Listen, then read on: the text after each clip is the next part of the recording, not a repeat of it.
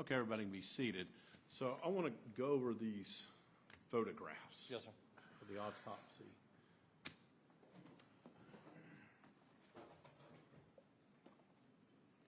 I don't know if you want to look at the physical copies or. Well, we can, do you want to go ahead and,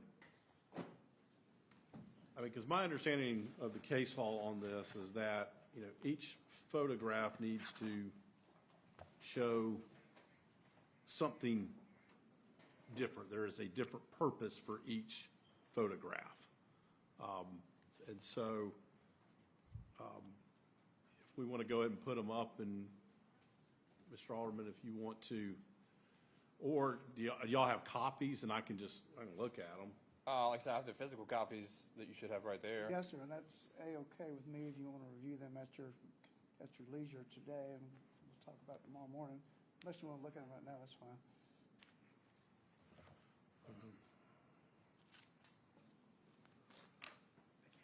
All right, well, what I can do is just describe them.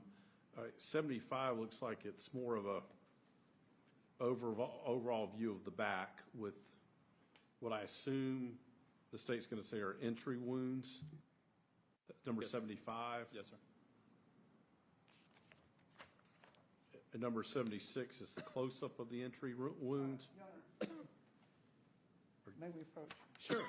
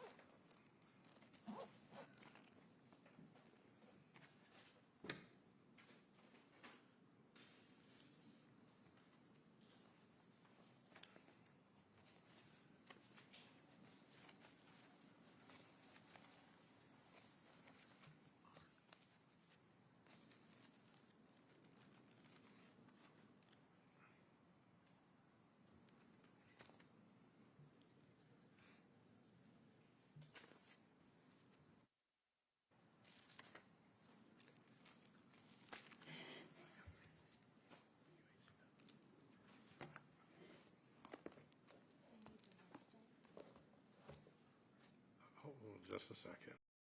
Want to know the secret to organizing your business? HoneyBook. HoneyBook makes proposals, contracts, and payments easy for me, and even easier for my clients. Having everything in one place is key, so I can focus on doing my best work. More efficient, more organized, more time, more money. That's HoneyBook. It's all about making business flow my way.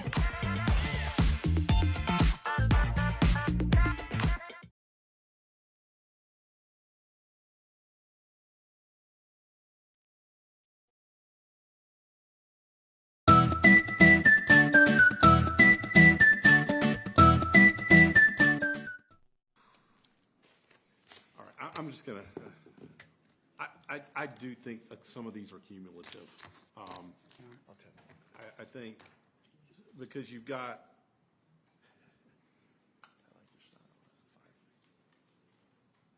all right. Let me look at one thing. Because I just want to make sure this isn't coming back over this.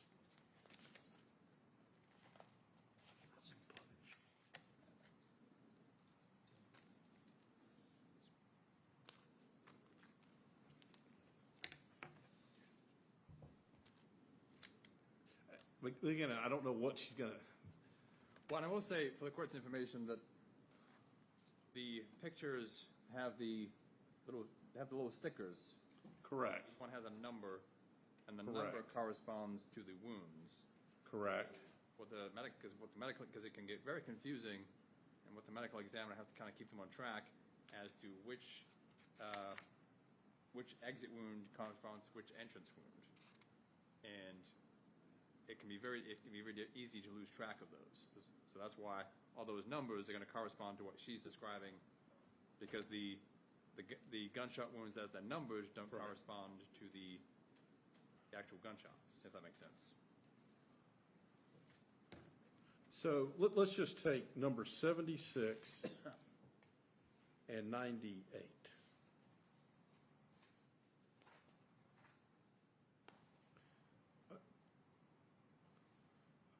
Other than the measuring stick, is there any difference in those? I'm sorry, which you said 76 and 98? Yeah.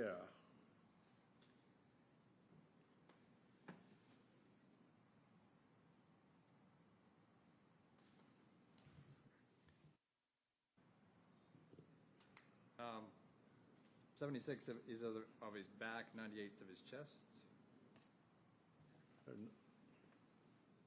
I don't think 98's of his chest, is it? 98 is of his chest, yes, sir.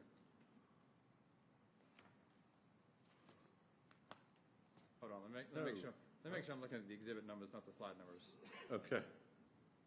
No, I'm sorry. I was looking at the slide numbers. I do that all the time. Yes, I'm sorry. 98 is of his back.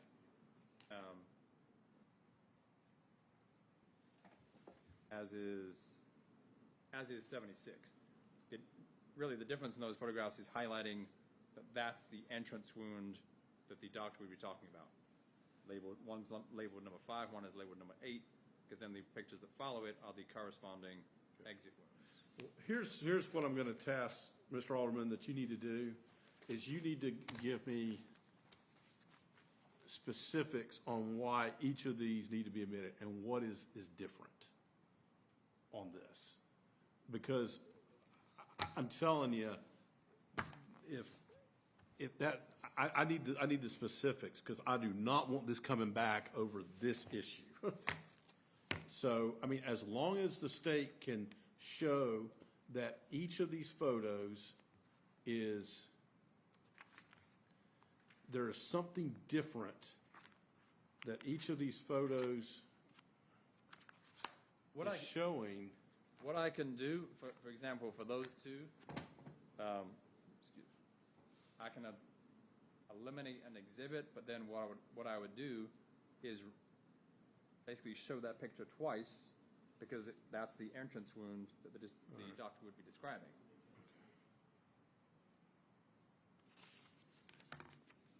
Because it gets very difficult to describe 4 entrance wounds at once. The most I see what you're saying. Right. I mean, I just, and I said they're cumulative, but I will note that each one of these has different measurements, so maybe I may be mistaken on that. Bracket, I would also note that there are several of those are the. But several are not of, Tray. yeah, like there's one of the wrist, and I'm not concerned about that.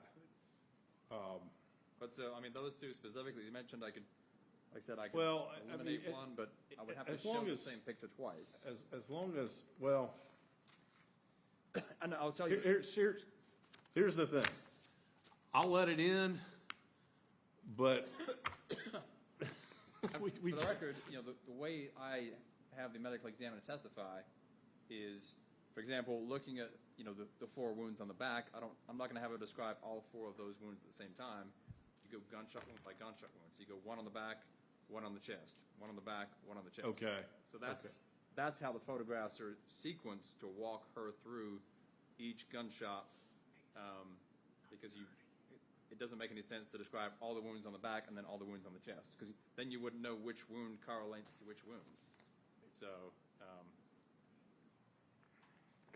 A few things, if I may. go ahead.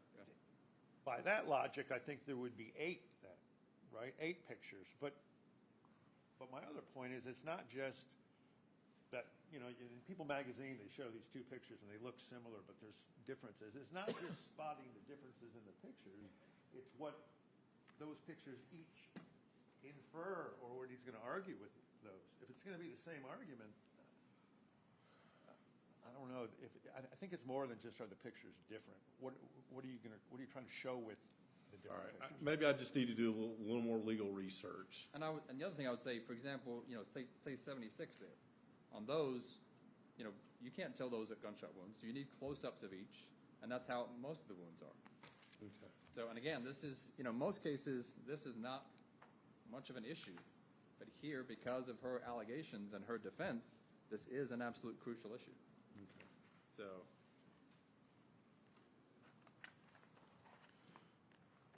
And again, there are several of these photos that have nothing to do with the back or the chest, too. I mean, I think I probably just need to do some legal research and, you know, or, you know, part of me is like, let it in, and if it gets reversed, then that's not on me. I mean. Feeling froggy, Judge. What? I said you're feeling froggy. Like, hey, No, I mean, I'm kind of like, if the state wants it in, I'll, you know, I mean, I just try to avoid setting up issues for appeal. That's what I'm concerned about. I mean, 'cause, you know, in looking at it, say, for example, State's Exhibit 89 and 95 are very similar, but each one highlights a different wound that would be correlating to the doctor's description. So I could eliminate one of those exhibits, but then when displaying them, I would have to show that same image again so that she could describe this is the entry or the exit wound in that case, if that makes sense.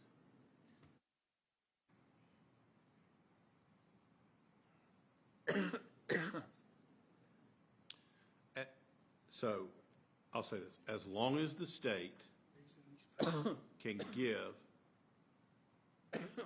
a sufficient reason why each photo is significant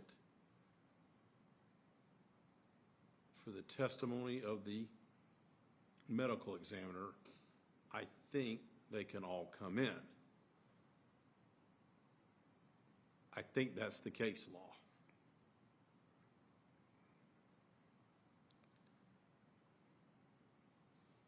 I don't know if you're inviting comment or not. I think you're right. I think that is, but I'm going to look at it again and, yeah. I'm just a little worried.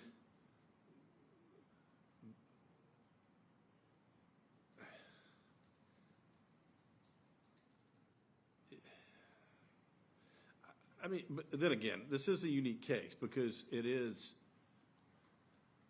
4 shots apparently the state's theory, the 4 shots go into the back, which is refuting a defense theory, 1 of self-defense, 2 that she shot him in the chest.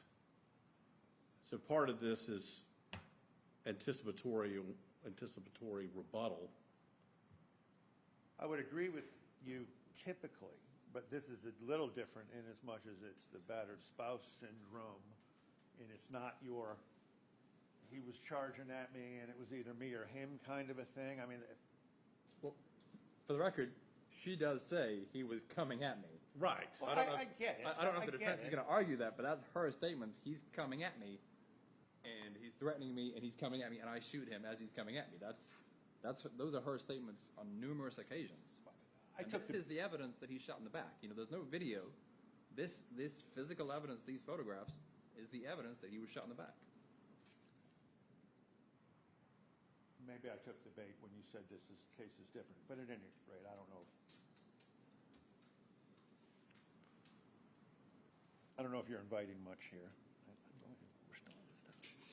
And it's, you know, because it kind of puts the state in an awkward position for the defense to argue, I didn't shoot him in the back, but I'm objecting to the evidence that I shot him in the back. I mean, or some of the evidence, let's say. I understand that I'm objecting to it. I understand that. It just gets to a point, I think, the jury almost loses it in some sense, and it's just one picture after another, and they just flood out. I mean, I was looking at a few of them. They close their eyes earlier with some of the pictures, and it's like you got the cell phone up there that's kind of over in the corner. Right, but at the In same the back. time, I get the it. state's got to, they're entitled to present their theory of the case, and the defense is raised self-defense, and No, I get it. I don't want to lose any credibility just- with anybody, but Wix gives you the power of AI to build the website you need. With full business functionality and a design tailored just for you. Customize every element of your website and watch your vision come to life in minutes. Control everything from the biggest tasks to the finest details. Personalized, optimized, ready to go live.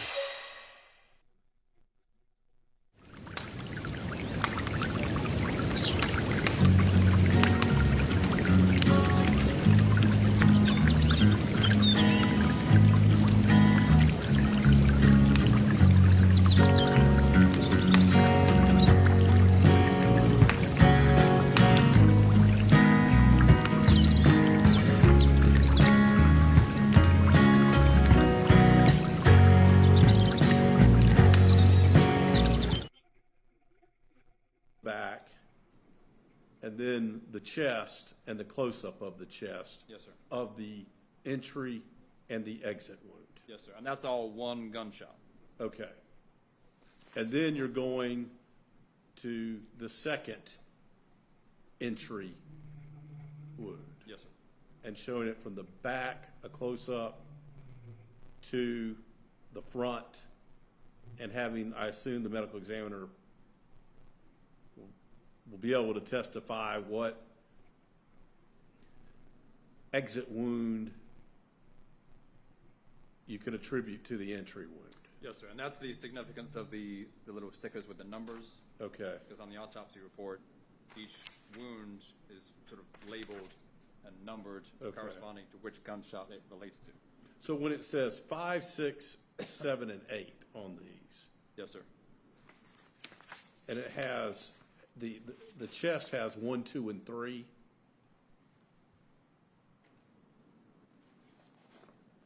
Yes, sir. For example, in the autopsy report, the first gunshot, the entrance wound is labeled number 5.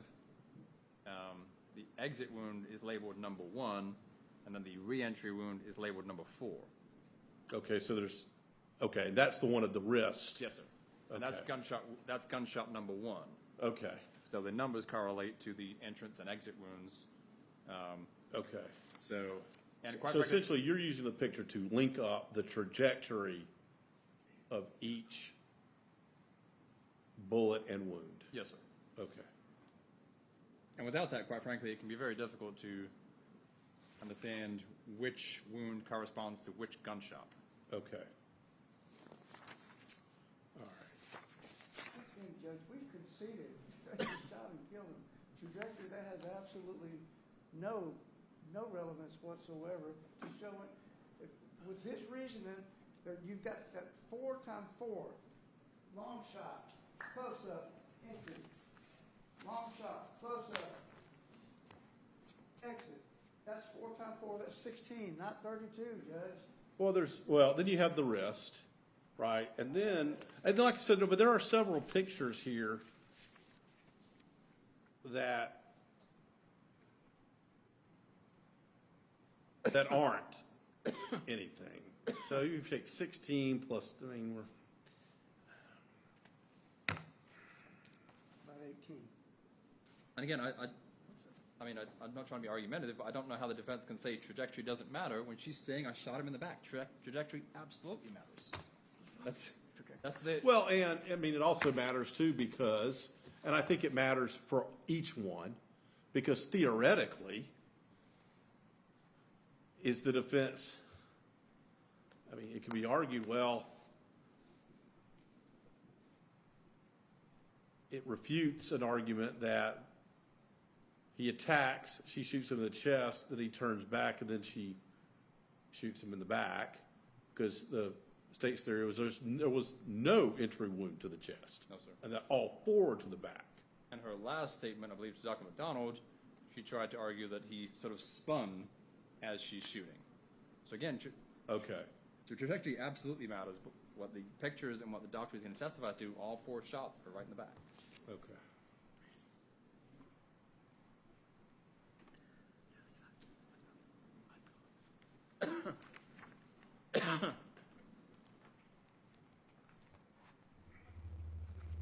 Well, and it's hard to, I mean, some of these wounds are, close in proximity, so it's hard to take a picture, well, of, And I will also say for the record that these are I call them the sanitized pictures, because they take pictures beforehand where the person is covered in blood.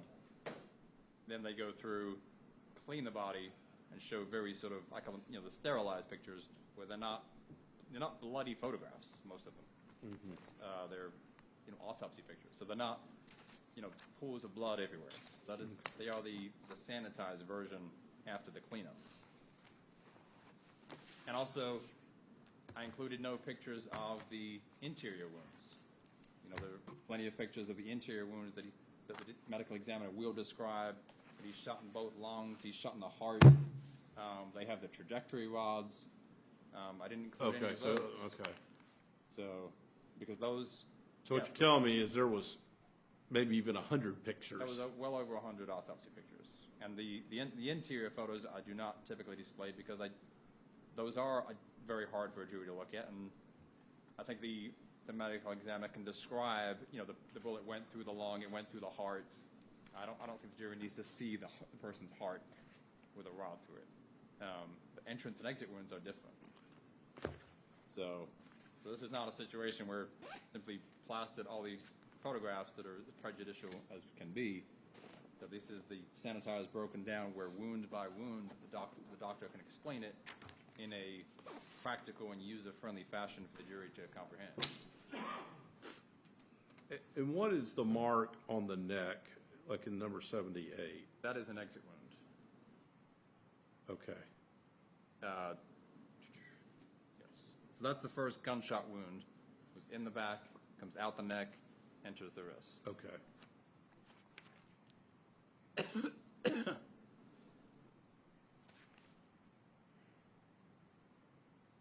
So, for example, I could probably eliminate number 78 because 79 is similar. It has the sticker or whatever you want to call it, designating the number wound corresponding to the autopsy report. Okay. All right. There are probably a couple of I can eliminate, but the vast bulk are, show the path the doctor will explain. Well, at this point, though, they'll remain in evidence, but Mr. Alderman, you may want to. Excuse me.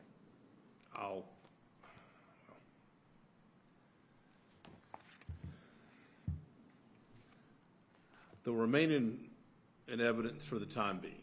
They haven't been published.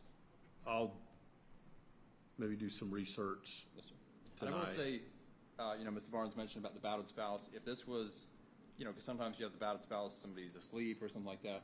If the defense was, yes, he's outside and I shot him in the back because of battered spouse, then it would be very different. But that's not what her claims are. So.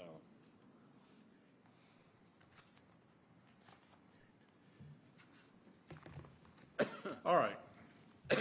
Anything else that we need to talk about? No, sir, I don't believe so. A couple things, Judge. As you can see, every time we talk, we've got to push these things. Mm-hmm. Somebody called me over lunch and said, "Man, you got to shut up. You're all over the internet or whatever." It's a distraction. Obviously, a attorney-client issue. I'm asking if you can see to it that we can unplug these mics. I mean, I'm standing here now. The mic doesn't have anything to do with it. I think we both talk loudly enough that it's. What? I can't hear you. Sorry, I'm trying to get these things unplugged. Oh, nice. Good one. Sorry, I couldn't resist. Maybe you're going to say that's not your bailiwick. I don't know. Judge, I think it infringes on the right to a fair trial when I can't talk to my client without it being recorded and broadcast. That's attorney-client privilege. It doesn't get any In a more Scambia, important than that. And I can't talk to Mr. Barnes or her at any time. It's just really. And apparently my phone number was broadcast because Yeah, I was recording during the lunch break. And what is the purpose of recording what we're saying? I mean, I can tell you, I got. Here's the thing. I don't know how all this technology works.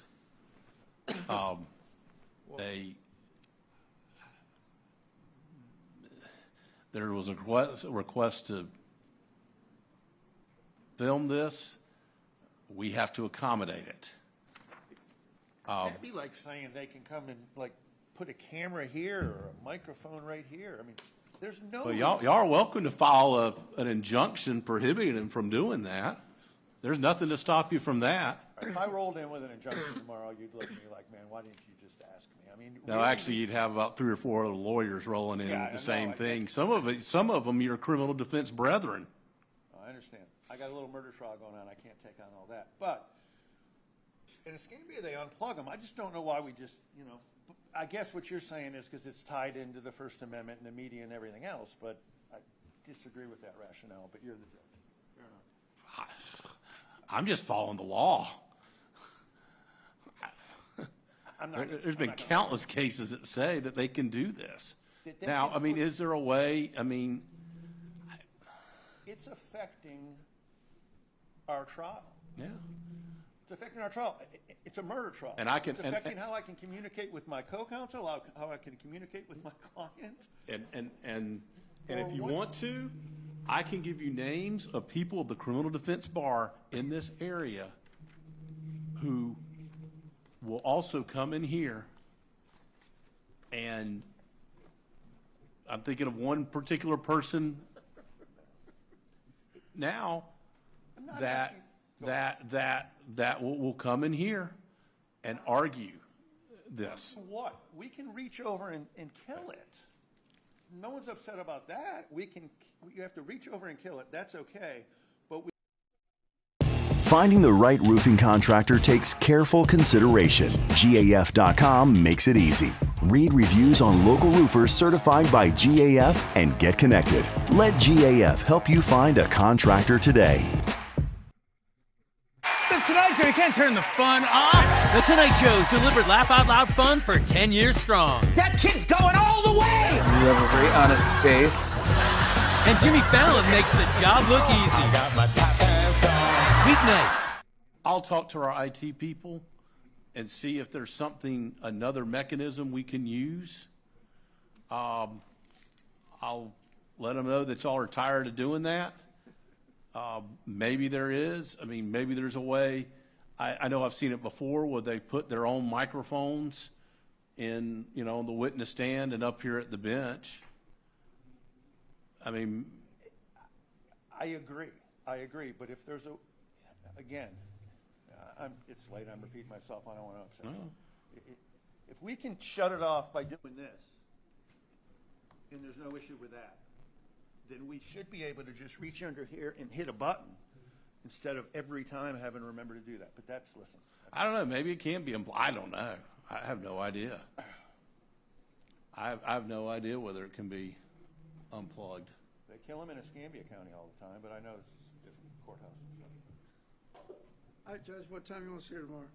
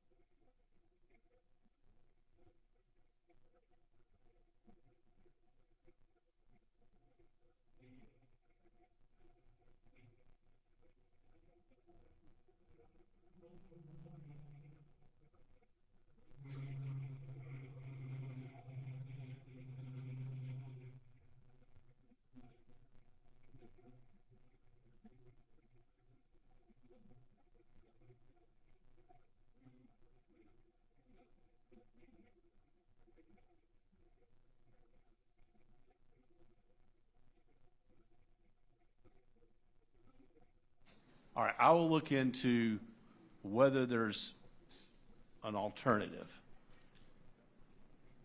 Fair enough. But I really want you to, I would be, you would be amazed at, again, it would make for some interesting issues among the local bar. I must be missing something, because if we can reach over and push the button and nobody cares, but they're going to litigate whether or not. But here's the problem. I don't know that I can set this up to where it's not being brought. I don't know the answer to that. I don't know if I can do that. That's the different argument, I think. But anyway, I've wasted everybody's time. I'm not going to die on this hill.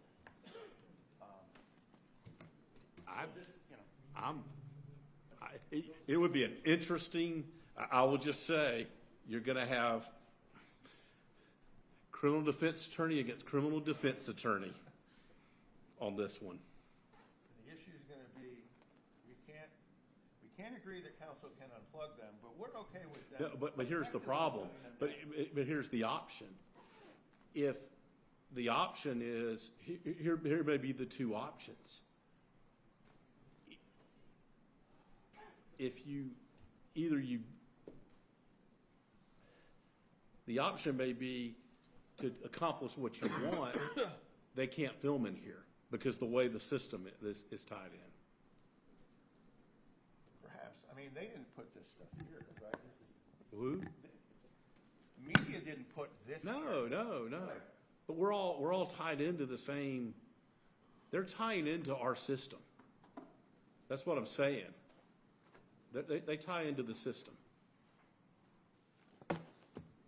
That's how we. The argument would have to be then that there's a First Amendment right or interest that is greater than the attorney-client relationship. Man, we want to hear what you guys are saying. What? Where do you get that? First Amendment? No? That violates the attorney-client privilege. Right. And if you would like to file an injunction to prohibit them from doing it, that's using these arguments. That would be, I would consider it. Let's go. But I'm telling you, we'll have a lot of lawyers here and again, I know one in particular that I assume would be here to argue against it. But maybe not. Maybe they'll come to your. Everybody bring it in. Let's go. Trust your preparation. Do our job. Show them who we are. Let's go. Let's go. I'm here for the test drive. Friendly Auto Group. Expect more, get more. Hey, small business owners. Your company may need to file its beneficial ownership information with the federal government. I'll file Is there any way we can have him? We don't have any control.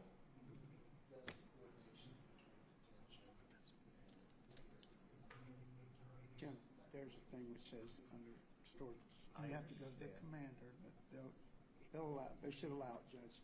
There's one little corollary there, and a little notice they gave you that for unusual circumstances, extraordinary circumstances, and a murder case, first degree premeditated murder case is extraordinary. Did you try to go out yesterday?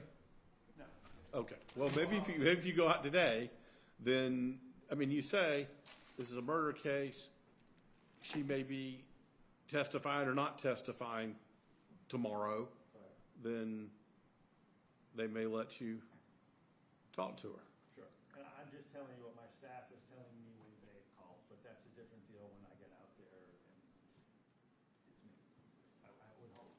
And here's the thing: if we can let you in early and have her here, you can talk in the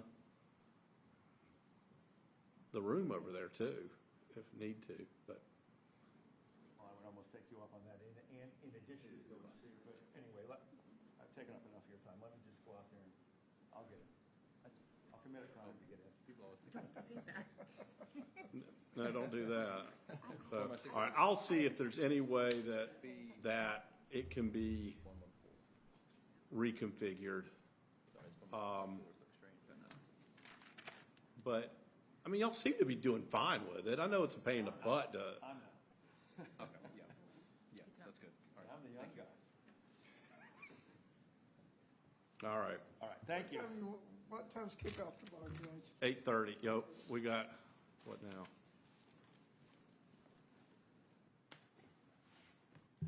We just stay here. It's Okay. So he can. by the time we get home and eat, by the time we come back. You can go out there. Awesome.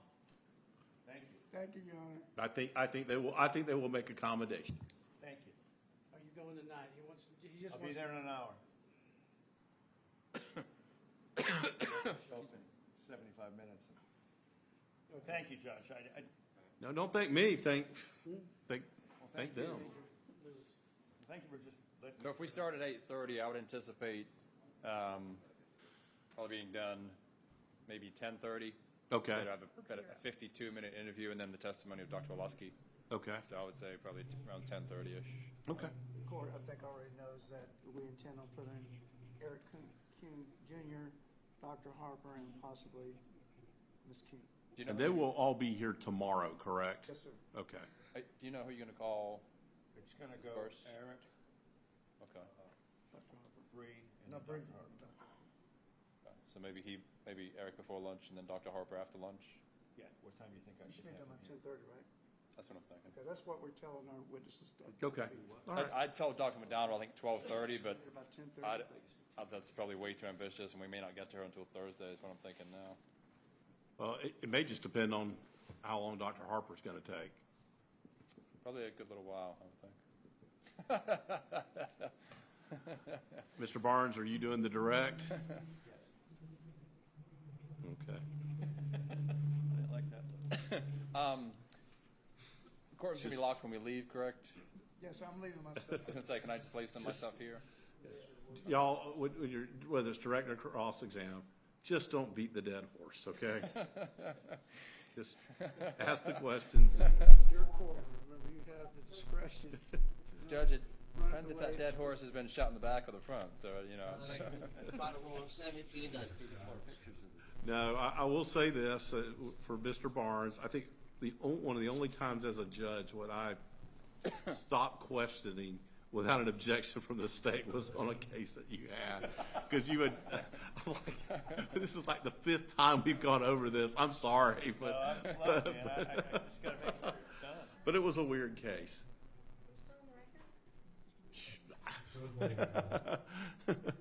But, no, we're off the record now. Oh, no, that's okay. It was the case, in fact, what it about, there was some, Over there, here. it was in Escambia. What about somebody who had been abusing some animals or something? Yes. It's been 10 years ago, I think. I do remember.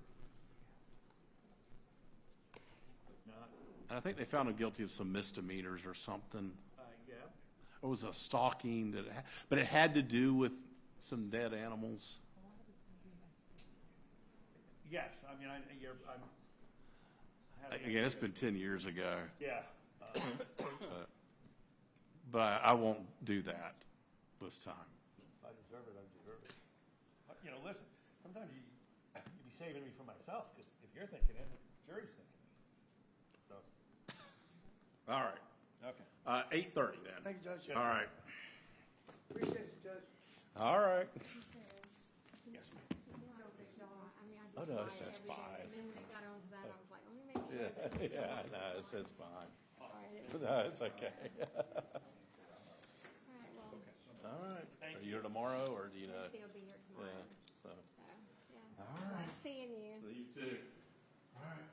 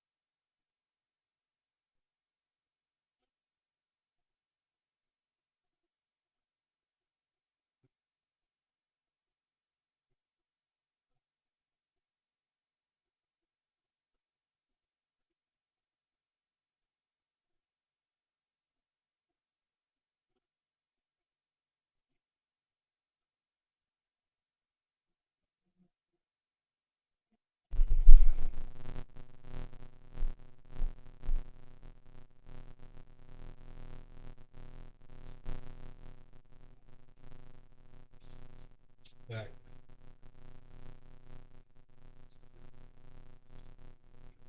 No shit, chat either.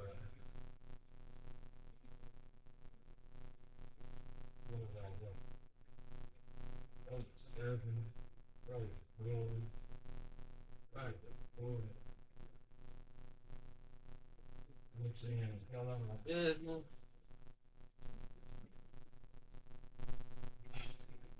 It's none of my business. Don't trip. He popping like that, nigga. We got a thou hour on that shit. Fuck you mean?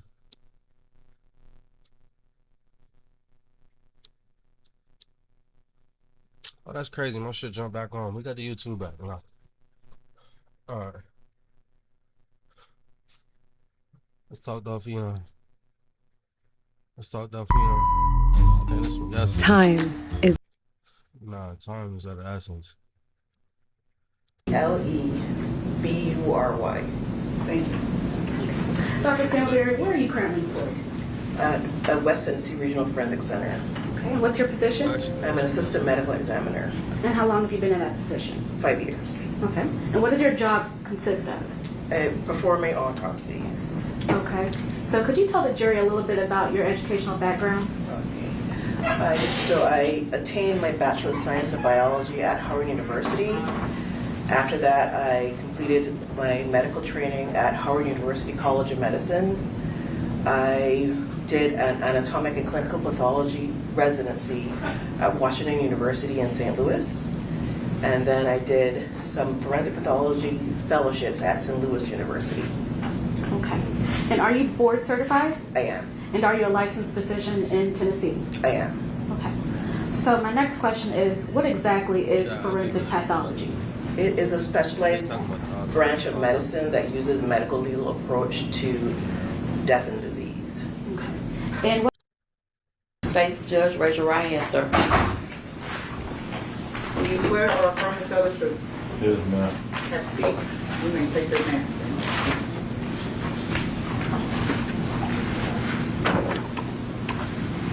Mr. Garner, you don't want to be here, do you? No, sir. All right, but go ahead and tell me your name. Mr. Garner. Spell that first name for me. K-H-I-S-T-A-N. Spell the last name. Garner, G-A-R-N-E-R. And how old are you? 21. I want to take you back to 2021, November the 17th is the early morning hours of November the 17th, just after 2 o'clock, going on to 3 o'clock a.m., okay? Did you have occasion to go up to the Valero station near the University of Memphis? Yes, sir. Where had you been before you got to the Valero station? Oh, I can't tell. Okay. Was it a neighborhood house? Yes, sir. Were you up there with other people? Yes, sir. Were you up there with an individual by the name of Treon Ingram? Yes, sir. Do you know Treon Ingram? Yes, sir. Was he somebody you hung out with? Yes, sir. Did you see an individual up at that neighborhood house who you know is straight drop or drop? I can't tell. Okay. I just know when we came to the house, that's who Treon said they were. Objection. Hearsay. Sustain.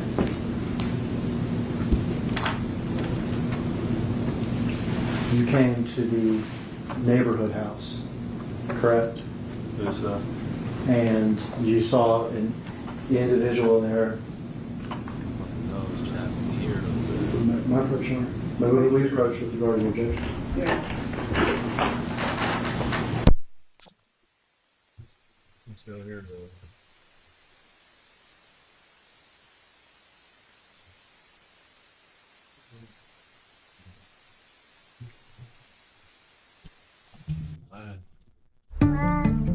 Mazda.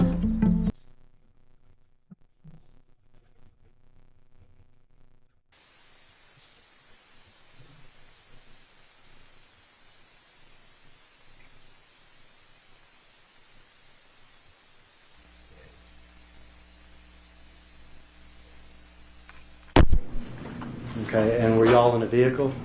Yes, sir. What kind of vehicle were y'all in? Mercedes-Benz. Okay, and let me show you a picture. I think you've seen this before. What's that a picture of?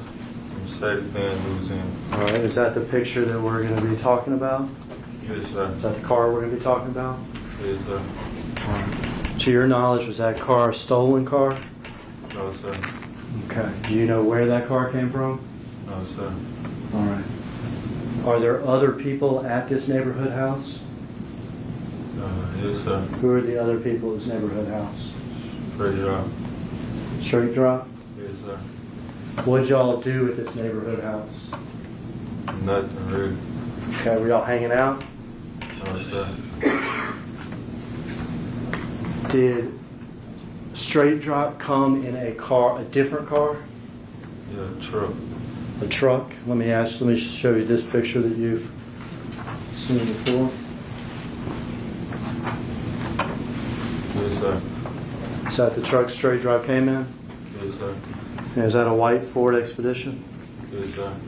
Did there come a point when y'all left the house? Yes, sir. When y'all left the house, who was driving the white Mercedes? I was.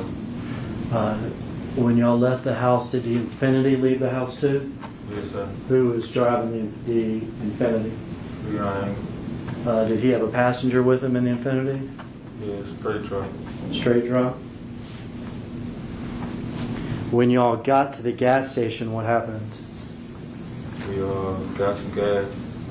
They talked for a minute, then we pulled off. They pulled back around, and straight drop got in the Benz we was in. And I got in there and finished. Straight drop got in the white Benz? Yes, sir. And did you leave in the Infinity? Yes, sir. Got a picture from the gas station. See if you recognize this picture. Yes, sir. Who's in that picture? Yeah, that's me. All right. Is that you next to the white Mercedes at the gas station that night? Yeah. And then let me get you a final picture. Is this another picture you've seen before? Yes, sir. What's that a picture of? The Benz we got. The Benz you gave her? Straight drop. Okay. Did you know what straight drop was going to do in that Benz? No, sir. Did you have any idea at all?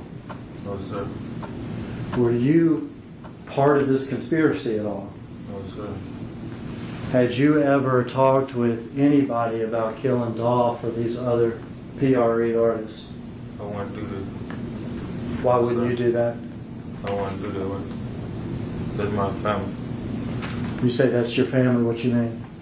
This party. That's my family. I want to do that. Yeah, when you say it's not your family, though, what do you mean? You talking about family, who are you talking about? Young Dolph. Young Dolph? Yes, sir. Okay, so you did not see Young Dolph as some sort of rival or anything like that? No, sir. You wouldn't have been involved in anything like that? No, sir. I'd like to introduce those exhibits into evidence at this time, Your Honor. Judge, I need to give them a quick look. My approach.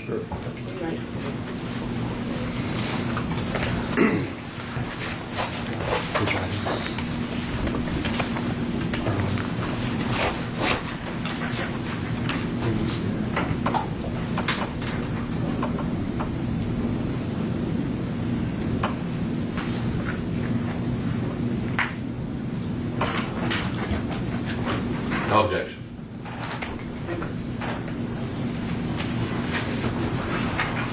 These are actually in order as Mr. Gardner identified them, Your Honor. My approach shoot. The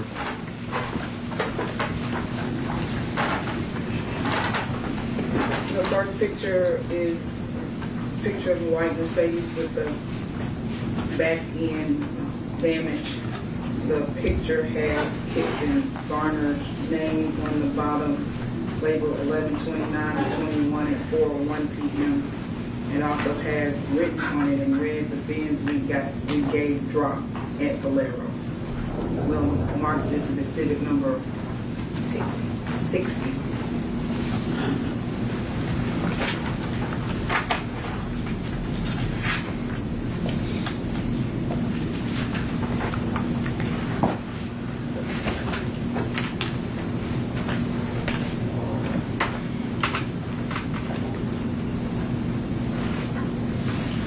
The next picture is a frontal view of a white Expedition.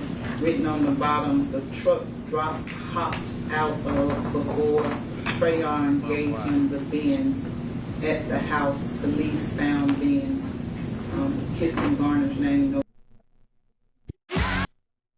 Nope. We're not on there. November 29, 2021 at 3:24 p.m. Label this is exhibit number 61.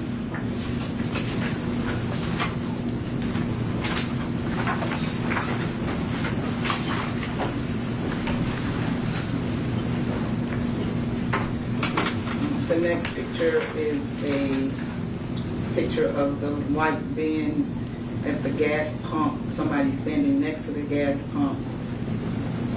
The statement under the picture is, "This is me pumping the gas. Drove to store following Trayon, KT." The initials under the bottom, Trayon and KT. Christian Garner at the bottom, November 29, 2021, 3:27 p.m. We'll mark that as exhibit number 62.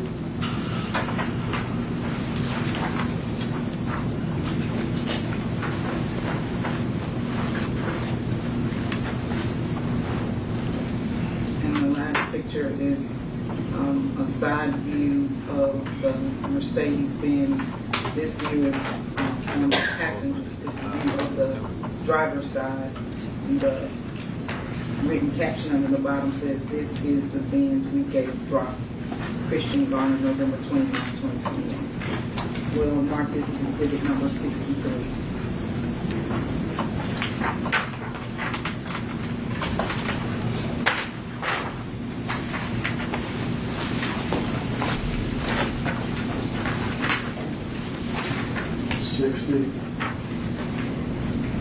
The bins we get dropped at Valero, 1129.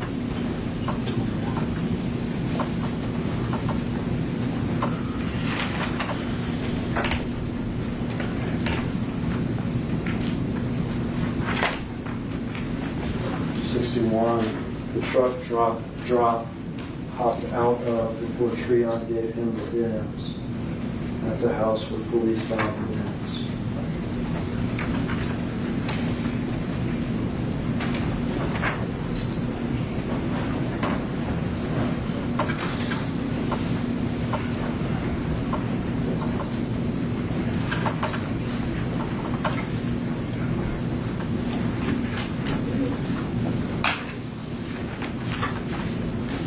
This is me pumping, next exhibit, this is me pumping the gas, drove to store following Trio. It's crazy how they don't show up. And you say it, that's it.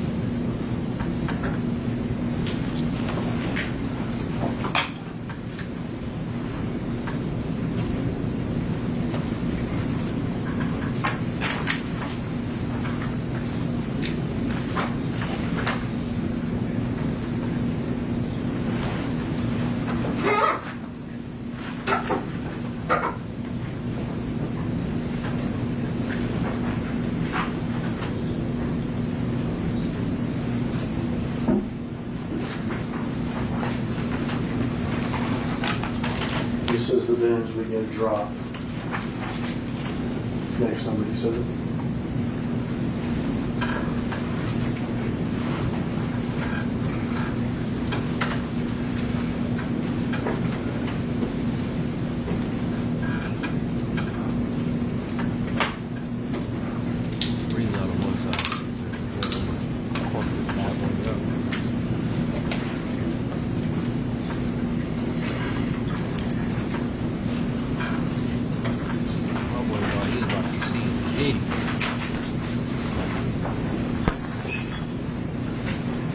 That's on the question. Yeah, you better be it. You better not cry when you get to jail.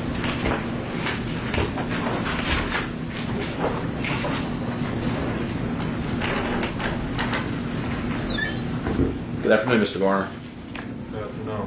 Right. My name's Luke Evans. I represent Justin Johnson. I've got a few questions for you, okay? Yes, sir. All right.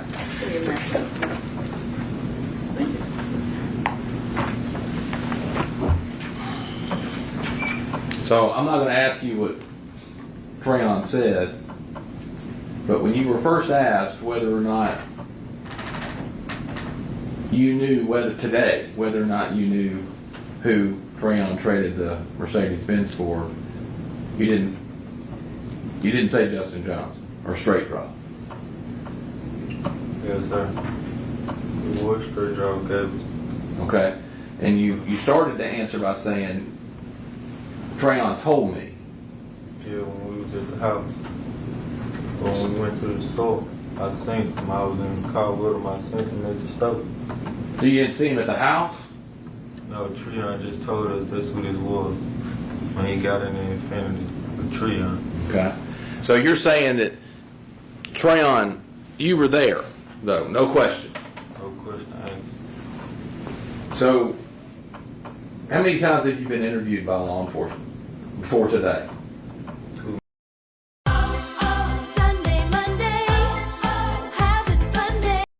Nah, they try to do it as soon as I walked away. It blows my nose. Fuck them niggas. 2 minutes. In relation to this investigation, if that narrows it down any for you, is it still too many times? Or are you just saying one time's too many? One time, too many. Sure. Fair enough. So you've at least been interviewed twice, right? Yes, sir. And then you even got spoken to right before you came on the stand by the state, correct? And the first time you talked to law enforcement was on November 23rd, 2021 about this. Do you remember that? Yes, sir. And you told this jury today you had no idea that that Mercedes-Benz was stolen. No, sir. Now that just isn't true. And you know it's not true, right? I wouldn't been in it if it was stolen. Okay. What's Trayon do for a living? I can't tell you. I mean, did he have a job that you knew of where he could afford a Benz? Yes, sir. He did. What'd he do? Work at a garbage truck place. Okay. What? I mean, you weren't with Trayon when he carjacked it a couple of weeks before. I mean, you and him were tight, right? Yes, sir. If I would have been there, I would have said, no, I wasn't. You weren't there?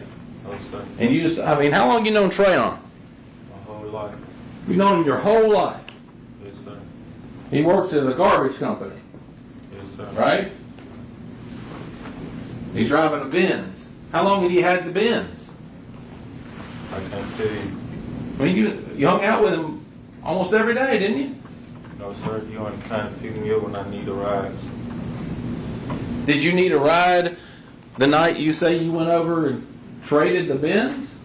Yes, sir. Where were you going? Off Redwood in a mile. And Trayon was just taking you. Yes, sir.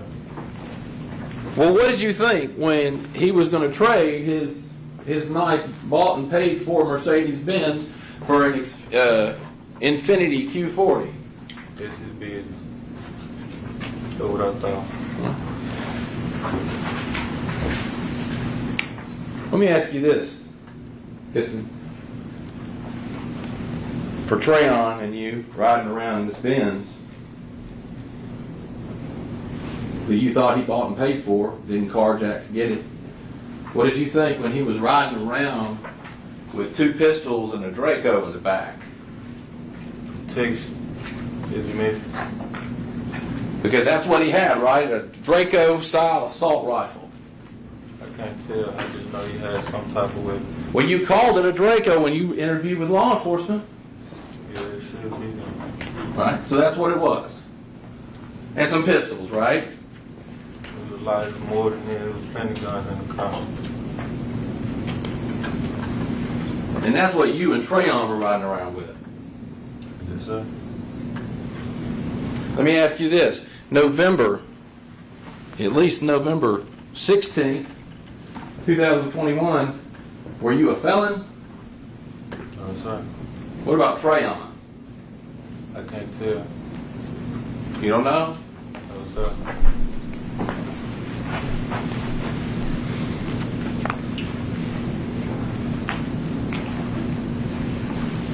Well, when you get to Bradley that night, why do you have to drive the Mercedes? There was Treon told me to do pump the gas and drive it around. And I didn't even know we was going to give it to the truck. I just know when we came around, when I got done pumping the gas, we all pulled off, came back around through the store again, and we gave it to him. I didn't know why, I didn't know what he did it for, I just know he gave it to him. And the only time you've been in the car was that night? That Mercedes? No, sir. You been in it before? How many times? Twice, 3 times. Just wanted to get the ride when I called Treon. Right. What about, did you ever have to get anything out of the trunk for him? Or did you just get in the front seats and, into the passenger seat, in and out? Yeah, my wallet. You had to get your wallet out of the trunk? Yeah, no, it wasn't in the trunk. It was in the car. Okay. What about the trunk? Did you ever go in the trunk? No, sir. Never went in the trunk? No, sir. Never touched the trunk? No, sir.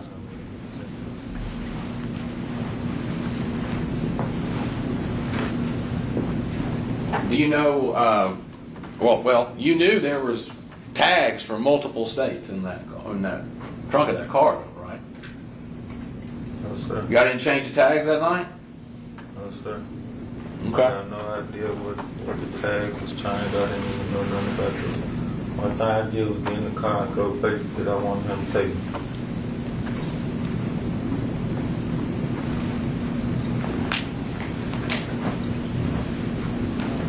You said you thought Trayon had bought that Mercedes, right?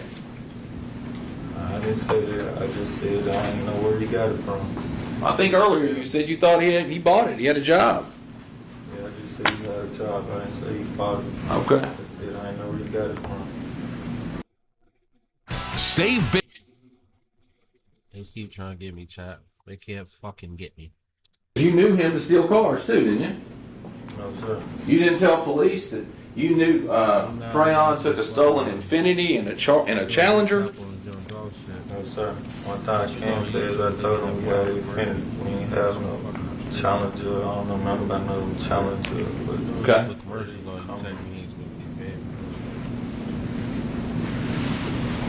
So, if the police have a report from your interview that says that, they just got it wrong. Yeah, it seems like. Okay. Now, when you first got interviewed by the cops in this case, you told them you'd never been in that Mercedes, right? One time I told them I'd never been in the Mercedes when Dolph died. I didn't have no idea what happened. I told them I was in the Mercedes, but just wanted to get a ride. That's all I told them.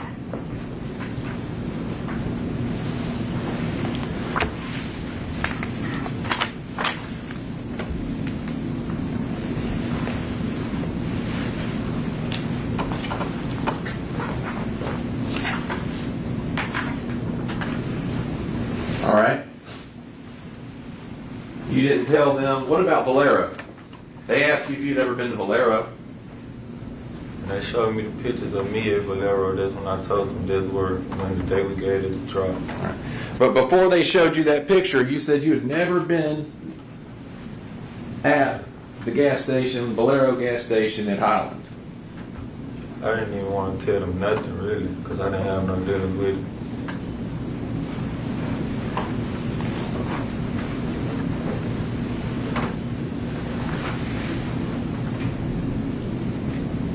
You even were shown a picture of yourself pumping gas and said you didn't know who that person was, right? Yes, sir.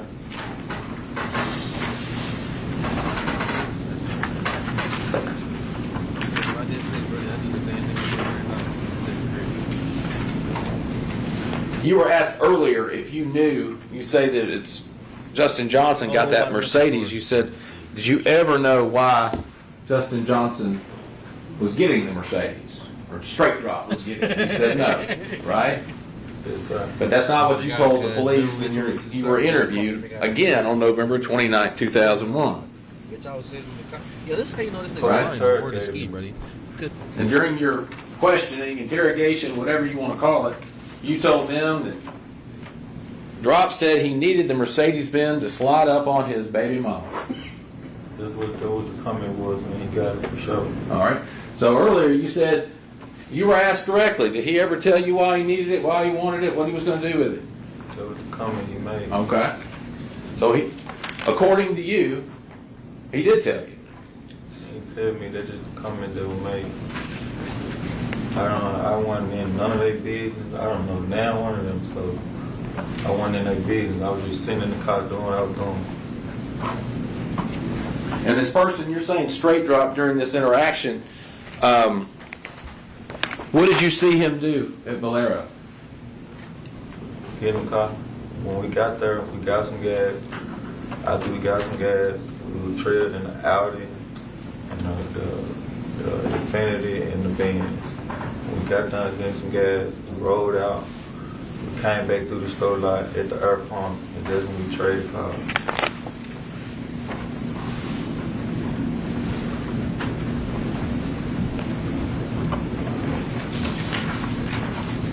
Now,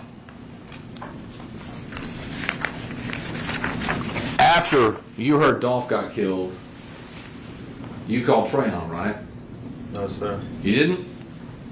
I was with Treon the day Dolph got killed. He dropped me off, and we asked him, did he have anything to do with Dolph being dead? Because if he did, we're not going to be around him. It's simple. Well, you told detectives that you had a conversation with Treon after the homicide and stated that you called him. No, sir. That's not true? I was with him on the day of. He dropped me off in Raleigh and then Infinity. All right. And you told Treon, according to what you told them at the time, that people were trying to put your name in as one of the shooters in Dolph's murder. Yeah, that was for sure. When was this conversation? The day after. The day after me recognizing that Dolph was dead, and the day after that we recognized that the car we were just in that had something to do with Dolph. And you already knew the day after he's killed, that people are putting your name in it. It's my family. Like, they know what car we were just in. Like, who's your family? When you say your family, Dolph people, like Dolph, like they're my family. Can you explain that to me a little bit more? Are they your blood relatives? Yes, sir. How are y'all related? Cousins. Okay. And you're saying the family would have known that you were driving around in that white Mercedes? Yes, sir. How would they have known that? We was calling them, letting them know when we got to being. You called Dolph's family? No. We called people that were related. Who'd you call? I can't tell. What do you mean you can't tell? You don't know? They're not in it. Who'd you call? Can't tell. Treon did all the calling. I thought you just said you called them. They're your family. They is. Treon did all the calling. But why is he calling Dolph's family? He's trying to get it. He's trying to get the car going. Why would Dolph's family know how to get the car going? At Spectrum, we believe every day unlocks unlimited possibilities. Spectrum transforms your gaming experience. It ain't just Dolph's family. There was plenty of people that we were trying to get the car to. Well, you just said it was Dolph's family. Who you were calling. That's who we're talking about, Mr. Garner. Yeah. Yeah. So you stole a car, and back again. You said earlier you didn't even know the car was stolen. Why you keep saying I stole the car? Why are you trying to get the car gone if you didn't steal it? I didn't steal it, but Treon was trying to get the car gone. So Treon stole it? I don't know. What do you mean you don't know? Why is he trying to get rid of the car? If he bought it? I can't tell you, and I didn't say he bought it. I didn't know where he got it from.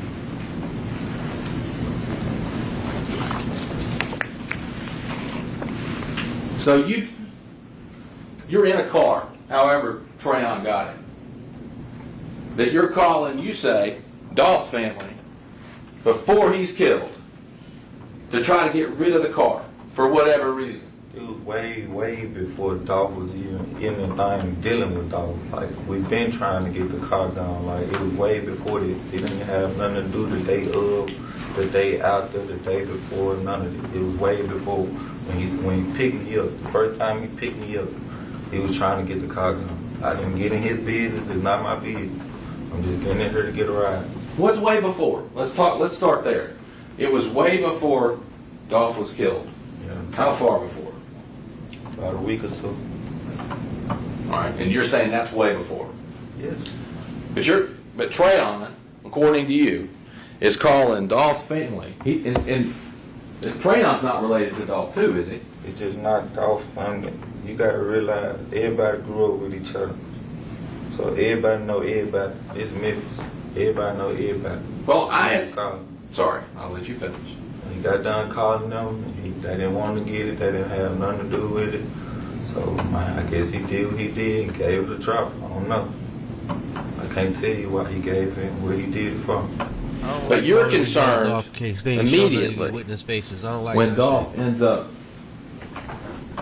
murdered. I want to see the nigga. Because you know that you or Treon, one of the two of you, has reached out to Dolph's family and tried to unload a white Mercedes. Right? Which is in the video, driving away. like my fault, but why you keep saying it was just Dolph's family? Like I told you, it was multiple people he was trying to sell the car to. That's what you said. Yeah. That's what you said. You won't tell us who it was. I've asked you that too. I went through that. That have nothing to do with me. You said talking about me giving the car to the truck. I ain't have nothing to do with those people. Well, unfortunately, you don't get to pick and choose, Mr. Garner, on what you answer and what you don't. The judge gets to decide that, not you. Yes, sir.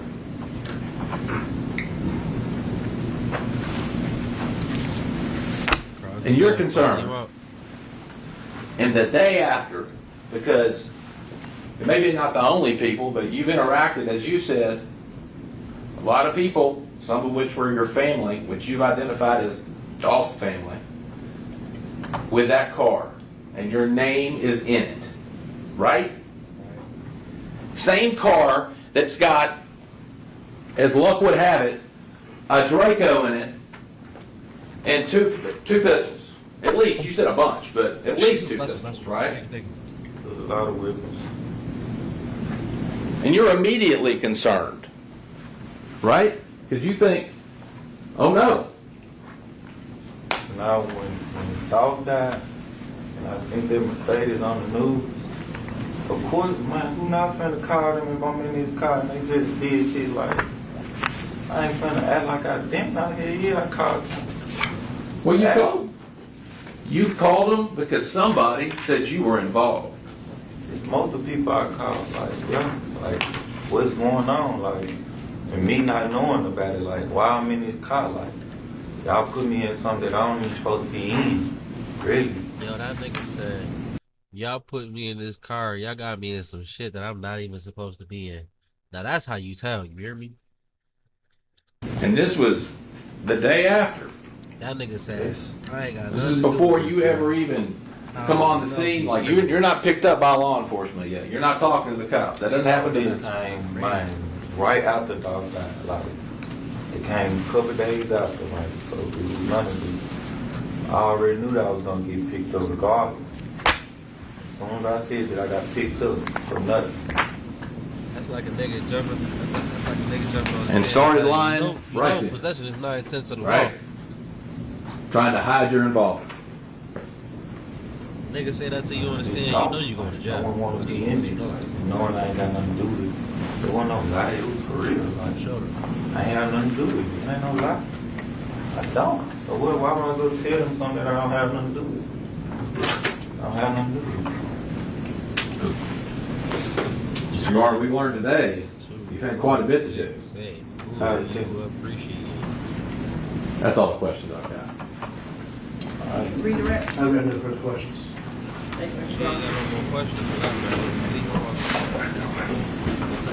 We talked yesterday about slime, and you said that you weren't slime back in 2015. Do you consider yourself slime today? No. No? Okay. For the record, he shook his head no. I said no. I said no. Okay. And yesterday, you did not recall knowing Kelvin Treadwell. Did you know Kelvin Treadwell in 2019? Or OG Bentley? I'm on a case with him. I'm on probation. Yes, I know. And I'm Okay. keeping real for some reason with I'm going they to shit show play you to what to the left we have ear. marked as Wow. State's Exhibit The right ear be low as fuck. 508 Yankee. If anyone from counsel for either of the defendants Yeah. wants to see it, Your Honor, I'll just leave a copy or give about them a OD, copy right? of this. All right. Said that nigga got 27 months for a body, guy.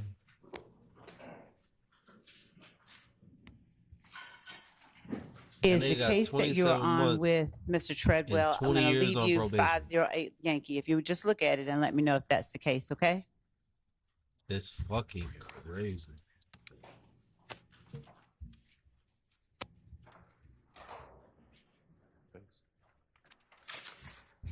So kind, you should have just did your time. Nigga, they give you 20 years of probation, buddy. That is literally just hanging you up, my nigga. And you said yes, just for the record, correct? Yes. All right. Now,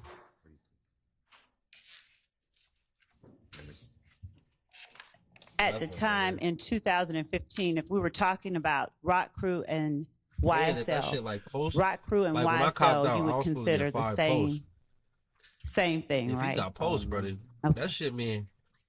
Did you tell Nigga could be out Dennis for and 19 Gaither that years Rock now. Crew and You heard me? YSL were the same thing? On the 364th day, if you catch that charge, you gotta go back and do them niggas the whole dog. And when we talked yesterday, you were telling.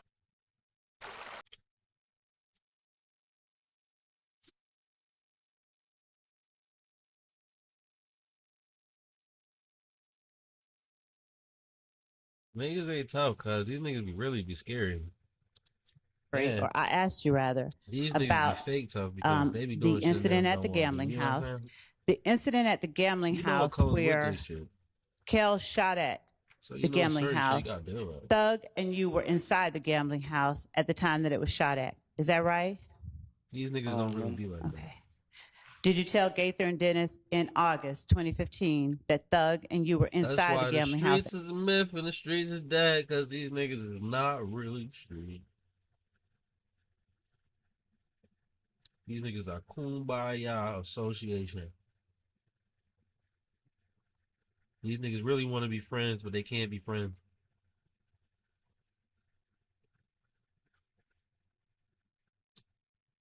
At the time that it got shot out. Oh, no. Did Woody and Moontunk shoot at Kel on MLK after Kel shot at the gambling house? I don't remember. Okay. Did you tell Gaither and Dennis that Woody and Moontunk shot at Kel on MLK after Kel shot at the gambling house? I don't remember. The video that you and Moontunk made where Moontunk was shouting out Kel was made in January after the shooting at the gambling house. Is that right? I don't remember. And in that video, Moontunk was mad about trivia, right? I don't remember. Did you tell Detectives Gaither and Dennis in August 2015 that the video was made in January? Did you tell them it was made after the dugout got shot out while Thug and you were inside? I don't remember. And did you tell them that Moontunk was mad about trivia? I don't remember. Right.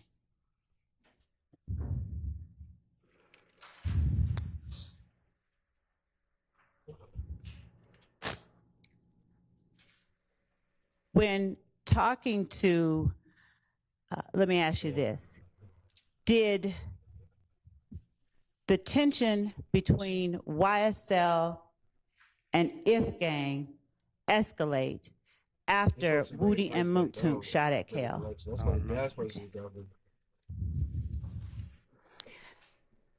The night that Donovan Thomas got murdered, January 10th, 2015, Shannon and Yak were the two who first told you that they caught Nut down bad, correct? No, I lied. Okay. Did you tell Detectives Gaither and Dennis that they told you that first? I think I did tell them that. Okay. And they both told you that it was Shannon, Yak, Nard, Duop. Craig. I can't really drive my car like that, brother. My car was fucked up. Caught Nut down bad and killed him. I lied. Oh, shit, you can. Keep real. And the way that you can't, hang on just a second. Are y'all not able to hear what he's saying?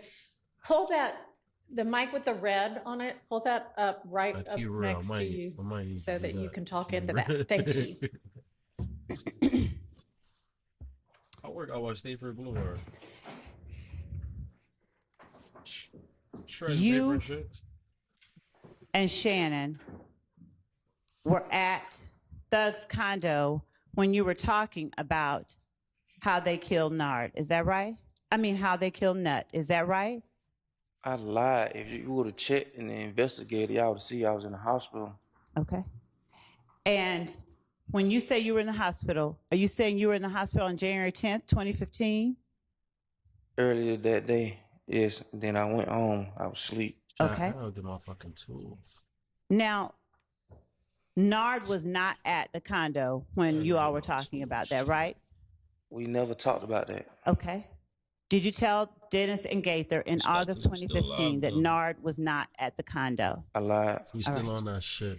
Did you tell, better yet, did Shannon go to leave Appreciate everybody and that's to tapping see on YouTube, a on girl Twitch. I while appreciate you were y'all. at the Come on. condo? Everybody that's tapping on the Rumble. What is Lee? Fuck you, sure. I'm sorry? What is Lee? Where is? What is Lee? What Did is he Lee? leave? Did he get up to leave? I wasn't there. I told you. All If right. y'all would have did y'all investigation for real, y'all would have seen. Okay. I was not sick. My boy been going. I'm gonna keep it real. He been talking filthy to Miss Love for the last couple of days. I think I missed Friday, but I was still watching the trial. And I missed Thursday, like on some stream shit. But son been talking filthy. He told her yesterday. She said, "Who's slime?" That nigga said, "You."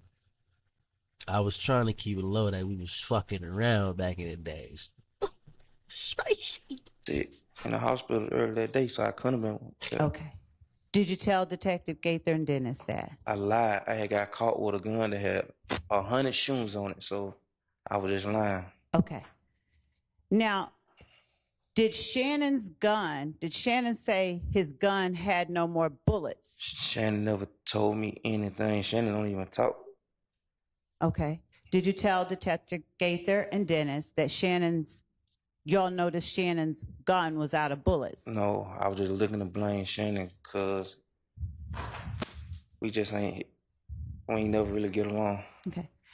And did Shannon take Muntunk's gun to leave when he went to go to visit the girl and go to the store because his gun was out of bullets? I never saw Shannon that night.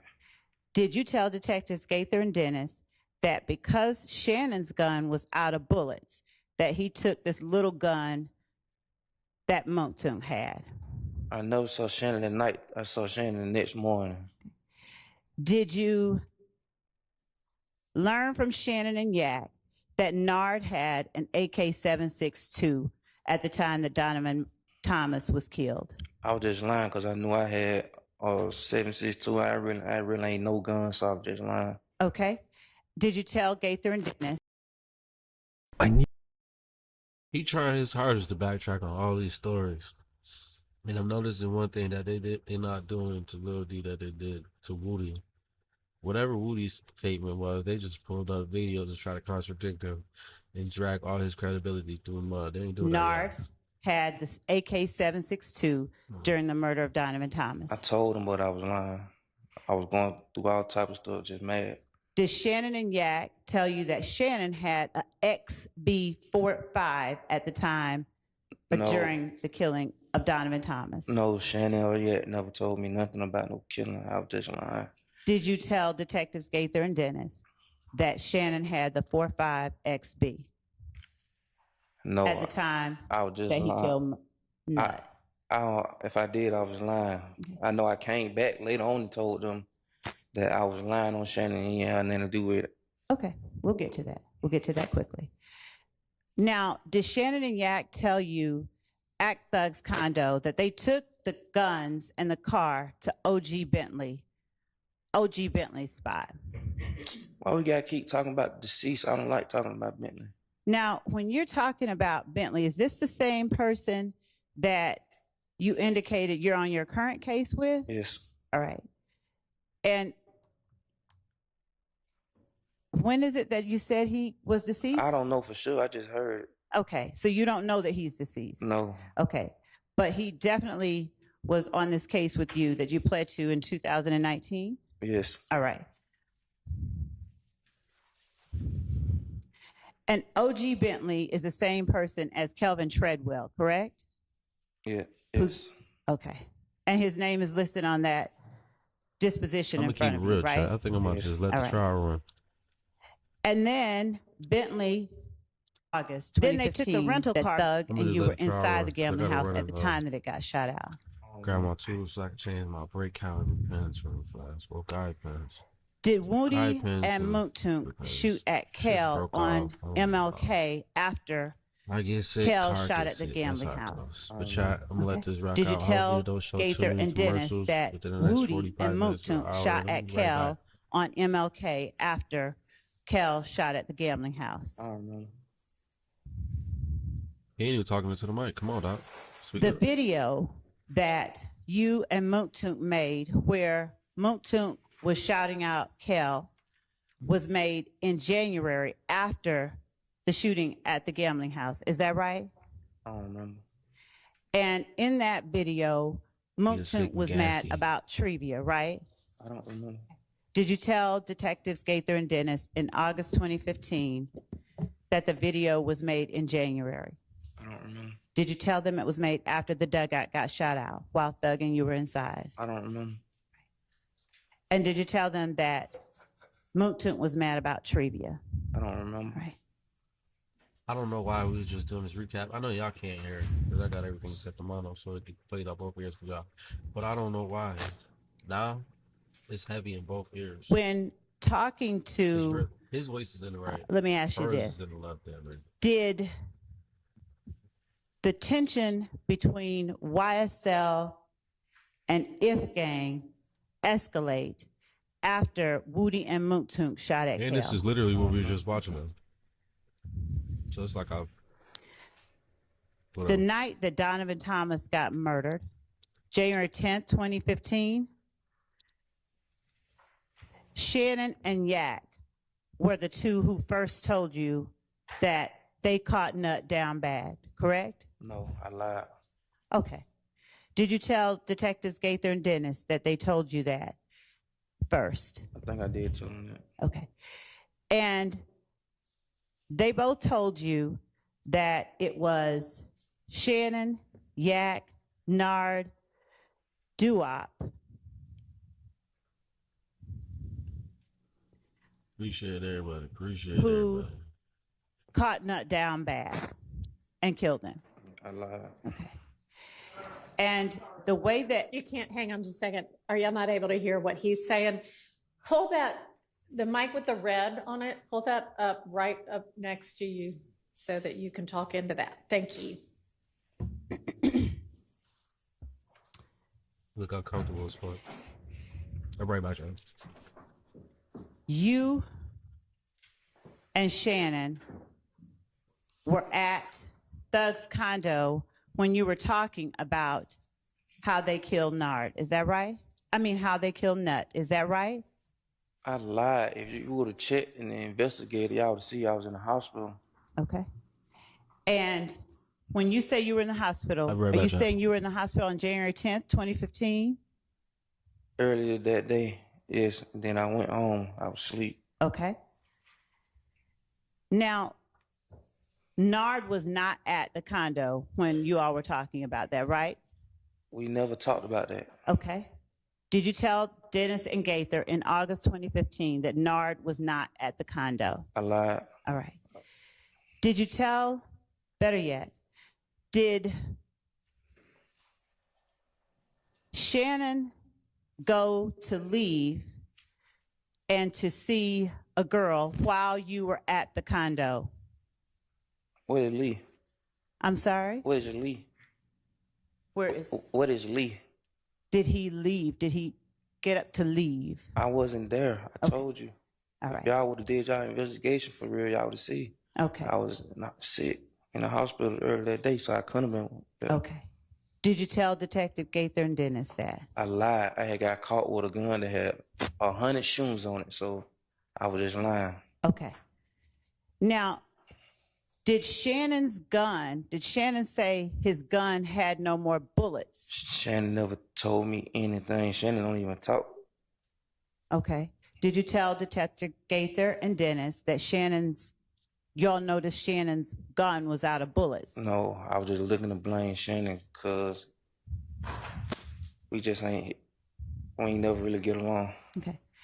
And did Shannon take Mooktoon's gun to leave when he went to go to visit the girl and go to the store because his gun was out of bullets? I never saw Shannon that night. Did you tell Detectives Gaither and Dennis that because Shannon's gun was out of bullets, that he took this little gun that Moncton had? I never saw Shannon at night. I saw Shannon the next morning.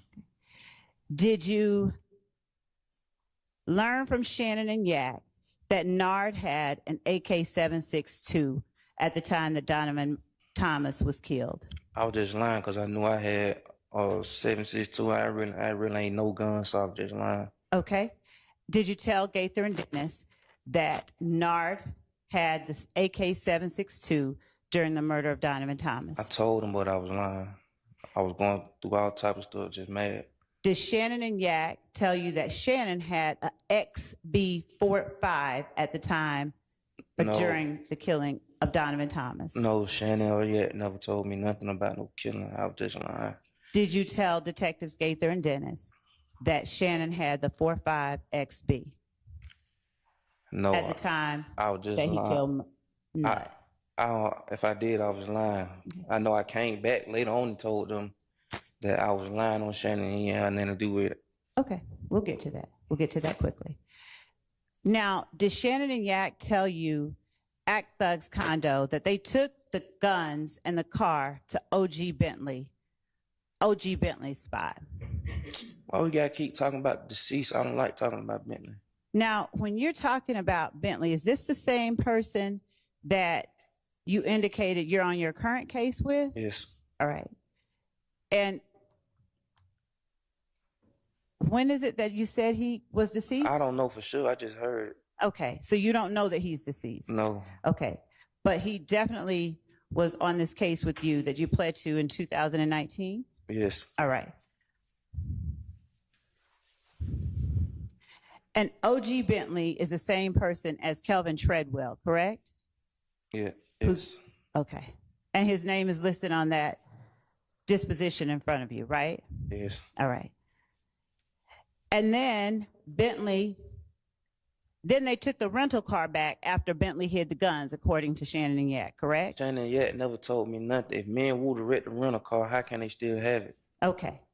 And you told Detectives Gaither and Dennis that after Bentley hid the guns, they took the rental car back, right? I don't remember. Okay.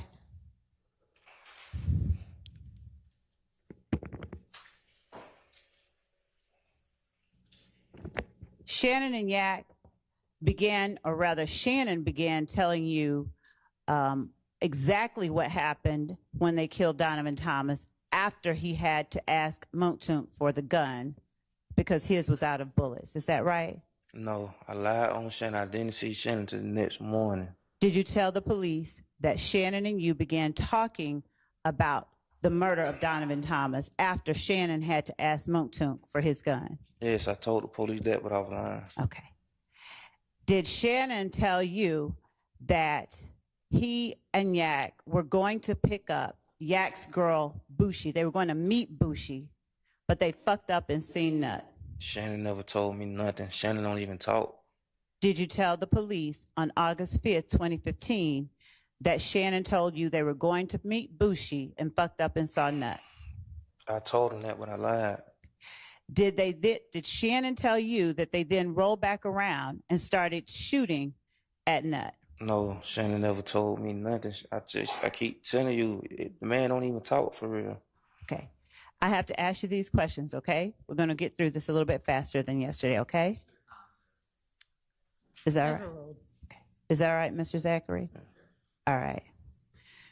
Did you tell the police that Shannon told you that after seeing Nut, they rolled back around and started shooting at them? Overruled. I lied. Shannon never told me nothing. Is it true that Shannon nor Yak ever mentioned that Kel was on scene or that they saw Kel outside with Nut? Shannon and Yak never told me nothing. I told you I got caught with a gun that had 100 shooters on it, and I was just looking at it like, shit, I ain't know Shannon like that anyway. Okay. Did you tell the police that Shannon and Yak never mentioned Kelvin Watt being on scene? I don't know if I did. Did Shannon and Yak tell you that part of the reason that they shot Nut was because they believed that during a gang meeting on MLK, an If Gang meeting, Nut put YSL and 30 Deep on a plate, or meaning Nut gave the green light for members of If Gang to harm members of YSL and 30 Deep. Shannon yet never told me nothing. Did you tell the police that that is what they told you? I think I did, but I was lying. Okay. After Nut was killed, did you get shot at by If Gang on Empire Park off of Cleveland Avenue? No. Did you believe that If Gang was who shot at you? No. Did you believe that it was a retaliatory shooting? No. Did you tell the police that If Gang shot at you at Empire Park off Cleveland Avenue and that it was a retaliatory shooting? If I did, I was lying. Okay.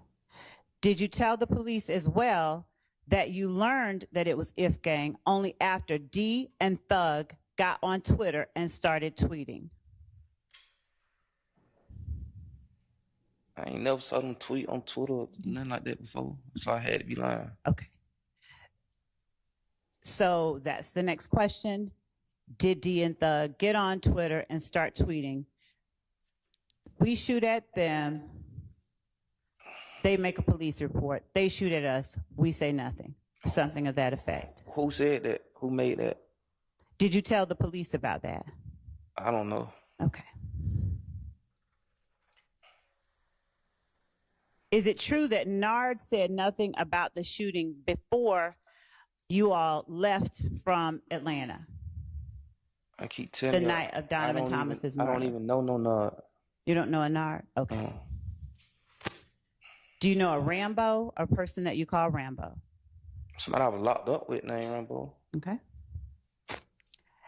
Did you, Shannon, D, Woody, and Yak go to Miami the morning after Donovan Thomas got murdered? We went to Miami. I don't remember if it was the morning after. Okay. Did you tell the police that you all went the morning after? I told you we went, but I don't remember if it was the morning after. Okay, I understand. Do you remember whether you told the police? I don't remember. And did Nard also go to Miami? I don't know no Nard. Okay. Did you tell the police that Nard went to Miami as well, but he left before you, Shannon, D, Woody, and Yak? I don't know. Did Thug leave for Miami before you all? By you all, I mean you, Shannon, D, Woody, Yak, and Nard. I think I told him that he had shows already down there. Okay. And did you tell the police, that is what you just said, that he had shows already down there, so yes, he left before. Okay. All right. And once you got to Miami, did you, Shannon, D, Yak, Nard, and Woody stay at Birdman's? We stayed somewhere, I don't remember. I think we stayed at a hotel. I don't remember. Did you tell the police that you all stayed at Birdman's? I don't remember. Did you all stay for about 2 days? I don't remember. Okay. Did you all leave Miami because you all got bored? I don't remember. Did you tell the police that you all stayed for about 2 days? I don't remember. Did you say to the police in August 2015 you left because you got bored? I don't remember. While you were in Miami, was Woody laying around on the couch all day because he was afraid? I don't really know Woody be afraid, but I don't remember. Did you tell the police that Woody didn't really get up off the couch because he was scared because his homes were getting shot up? I don't remember. Okay. Did you tell the police that after all of that, Thug stopped hanging with Woody as hard as he had before? I told the police that Thug didn't want all the drama around him. That's what I told the police, if you're going to say that. Okay. Is it true that Thug stopped hanging with Woody after all of that, for whatever reason that you have to tell the jury? I said he stopped hanging around all the negativity. That's what I told him, because they kept trying to make it seem like he was telling people to do this and he was telling people to do that. And I told them he ain't even like that. And they were like, nah, I don't believe it. He tell y'all what to do. Don't tell them what they said about that, okay? But is it fair to say that you believe?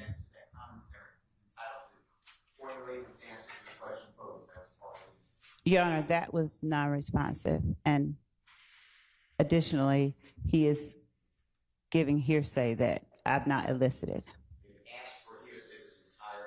Your Honor, and we've not asked for hearsay. We've not. Did you have anything to add to that answer, Mr. Zachary? I said what I said. All right, move on. Is it true that you believed that Thug found out about Donovan Thomas's murder after the murder itself? He had to find out after. The whole world found out after. And did you tell the police that you believe that Thug found out after it happened? I mean, it's common sense. How can he know beforehand? Was Nard and Mooktunk always on go as members of YSL? I don't know no Nard. Did you tell the police that Nard and Mooktunk were always on go because they were the oldest two? I don't know. Did Bentley sell weight or a lot of drugs? Bentley ain't never sold no drugs to me, so how am I know? Did you tell the police that Bentley sold weight? See, I told the police that about Bentley because Boo used to always tell us that if the police come get us, just put everything on Bentley. Was Bentley Thug's road manager at that time? I don't know. Did you tell the police that Bentley was Thug's road manager? I don't know. Was Bentley's spot a brick house with a fence that If Gang shot up? I don't know. Did you tell the police that Bentley's spot was a brick house with a fence in the Bentley yard? never had nothing to do with it. I told her I was just putting it on Bentley. Okay. Now, why would they shoot at him if he their brother-in-law?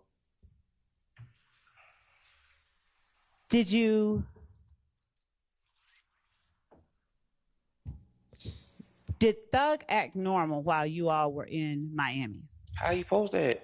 Did you tell the police that he acted normal? I'm saying, why wouldn't he act normal? What he did? Did Thug ask Yak and Shannon and Nard why they killed Nut while you were in Miami? No.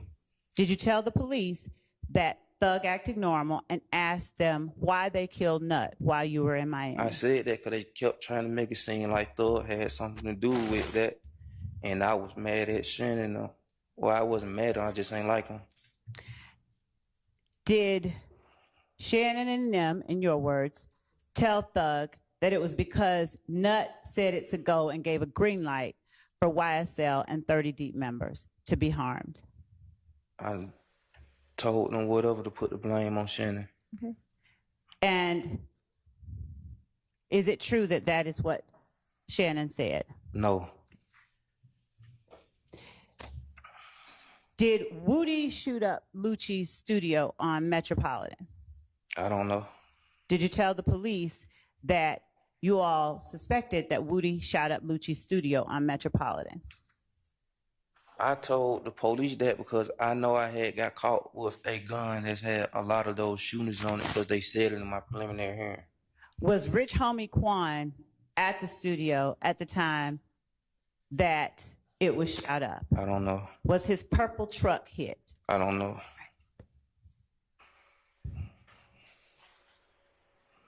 Did Tay or Threat shoot Kel? I don't know. Was the fight at Club Crucial where Demikian got jumped about 5 or 6 days before Nut got shot? If he got jumped April 28th, how that, and he died January 10th, how that's 5 or 6 days after? Was there a fight at Crucial about 5 or 6 days before Nut was shot where Woody got jumped? I don't know. During a fight at Club Crucial, 5 or 6 days before Nut got killed, were you and Thug inside the club? I don't remember. Did you tell the police that there was a fight at Crucial 5 or 6 days before Nut got shot? I keep telling you, the police kept trying to make it seem like Thug had just so much say-so over people. So if I told them anything about him, it was never like he did this or he did that. Mr. Zachary, if you don't mind answering yes or no, you can explain, but I need the answer. I don't remember. Okay. So you don't remember whether you and Thug were inside Crucial 5 or 6 days before Nut got shot when Woody got jumped? I don't know. Did you tell the police that there was a fight at Crucial 5 or 6 days before Nut got shot and you and Thug were in the club? I don't remember. Did everybody inside the club on the side of YSL go out to get guns to protect Thug after the fight broke out? I don't remember. Was it because Thug is the money? I said that? I'm asking you that. No, I don't remember. Okay. Did you tell the police that you and Thug stayed in the club while everyone ran out to get guns to protect Thug because Thug is the money? No. Was Shannon one of the people who were there that ran outside? I don't remember nothing about that. Did you tell the police that Shannon was one of the people who ran outside? I don't remember nothing about that. Do you remember whether Thug was in a Corvette that night? I don't remember. Did you tell the police that Thug was driving a Corvette that night? I don't remember. Was there a shooting following the fight or after Woody got jumped on in the club? Was there a shooting on one of the side streets behind Club Crucial? I don't know. Did you tell the police about one? I don't know. Did you tell them on August 5th, 2015? I don't know.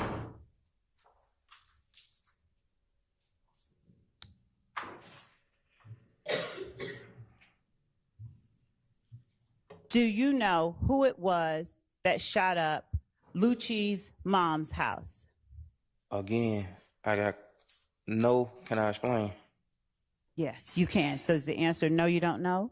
Yes. Okay, now go ahead. I know from my preliminary hearing that the gun I had got caught with had all of those shoes on it, so I was just trying to throw it off like I ain't had nothing to do with it. And did you tell the police or ask the police, are y'all going to help me with my case if I tell you information on August 5th, 2015? Even if they did, I never accepted no plea from them, so I don't remember. They offered me pleas, like I never accepted them. I sat in jail. Okay. Even when I locked up my last time, I sat in jail. Never accepted no pleas. After asking the police whether they would help you, did you tell the police that you were at a house with Woody, Shannon, and Pokey on the day that Lucci's mama's house got shot up? I don't remember. Did you tell the police that that Woody was driving his brother's white Dodge Charger? I told you, I don't remember, but can I explain? Yes. I told you all of them shoes I learned from my preliminary hearing. If y'all would have looked at all that before y'all asked me, y'all would have seen it. Okay. And was Mushi with Lucci and called Boo? I don't know. Whose house you all were at? I don't know. Right. Do you remember a point at which Woody, Shannon, and Pokey actually left Boo's house? I don't remember ever being at Boo house. Okay. Do you recall telling the police that Woody, Shannon, and Pokey left? No. Okay. And that being in August of 2015? The answer is still no, right? No. Okay. When Woody got back, do you remember if after Woody got back with Shannon, you all learned that Boo... Your Honor, hearsay. Effect on the listener. What's the question? Whether they learned that Boo put $10,000 on whoever shot at Lucci's mom's house. Whether they were told that by Boo. Well, I don't know if he did or didn't. I'm not offering it for the truth of that. That's factually incorrect based on the transcript, but also it's hearsay. I'm not basing anything on transcript, and I'm not offering it for the truth of the matter asserted. I am offering it for its effect on the people who heard it and the reaction that it got when they heard it. Overruled. I don't remember. All right. Did you observe Woody to act afraid after you all learned that a $10,000 reward was put out for whoever shot Lucci's mom's house. No, why would he be afraid if he didn't do it? Did you tell the police that you observed him looking afraid? I told you. I mean, can I answer and explain? Yes. I don't remember if I told the police that. I know that all of them shooters had the same gun, and I got caught with the gun, so I was trying to take the heat off of me. Did Pokey have an AK on that day? I don't know. Did Shannon have a 223? The gun I got caught with had that shooting on it. It was a 223. I put everything on Shannon. Okay. Did you tell the police that Pokey had an AK and Shannon had a 223? I don't think so. The night that Nut was killed, did you see Lucci and Kel pull up at Thug's condo? How can I see them if I wasn't there? Did you tell the police that you saw them pull up at Thug's condo? No, I don't know. While you all were in Miami, did you get word that Kel shot at Summer, while Summer, your girlfriend, was at Crystal's? I don't know. Did you tell the police that Kel shot at Summer while Summer was at Crystal's? I don't know. Did you tell the police about the 7.62 and the Draco that you bought? Yes. Okay. And you had, in fact, bought a 7.62 and a Draco? Yes. Did you buy those cars when did you buy those guns when Summer's car got shot up? I don't know. Did you tell the police that you did on August 5th, 2015? I don't know. Did you purchase a 223 for Woody for $1,000? Where Woody gave you $1,000 for the gun? I'm on federal probation for that, so I guess, yeah. And did you tell the police that you did? After they told me that he had already told them that I did, so yes. Did YSL break off from Rock Crew after YSL members believed that Boo had snitched? I don't know. Did you tell the police that YSL and Rock Crew were the same thing but broke off after it was believed that Boo had snitched?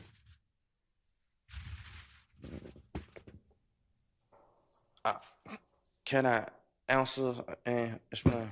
Absolutely. Go ahead. I don't remember, but I remember when I caught my case, they kept trying to say that YSL was a game, but they couldn't prove it, so they dropped the charge. But then I got locked back up, so I just got caught with a gun, so I was just saying stuff. When you said that, they were trying to say that YSL was a gang and they couldn't prove it, so they dropped the charges. What are you talking about exactly? They couldn't prove that YSL was a gang, so they dropped the charges. But that was the first time. So the second time they came back, I already knew what they wanted to hear. What charges got dropped and when? Possession of illegal machine gun, dangerous weapon, sawed-off silencer, gang charge. Now, are you talking about for the April 28th shooting? No. And in the April 28th shooting... I said no. I get it. I was going to ask you, in that shooting, though, didn't you say that was gang activity? Did I say that? Did you plead to gang activity in that? I just told you I'm not talking about that case. I understand. I'm asking about it, though. I pleaded to the whole case. I was already down 3 years. Okay. And that case, I'm showing you, has been marked as Stacy 509. Why? I'll give a copy to.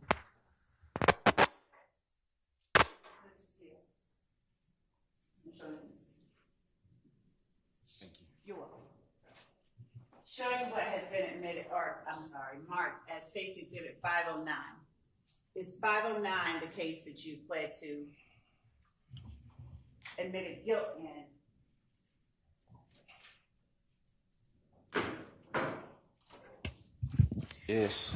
As it relates to the April 28th shooting? Yes. And you pled to gang activity and admitted that that was gang activity then too, right? Yes. All right. Can I explain? Yes. Cause I just told you when I got locked up, before that case, I got locked up in Maid for a gun and gang charge. And they had already was saying all of this stuff at preliminary hearing. So when they started questioning me, I knew how to maneuver through them. Now, the case that you pled to in the case from 2019 that's labeled 508Y, you admitted there as well. No. No? Okay, tell me about it. 29, when I caught my case in 2018, I never talked to no police. Did you plead guilty to participating in criminal street gang activity? I was down 4 years already, so they offered me time served. I had to go through 14 more months in the feds. So I might as well take the time served, the 4 years and stay 3 years with it was.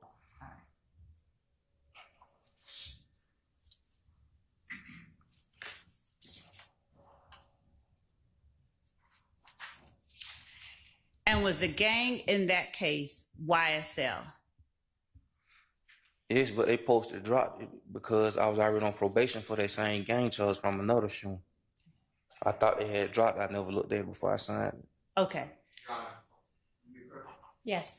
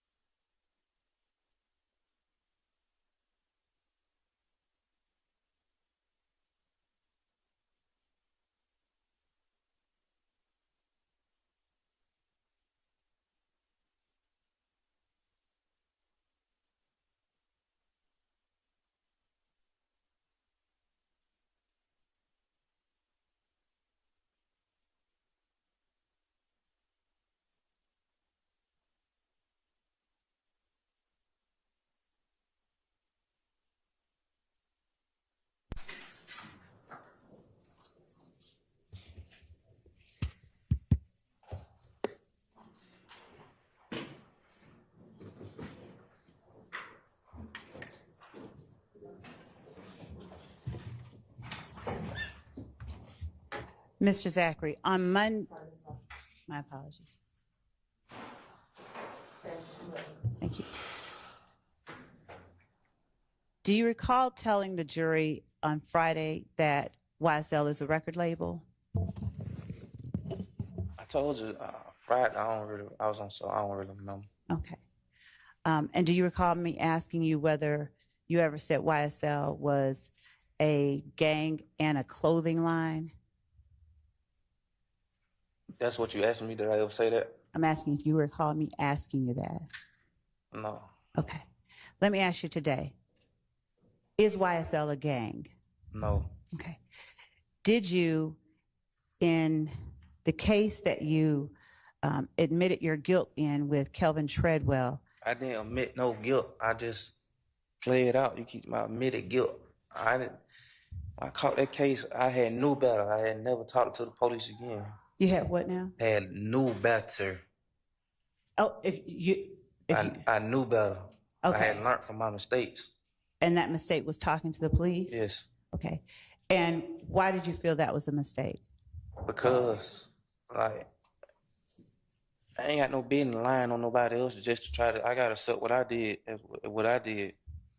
And based on your talking to the police, did you plead guilty or did you admit that the April 28th shooting was gang activity, as reflected in the document I have in front of you? Did I plead guilty or did I admit? Both. I pleaded guilty, but as far as admitting that it was a gang shooting, I don't remember that. Okay. And that was shortly after you talked to the police in August 2015? When I pleaded guilty? Yes. No, like 2.5, 3 years later, something like that.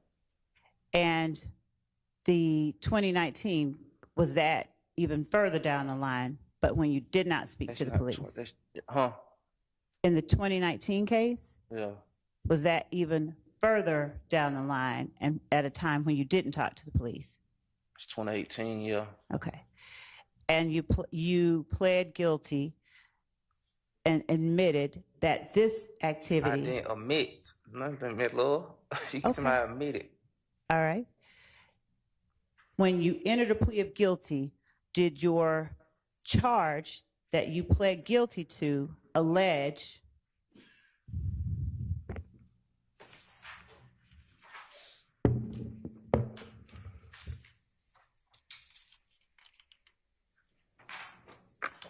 that you and Kelvin Treadwell...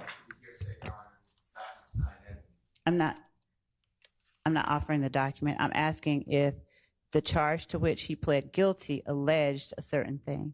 Overruled.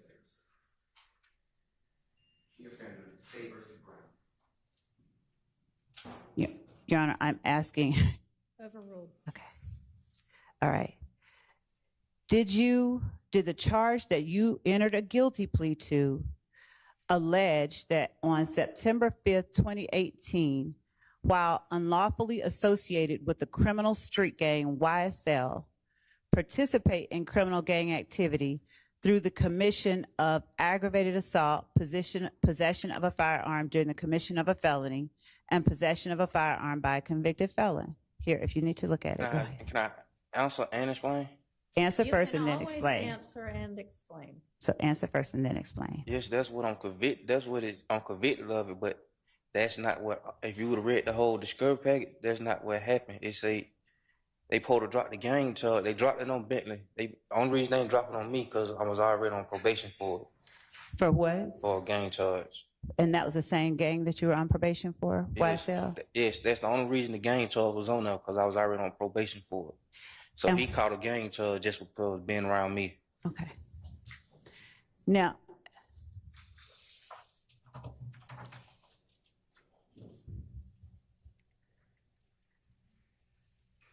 does your regret about talking to the police have anything to do with the fact that you ended up pleading or ended up being convicted of that gang charge in 2015?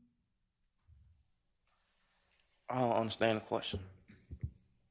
Yeah, do I regret it because I got convicted? Because you ended up having the gang conviction, yes. No, I don't regret. That part of the reason you regret it. No, I don't regret it for that. I knew I was going to jail. Like, I never took no plea to like, I never asked them for no plea or nothing like that. Even when they offered it, I never took it. I sat out and waited because I had knew I had already messed up, you know. Did you, while you were in middle school, know a Detective Thorpe? Yes. Right. And did you talk to Detective Thorpe on August 5th, 2015, after you talked to Detective Gaither? Yes.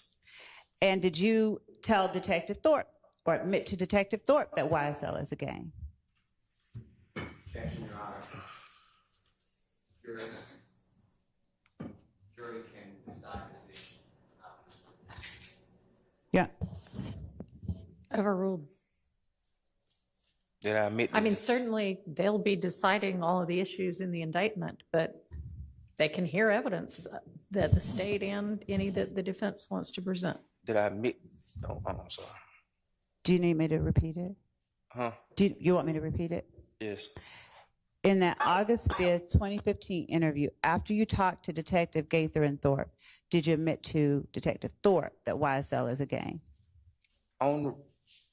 I admitted it, but only reason I admitted it, like I keep telling y'all, I had learned from my previous case, from the May the 5th case, everything they were saying in preliminary hearing, way before I even talked to the police, they were saying it when I got locked up.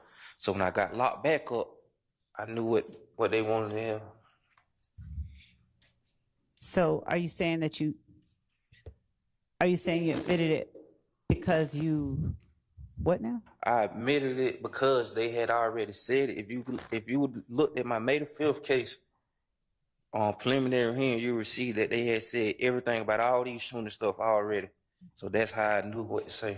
Did you tell the police, and by police I mean Gaither, Dennis, and or Thorpe, things that were not discussed in the preliminary hearing? I probably did. Just to add on some more stuff, I probably did. Okay. And did you give them information? But I know that what you asking me when I'm telling you, I know that's what was in my preliminary hearing.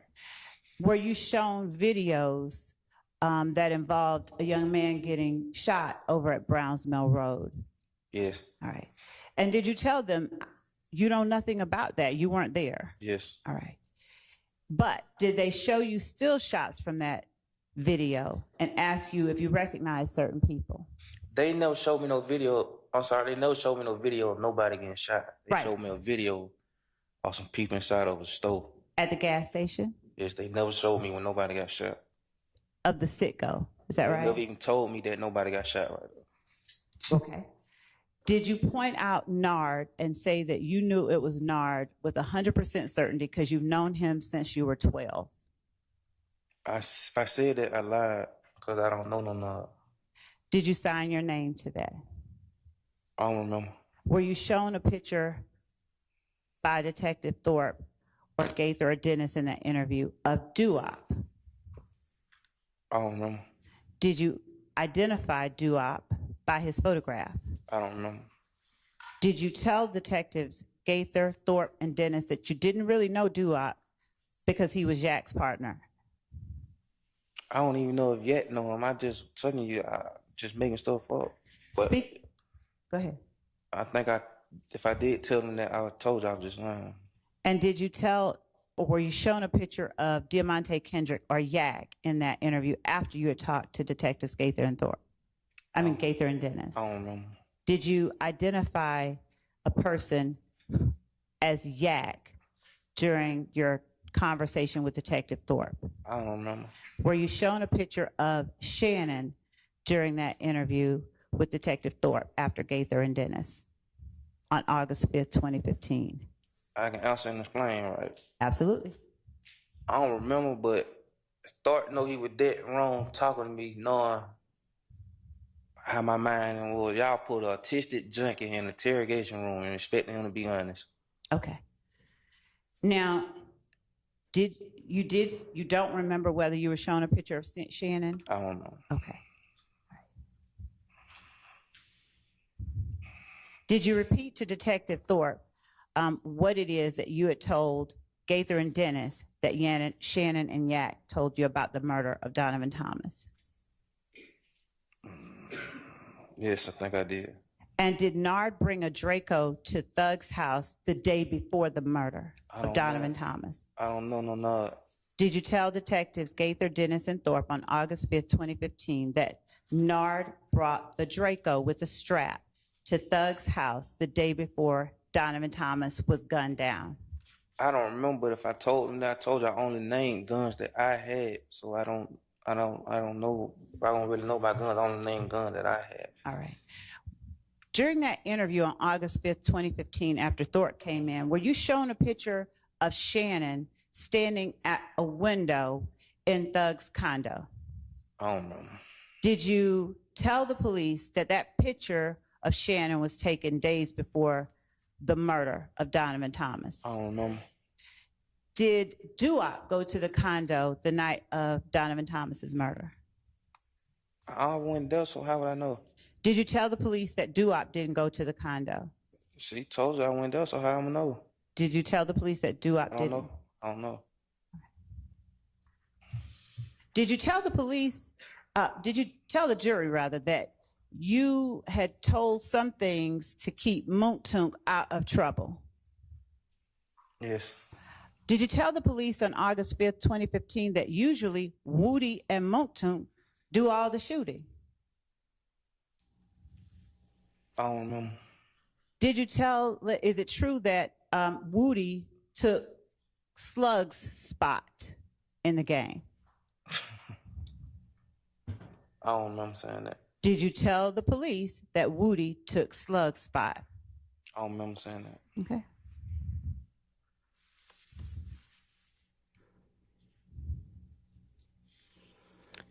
If Bentley had a problem, did you know him to call Nard to handle the problem? Bentley ain't never really had no problems. Bentley ain't that type of person. I keep telling you that. He caught his first case with me. Did you without being around me. Did you tell the police that if Bentley had a problem, he would call Nard?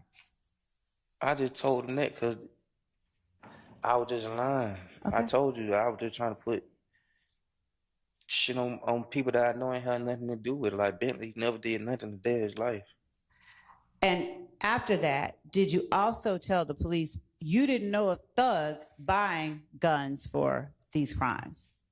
Because they kept, I believe I told them that, but they kept trying to say that Thug was doing this and doing that. And to my, like, he controlled the people and this and that, and I'm telling them no. So did you believe that they wanted you to say something about Thug? Yes. Okay. And did you believe that after your preliminary hearing, they wanted you to say that YSL was a gang? Yes. And did you believe after your preliminary hearing that they wanted you to tell them something about Bentley? No, I just threw him on the bus. And were you telling them what you believed they wanted to hear to get yourself out of trouble?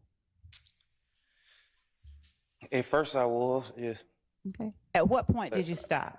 I ain't finished. Okay, go ahead. At first I was, but once I got to jail and I got accustomed to it. Okay, so are we still talking about August 5th, 2015? Yes. All right. So throughout the August 5th, 2015 interview, were you telling police whatever you felt they wanted to hear to get yourself out of trouble? Yes, at first, yes. Did that ever change in the August 5th interview? Did it ever change? Yes. I don't remember. Okay. So if you believe that the police wanted Thug, why did you tell them that you didn't know of Thug having any part in Donovan Thomas's murder? You say, why did I tell them that? Yeah, you thought they wanted Thug, right? Yes. So why didn't you tell them that if you thought that telling them what they wanted to hear would keep you out of trouble? Because, like, why would I say him like, it just don't make sense. Like, why would I say, to keep it real? Okay. He used to be on Cleveland Avenue, so I wasn't trying to implicate him out of Cleveland Avenue. Okay. And so you didn't want to implicate Thug because he was from Cleveland Avenue? And I know he had, like, I don't know how to answer that question, man. Didn't you tell us the other day that Thug couldn't be Rock Crew because he wasn't from Cleveland Avenue? If you just heard what I said he used to be on Cleveland Avenue. Okay, go ahead. So, okay. So anybody that used to be on Cleveland Avenue, you didn't want to tell anything about? People that I was all right with is. I'm sorry, one more time. People that I was cool with, yeah. Okay.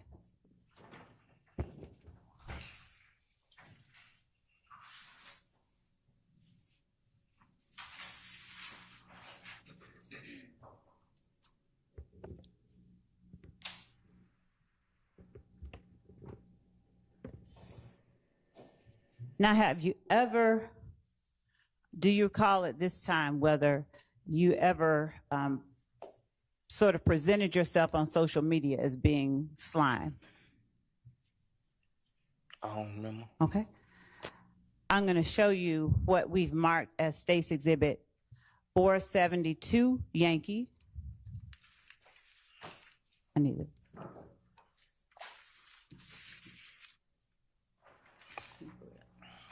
And if we've provided it to the defense, but if I need to show anyone, it's available here. Yeah.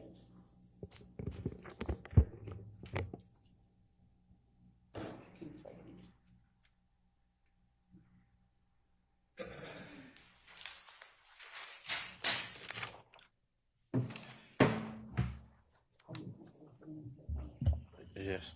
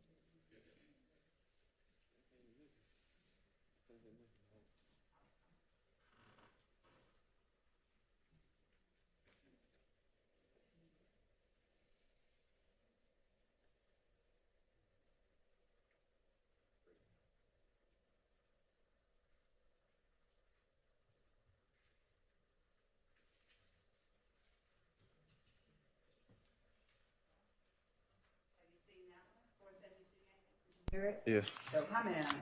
And I'm going to also show you 484 Yankee. All right.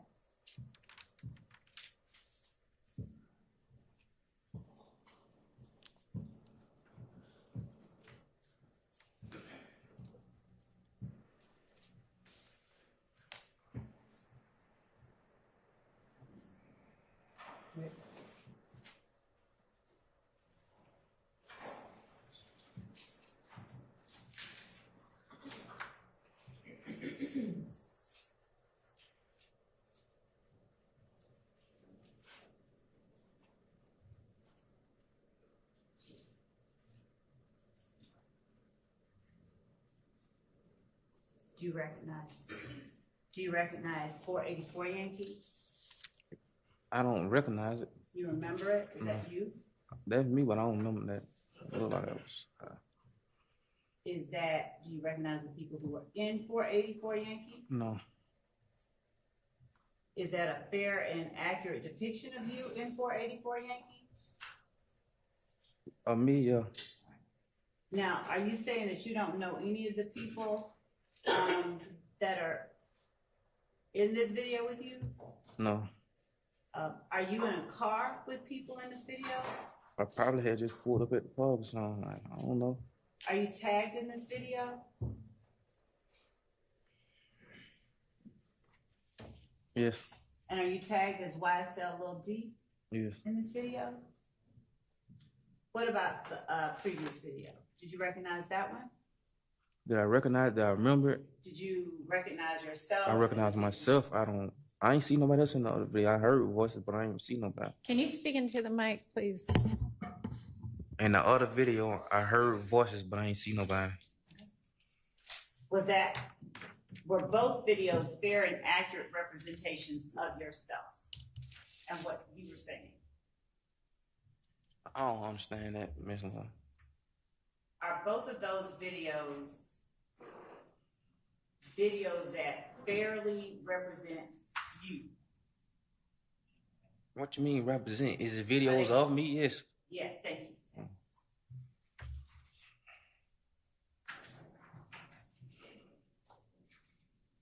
Your Honor, the state tenders 472 Yankee and 484 Yankee.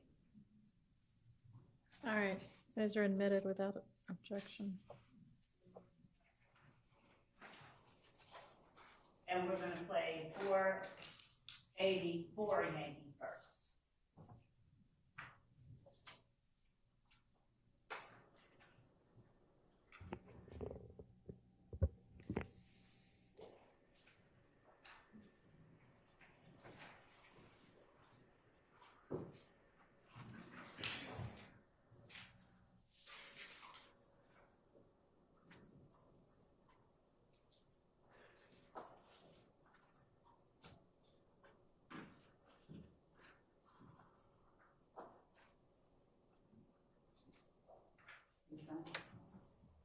Mr. Atkins, do you mind sharing your Zoom screen showing board for you? Yes, ma'am. Thank you.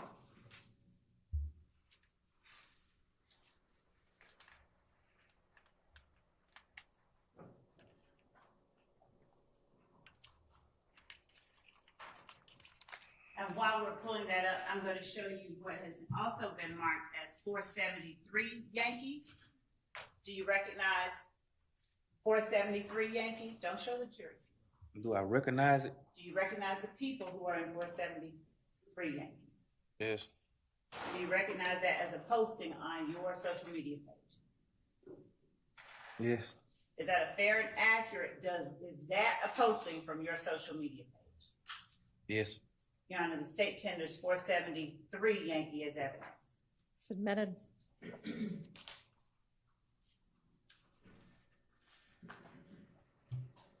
483 Yankee, do you recognize that? What's depicted in 483 Yankee?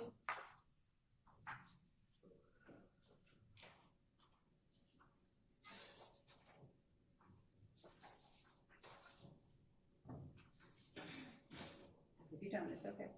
Do I recognize it? Yes. I do. I recognize. I don't remember it, but I see it. Okay. What about 488 Yankee? You recognize that as a post from your social media page? Yes. And is that a post from your social media page? Yes. 489 Yankee, is that a post from your social media page?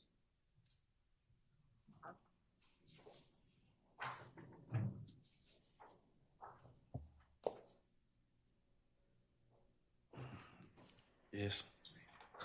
Your Honor, the state tenders 473 Yankee, 488 Yankee, and 489 Yankee. Your Honor, may I have a continuing objection for 489 Yankee, 401, 403, and 404? You may, they're admitted.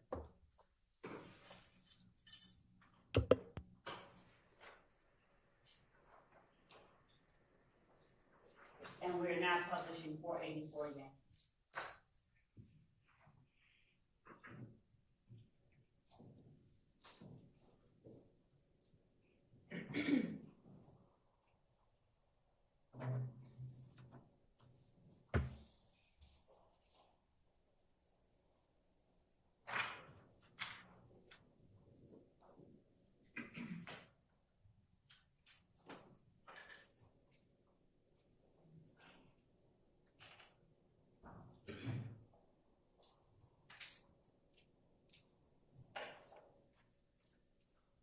That's why I said little D, bitch. Slime shit. Yeah, ho. Right, motherfucking playing, ho. And we having real big bullets, bitch. I don't even play with her. Yeah, ho. That's out the boy Bills. Fuck they doing. So that's out the boy Bills, my motherfucking big bro Snake.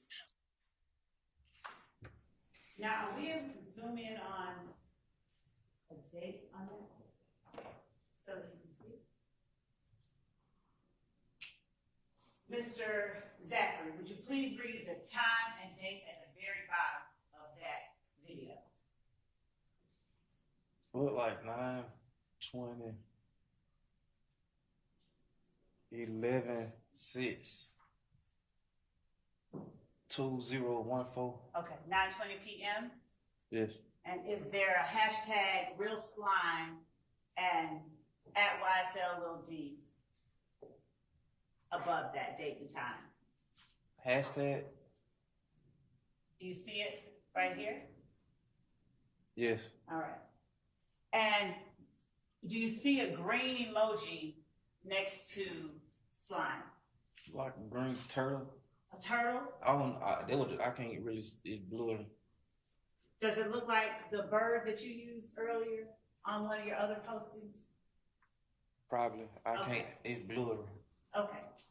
Now, as you're, thank you. Now you want to show. And we publish 472 Yankee.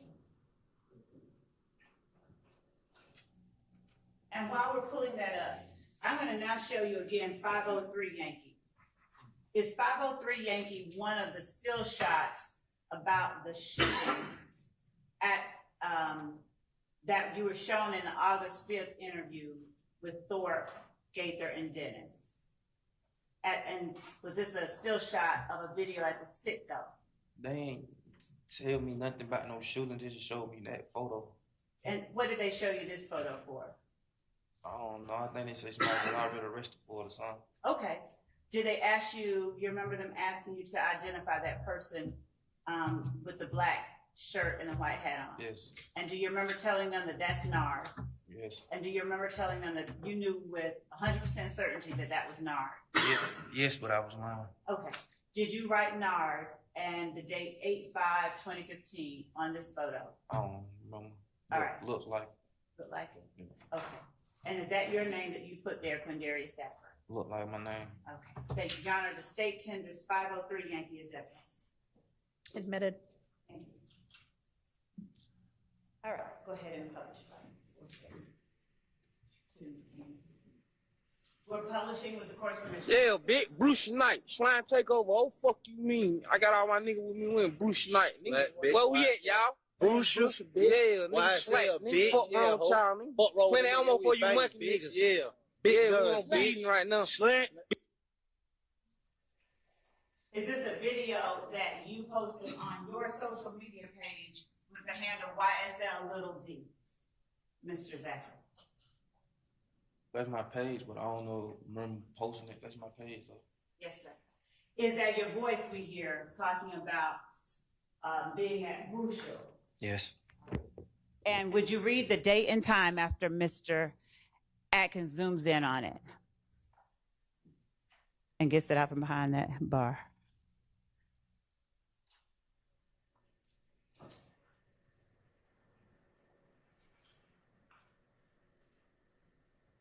What time was that post made? Can you see it? See, that's what I'm saying. I couldn't post it because I was locked up, made it feel. Okay. What time? 1:12 a.m. I was locked up. Okay. And that was May 5th, 2015? Yes, ma'am. And what does the post above it say?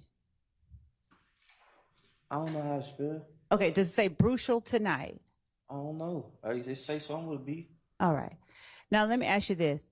Are you talking about when you got locked up with that gun at the gas station? Yes. Was that in the middle of the day that you got locked up? I don't even remember. Okay. But Now, I know May 5th I was locked up. if it wasn't it after 1 o'clock in the morning on May 5th though? No, it had to be like No, it went on middle of the day. It was night. It was nighttime. Like, I think it had just turned May the 5th because when I got the I think I don't even remember. I woke up like intake 3 days later with detox. Okay. So Didn't you know why I was even locked up. Okay. Thank you for that. I'm gonna go ahead and publish now. Do we have 503 Yankee to publish? If not, we can go to 489 Yankee. Do it. Publish 489. Except that I think that there was a.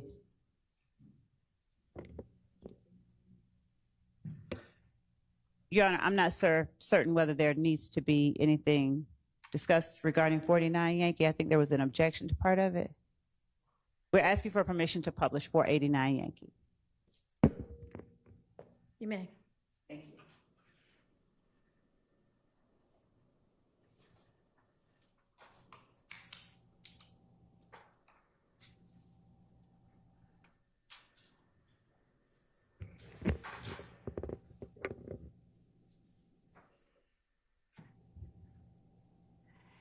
And if we could zoom in, is that you holding a gun on the far, my right, your left side of the page? Yes. All right. Are you able to tell the jury who those people are in the video with you? No. I mean, in the picture. No. And at the bottom, is this a post that you made at your page YSL D? I mean, that was my name, so I had to post. And what did you post? I don't know. I can't read. Does it say still don't know better at YSL.Inky41 hashtag no IG fatty? You gotta tell me that's what it say. Okay.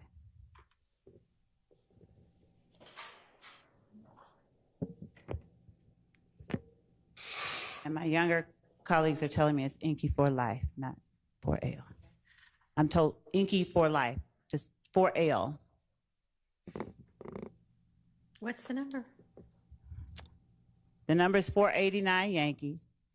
Okay. And instead of it saying at YSL.Inky41, is it standing for at YSL Inky 4L?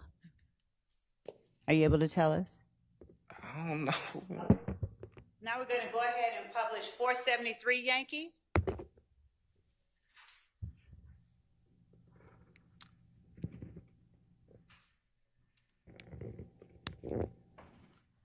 And as we're pulling up 473 Yankee, would you tell the jury who it is that's in 473 Yankee?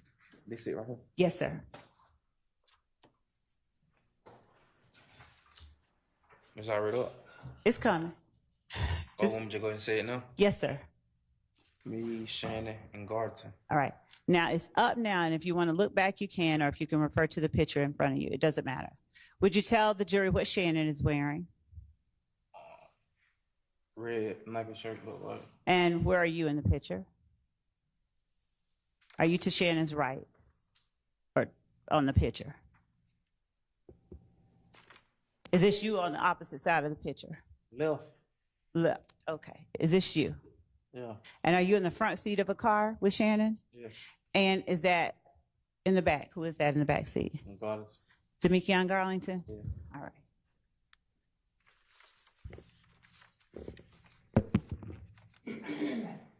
Both of them. Now, if we could just zoom to the date and time that this post is made.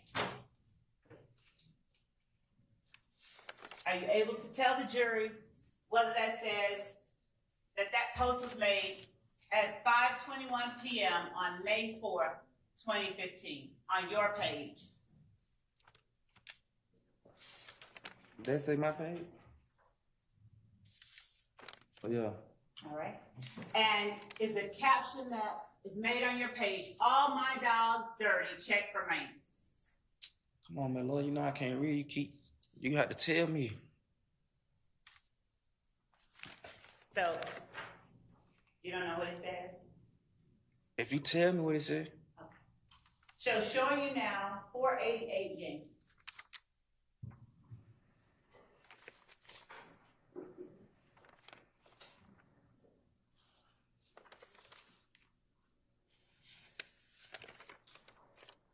While they're pulling it up, who's in 488 Yankee?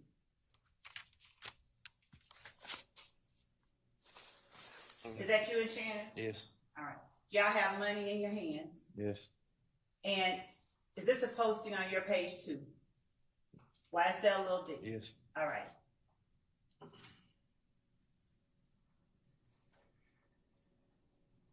And is the pointer on you at this moment? Yes. And the person next to you, is that Shannon? Yes. Now, do you remember where you were when that was taken? Look like a restaurant. All right. And do you say in that posting, if we could pull it up, one thing about my brew, we are all eating, and made this little thing, I don't know, what'd you call it, a bird? I don't know what none of that. If you keep asking me what name little known, I can't read. I don't know. You have to tell me what it said. Okay. All right. Thank you. Now, did you talk to the police? Did you make a proffer?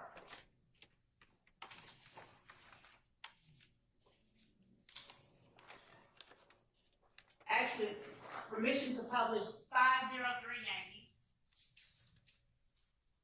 You may.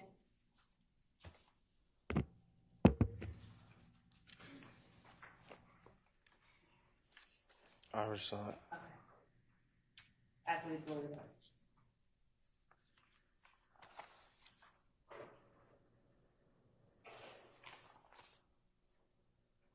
And is the person, is that your name that you wrote at the bottom, Quindarius Zachary, Look like it. on 8/5/2015? Look like it. And it's 8/5/2015 above the name Nard, Look like it. next to the person you identified as Nard with 100% certainty. Look like it. All right, thank you, sir. Did you then, after all of this,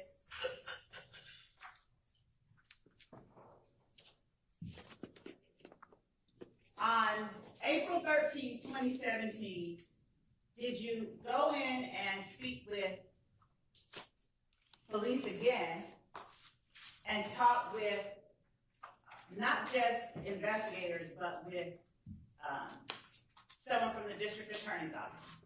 See, we had reported that interview. My family did because they tricked me and told me that was my lawyer. What now? My family had reported that interview, and because they tricked me and told me that was my lawyer, but he wasn't. Tricked you and told you who was your lawyer? That the lawyer that y'all had sent down there. So is that a yes, you do remember the interview? Yes. Okay. Now, in that interview, do you remember one of the lawyers being named Charlie Bailey? I don't remember no name. Was Detective Dennis in that interview? I don't remember.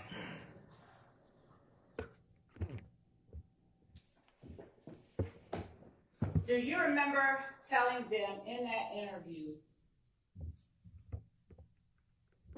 that you heard that Duop and Nard were involved or participated in the murder of Donovan Thomas, and you said at first you heard that they were involved from Copeland, and then you said, I meant Shannon. Do you remember that? No. Do you remember telling them in that 2017 proffer that Shannon came to Thug's apartment after the murder and told you something about the murder, but when pressed on, when they tried to get you to tell them exactly what Shannon said, you said, I don't want to talk about that? Because I didn't agree to that interview. I told you if you looked and did your research, there was some problems behind that interview.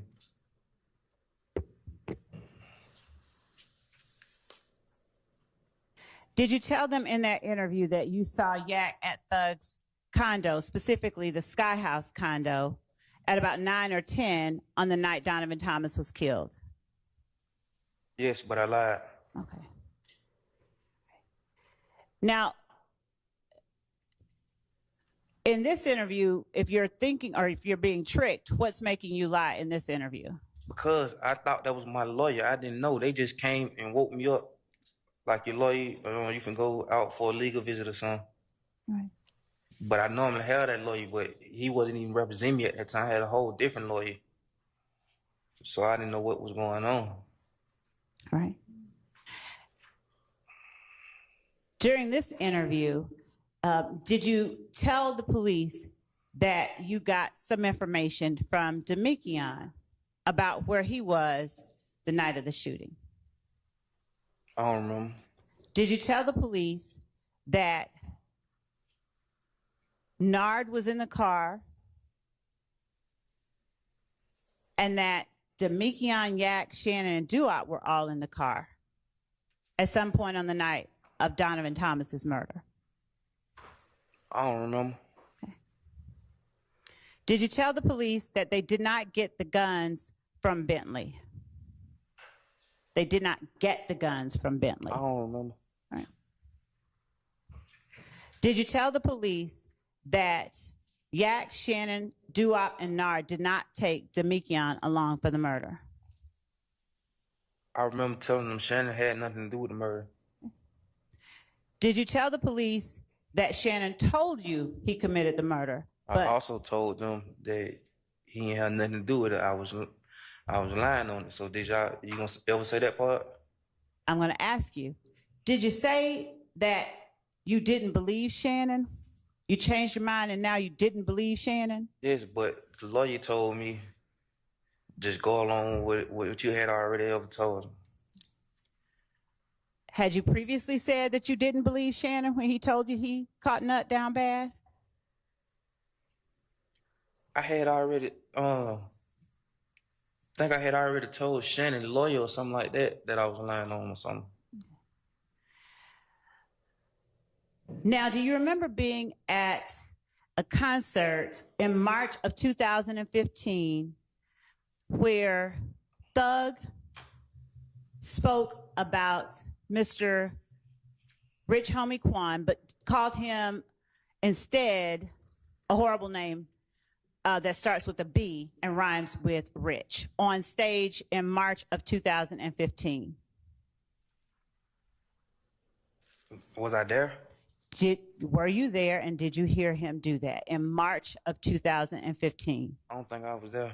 Did you tell the police that you remembered the incident in March of 2015 because you were there and you heard Defendant Williams call Mr. Lamar or Mr.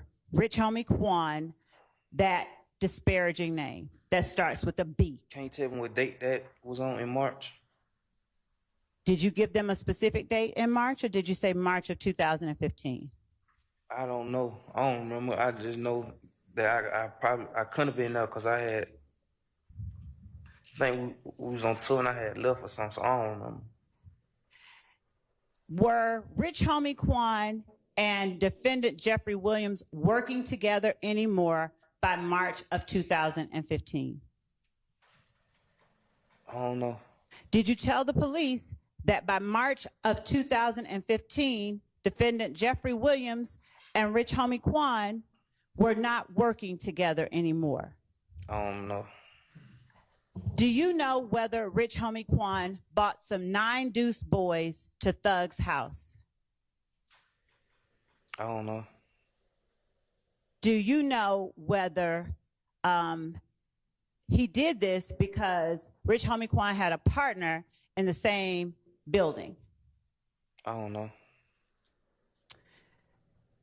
Did you know or have personal knowledge that Thug believed 9 Deuce gang members had previously shot up his car? I don't know. I don't know. Did you believe that Quan granting the 9 Deuce members access to Sky House condos was a sign of disrespect? I don't know.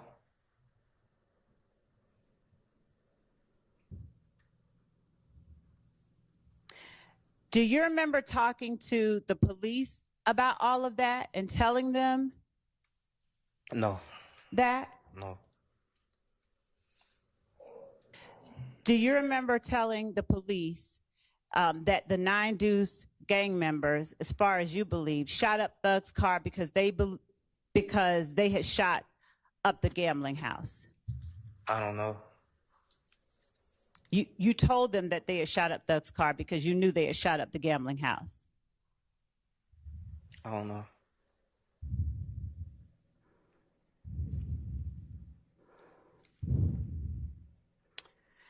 Did you know not to hang around with Rich Homie Quan? I don't remember. Did you tell the police that he did? I don't remember.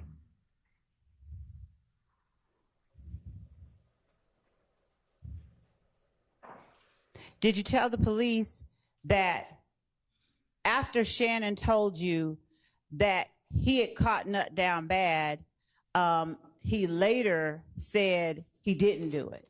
Did I tell them that? Yes. Yes.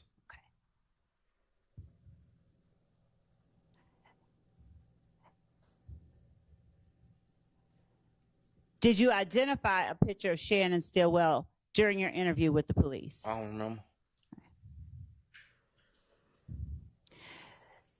Did you know at the time that Thug had rented a Corvette during the time of the murder, or shortly before or shortly after? I know he had a vet. I don't know what was going on with it. Did you tell the police about a red Corvette that defendant Williams had at the end of 2014? I just told you I know he had a vet. Was that his vet or one that he rented? I don't know what was going on with it. Okay. I just know he had it. Okay.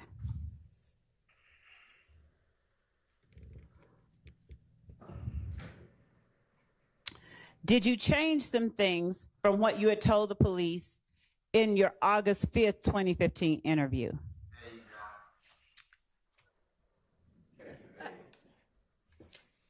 Overruled. Did you change some of the things you told police? I think. Okay. Was one of the things that you changed telling police that Yak was at the apartment the entire time that you were there, and by at the apartment I mean Thug's Sky House condo, and that Thug did not have a car?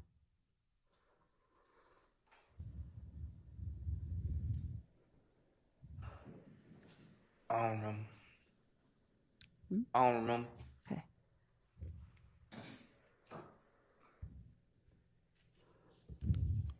Do you recall whether you had to call in or call up to an owner of Sky House in order to get entry into Sky House? I think you did. You did? Okay.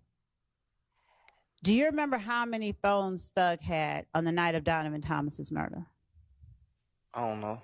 Okay. Ms. Hub, I'm going to interrupt you right now for us to take a restroom break.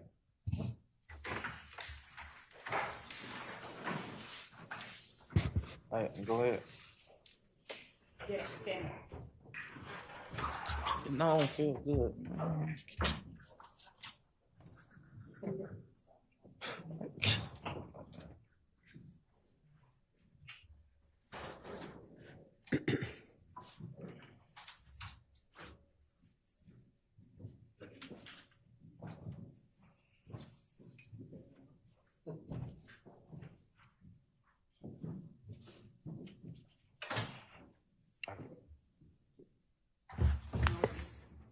Yes, and if you need to use the restroom, now would be the time for you to do that also.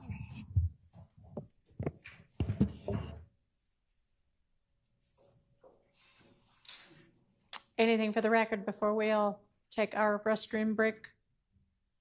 No. Are those two prior convictions that we discussed at your bench? Yeah, neither of those has actually been admitted or tendered, I don't think. Thank you. I did not send you. Okay. Anything else?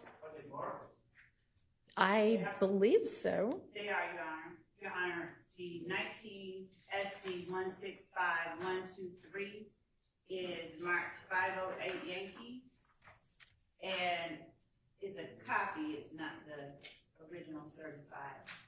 And the 15 SC 138994 It's marked 509 Yankee, and it's also copy certified. Okay. Anything else? All right.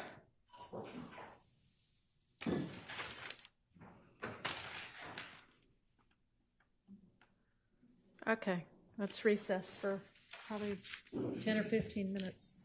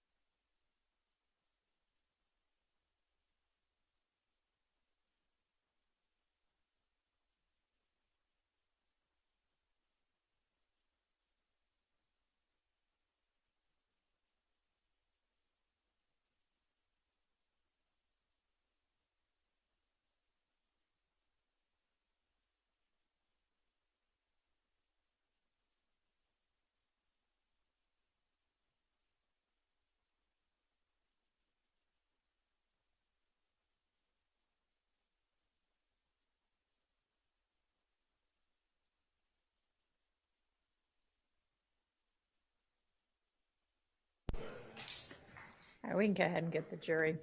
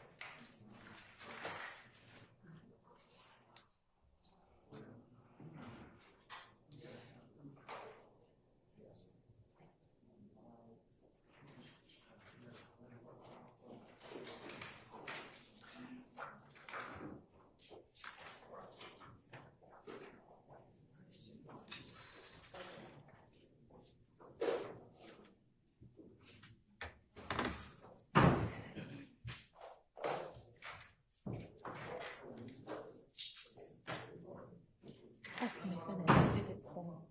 What does it say? You can't adjust it on our own anymore. Are you cold or hot, or are you just wondering?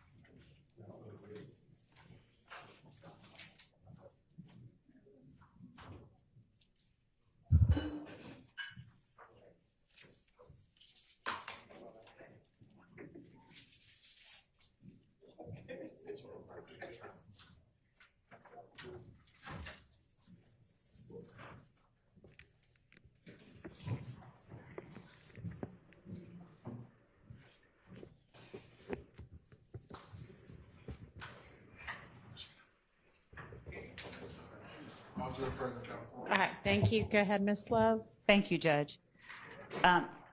Mr. Zachary, we're almost done. To catch a person down bad, does that mean to shoot at them or something? I don't know. Did you tell the police in your proffer in 2017 that catching him down bad means that they shot at him or something? I don't know. Did you change the account? Did you change a story in 2017 when you told detectives during the proffer that Shannon did not tell you who he was in the car with at the time of the murder? Can I answer and explain, right? Yes, same rules. Yes, I told him that, but I also told him that Shannon never told me he did nothing.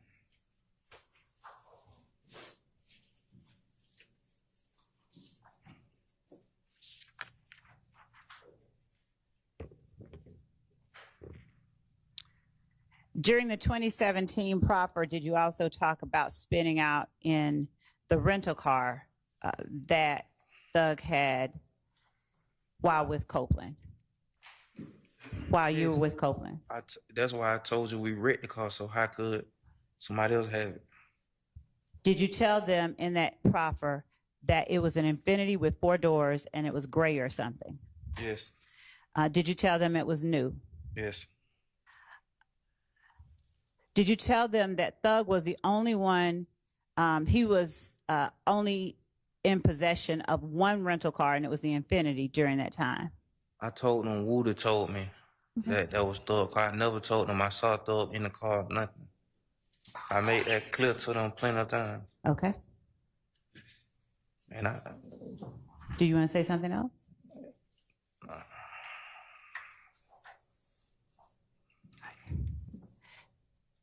Did you tell the police that after Donovan Thomas's murder, that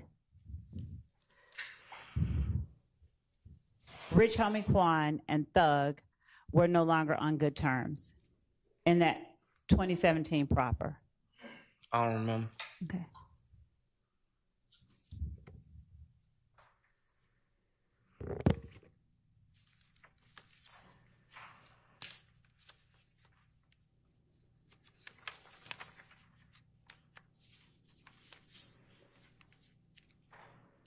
In the 2017 proffer, did you tell the police that the gang war was over? I don't remember.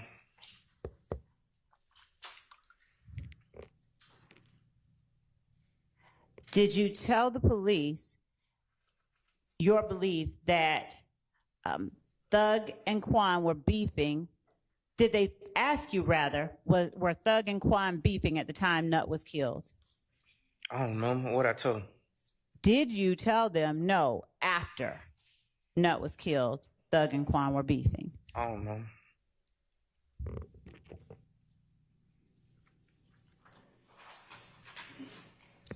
Do you know whether Rich Homie Quan was a part of Nut's gang? I don't know.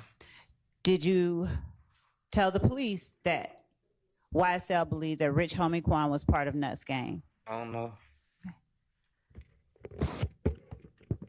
I mean, I don't remember.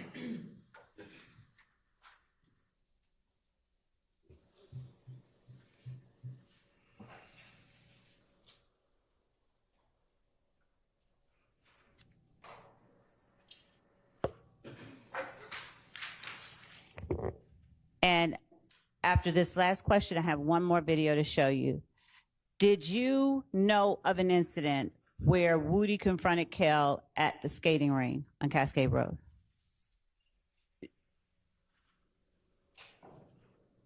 I think I heard. I don't know if I remember. I think I heard something. I don't remember. Did you tell the police about that incident? Whether you heard about it or was anything else? I don't know. Okay. And you don't remember whether you told them in 2017 or 2015? That's why I said I don't. Okay. I want to show you, with the court's permission, I'd like to publish State's Exhibit 50. Hold on one second.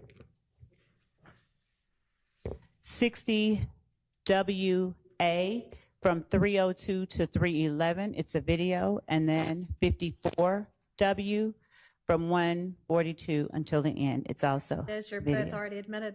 Yes, Your Honor. Okay, you may. Mr. Zachary, if you would, we're going to play 60 WA first. Just a few seconds.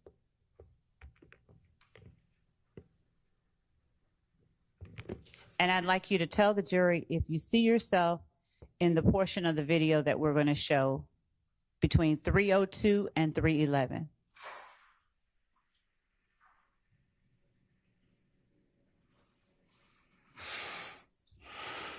This is the last one after this. Hey, baby. Who knows somebody who ain't smoking right now, man? Tell them come on, believe me. He ain't getting this shit away, man. No fuck. I'm talking to Maid right now. I got weed up.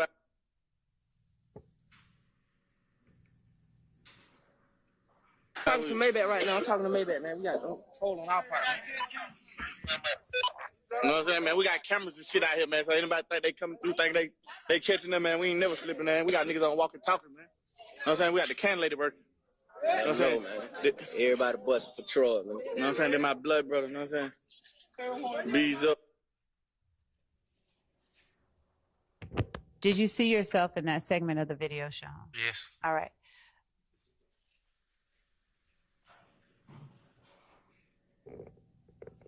Did you have something in your hand? Like a radio, yeah. A walkie-talkie? Yeah. All right. Is that you that we see on the screen at 31102? Yes. Thank you. Now we're going to put up 54W.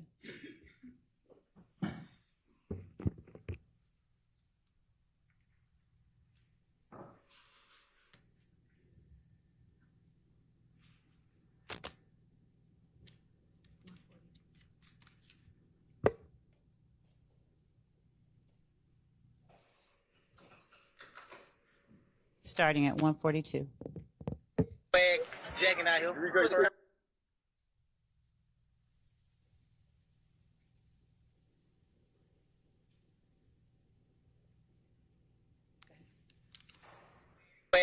Jacking out here. Hold on,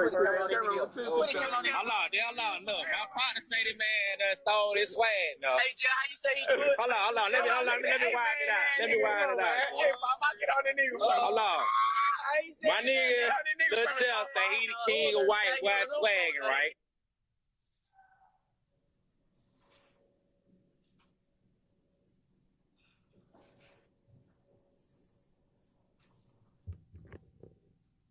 Just 1 second.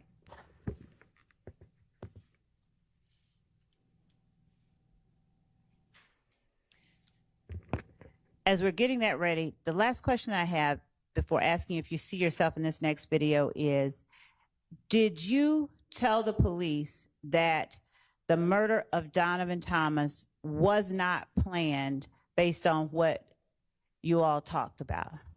I know you. Sir? I know you all talked about. I don't remember. All right. And by you all, I'll be clearer. Understanding what you said earlier, did you tell the police that based on what Shannon and Yak told you and Nard, that the murder of Donovan Thomas wasn't planned, but they just made a decision once they saw him? Did you tell the police that in the 2015 interview? I don't remember, but if I did, I lied because Shannon never told me nothing. Okay. Oh, yeah.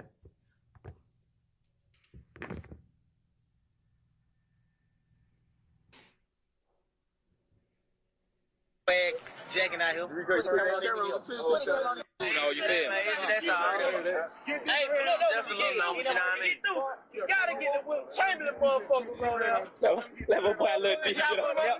Let my boy Lil D get on there. What you call the Will Chamberlain dish? This motherfucker, he scored 100 points. This motherfucker, he scored 100. Lil D, y'all just get on there one time, man. They said either one, Will Chamberlain scored 100 points. See, let me tighten up on them. Yeah, what's happening? Yeah, the new arrival. That's y'all. Will Chamberlain scored 100 points in the motherfucker. And did you see yourself in States 54W as well? Yes. Were you really young? Yes. Do you know about how old you were? I don't remember. Were you under 15? Way under 15. Okay. And what about in State 60WA? Were you really young there as well? The first one that you saw before this one? Yes. Were you really young there as well? Yes. Were you under 15? Probably was 15. About 15? Yeah. Okay. Thank you, Mr. Zachary. Just 1 second.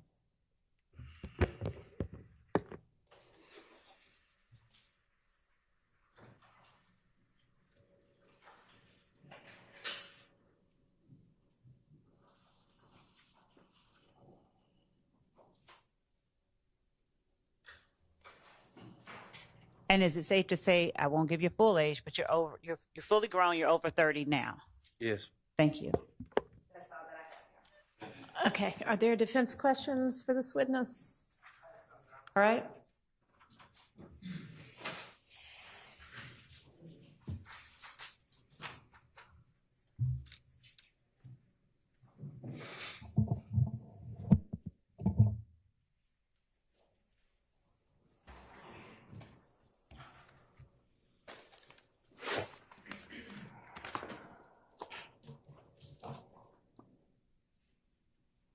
Police court.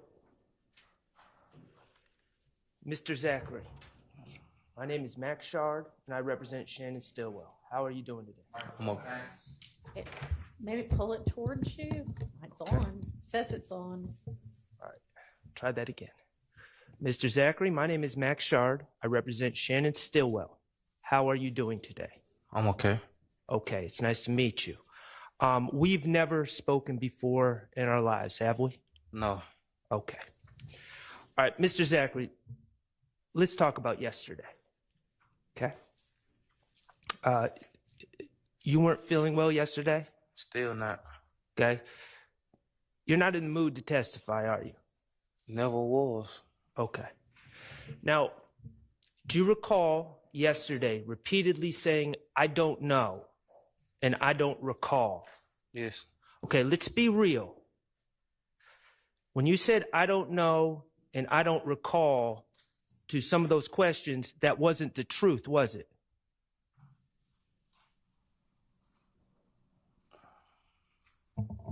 No. Okay. Overruled. That wasn't the truth, was it? No. Okay. Mr. Zachary, when the state asked you if you know what a gang is, and you said you don't know, that was not the truth. You do, in fact, know what a gang is, correct? I know, like, what I heard, yes. Okay. When the state asked you if you know where about TIG Studios, and you said you don't remember, that wasn't true, was it? You do know TIG Studios, correct? No, I don't remember that for real.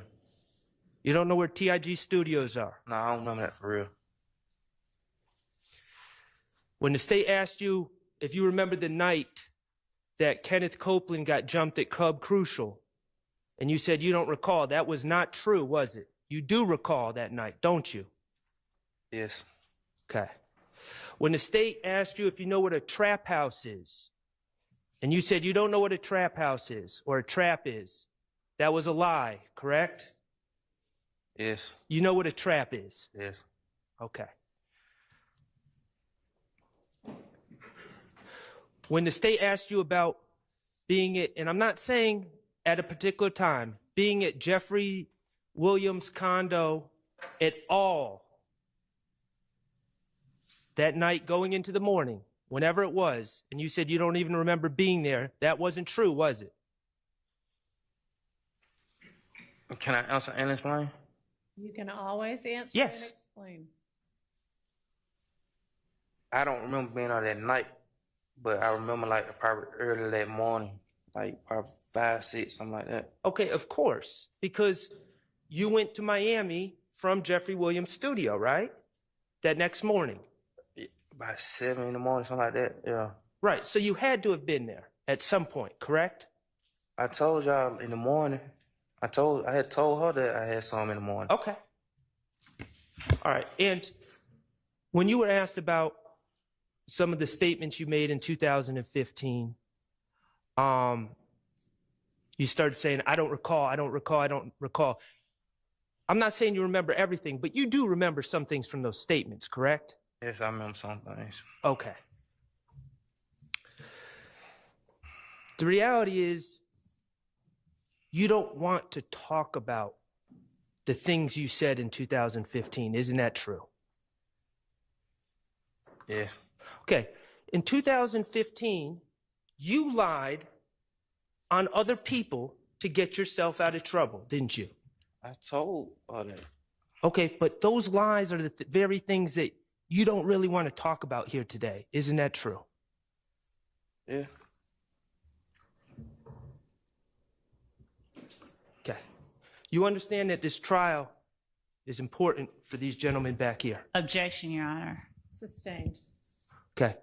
We're not going to have the I don't recall routine today, are we?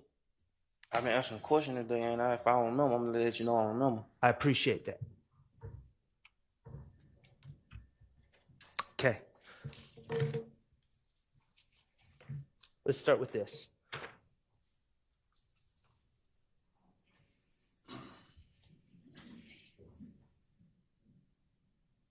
Your Honor, may I approach the witness? You may. Mr. Zachary, I'm handing you a document marked DS-44.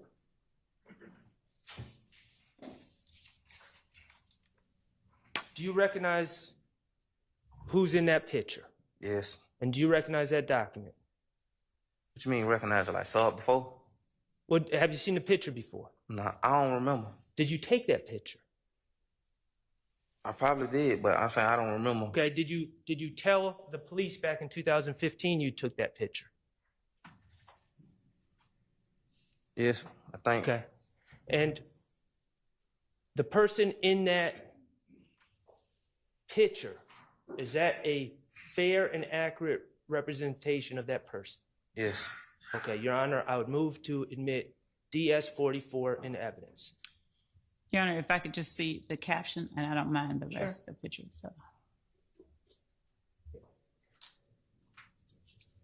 Caption. No objection. All right, it's submitted. Thank you. Mr. Kokomo, could you please publish DS-44 for the jury? Okay. Who is in that picture? Shannon. Is that Shannon Stillwell? Yes. Okay. And do you recall when that picture was taken? I don't remember when it was taken, like, but I think I remember the picture. I don't remember when it was, what exact day it was taken. Okay, when did you see the picture? I think I remember what year it was taken. What year? It had to be late 14 or 15. Late 14, early 15? Is that what or are you saying late 14 or late 15? Late 14, early 15, probably. Okay. Could it have been taken in January of 2015? I said early on. I understand. Okay. Do you see the caption on the photo?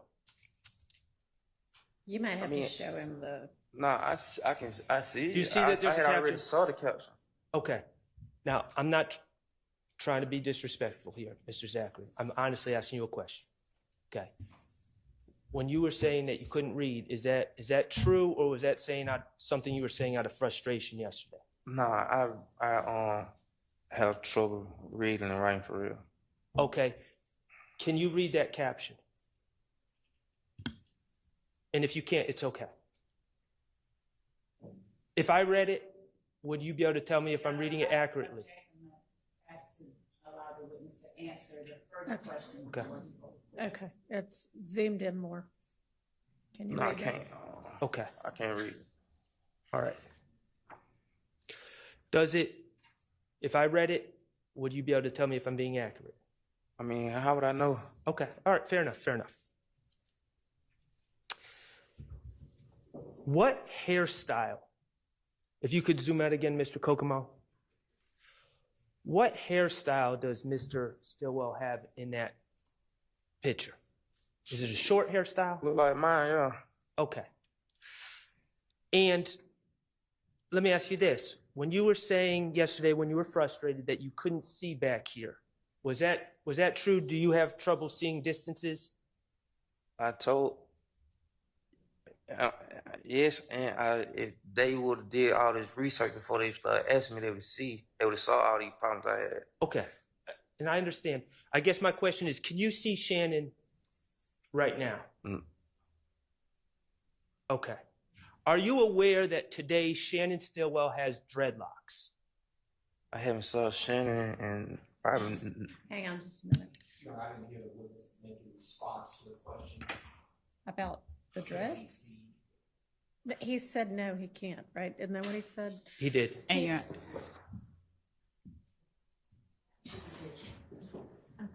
I'm just trying to see if the mic could get any closer, but not really. Can you just try to talk into it so everybody can hear you? So you don't know what Shannon's hairstyle is today? I haven't saw Shannon in like 10 years. Okay. Like 9 years, 2015, I've been locked up. Okay. So let me just ask you this. In 2015, throughout 2015, all the time you've known Shannon, has Shannon always had short hair? Yes. Okay. And all those pictures that the state showed you earlier today with Shannon in them, all those pictures showed Shannon with short hair, correct? The pictures that they showed me with him in them, yeah. They all showed him with short hair? Yes. In 2015, Shannon had short hair? Yes. All right. And the truth is, he was also a bit skinnier than he is now too, correct? I can't. He was skinny then. Okay. All right. Thank you for that. Now, let's talk about what was going on with you on August 5th, 2015, when you met with Investigator Gaither. Okay. As I understand it, on July 28th, 2015, you were arrested on a warrant, correct? You have to answer out loud. Yes. Thank you. And you were arrested on a warrant for the April 28th, 2015 incident where houses were shot up, correct? Yes. Okay. And the facts of that case, let's go through it. Demekion Garlington gets jumped at Club Crucial. Yes. Okay. Summer Good, who's your girlfriend at the time, and Alexis Bryant, who's your cousin, are also at Club Crucial. Yes. Okay. And your cousin, Alexis Bryant, at that time was dating a man named Trevante Turner, also known as Threat. Yes. Okay. There was a fight involving Demekion, and that fight led to threats against Summer and Alexis. It led against who? Summer, oh, excuse me. I'm sorry. Your girlfriend, SG, and Alexis. You said it led against them? It led to threats. They felt threatened. Oh, yes. Okay. And you were alerted to this. I think I told them that, yes. Right. Antonio Sledge shows up in his car at the house that you were at. Yes. You didn't go to the club that night? No. Okay. And Demekion Garlington is in the car with Sledge. Yes. Okay. Sledge is drunk? I was in and out of it at night. I don't know if I was on Xanax. Okay, so you were high. Do you have an opinion from seeing Garlington if he was drunk and high? Like I couldn't tell how they modes, because I was like, if you know Xanax, you'll be out 1 minute, then back up. The bottom line, Garlington was upset that he had been jumped in the club, correct? I mean, yes. Okay. You grabbed handguns, correct? Or when I say handguns, I mean firearms. Just put it like that. Yes. Okay. You hopped in the car with Sledge and Garlington. Yes. And you went to Alexis Bryant's house where SG was, correct? Yes, I think I told y'all that. We're just reviewing. Yes. Okay. And you went there because you wanted to protect her, because she was your girlfriend. And cousin was there too. And your cousin was there too. All right. And Sledge, who's driving the car, correct? Yes. He's someone that you have known since you are little, since you were a baby. Yes. Okay. And you and Sledge have a special relationship because neither of you are from Cleveland Avenue. Correct? You weren't raised there. I was raised there, yes. You were raised in Cleveland? Yes. Well, you were born where? Capitol Home. Capitol Homes. And that's where you know Sledge from?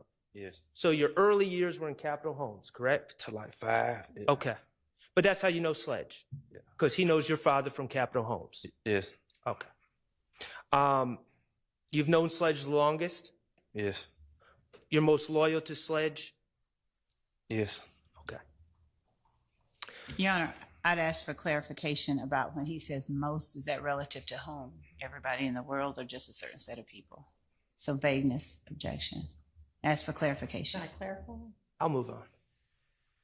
You're most loyal to yourself, in reality, right? Yeah, of course. Okay. So the three of you drive to Alexis Bryant's address on Landrum, right? Yes. Yeah. And you see people shooting from a car, or at least you see the car, and you see shots being fired at the house where Alexis Bryant and your girlfriend SG are, correct? Yes, I think I said that, yeah. We're just reviewing. Okay. Okay. And that upset you. Yes, I mean, yeah. And you and Demekion was already upset. I mean, he got jumped on, so pretty sure, yeah. Okay. And the two of you decided to get revenge on the people that were doing this to your girlfriend and your cousin, correct? He say ex-girlfriend, but yes. Ex-girlfriend, I'm sorry. A girlfriend at the time. Yes. All right. So you went to two houses, one on Adele, one on Drew Drive, correct? I don't remember the streets. Okay, that's fair. You went to two houses? Yes. After Landrum. Or are you going to say something else? You may. I think from what, it was a house in an apartment or something like that. Okay. All right. Thank you for that clarification. And you and Demikion fired at the house in the apartment.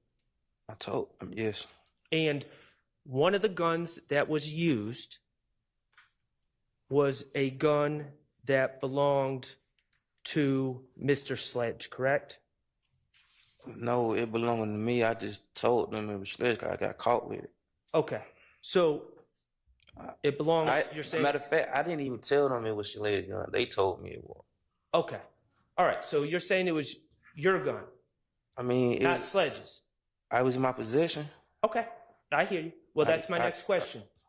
That gun, whether it was yours or Sledge's, you were arrested with it on May 7th, 2015, when you were driving around with Summer. I think I thought it was May the 5th. I remember I told you I woke up 2 days later in intake, so they probably booked me in May the 7th. I don't Okay. remember. So May the 5th or 7th, we'll just say the first week of May. Yes. About either 7 or 9 days after this shooting, you are arrested with that gun. Yes. Okay. Your Honor,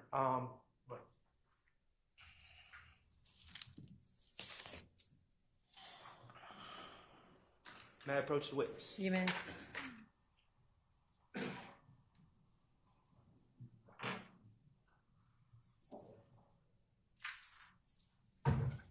Mr. Zachary, do you recognize what's in that picture? Yes. Yes. Is it a firearm? Yes. Is it a fair and accurate representation of the firearm that you know, that you know of? Yes. Okay, Your Honor, I would move to admit DS-48 into evidence. Admitted. Permission to publish. You may. Mr. Kokomo, if you would put on DS-48 for me.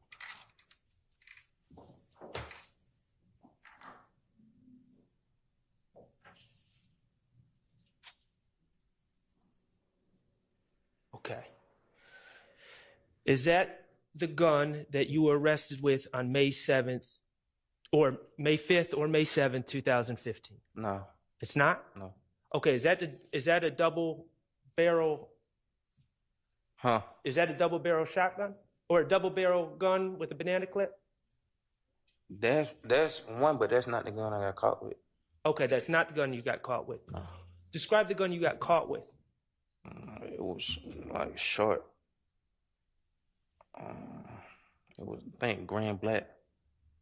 It was about that size though, but it was about that size? Probably a little bit shorter. Did it have a clip like that? Yes. Okay. And was it fully automatic, semi-automatic? It was semi, I think. I don't know the difference.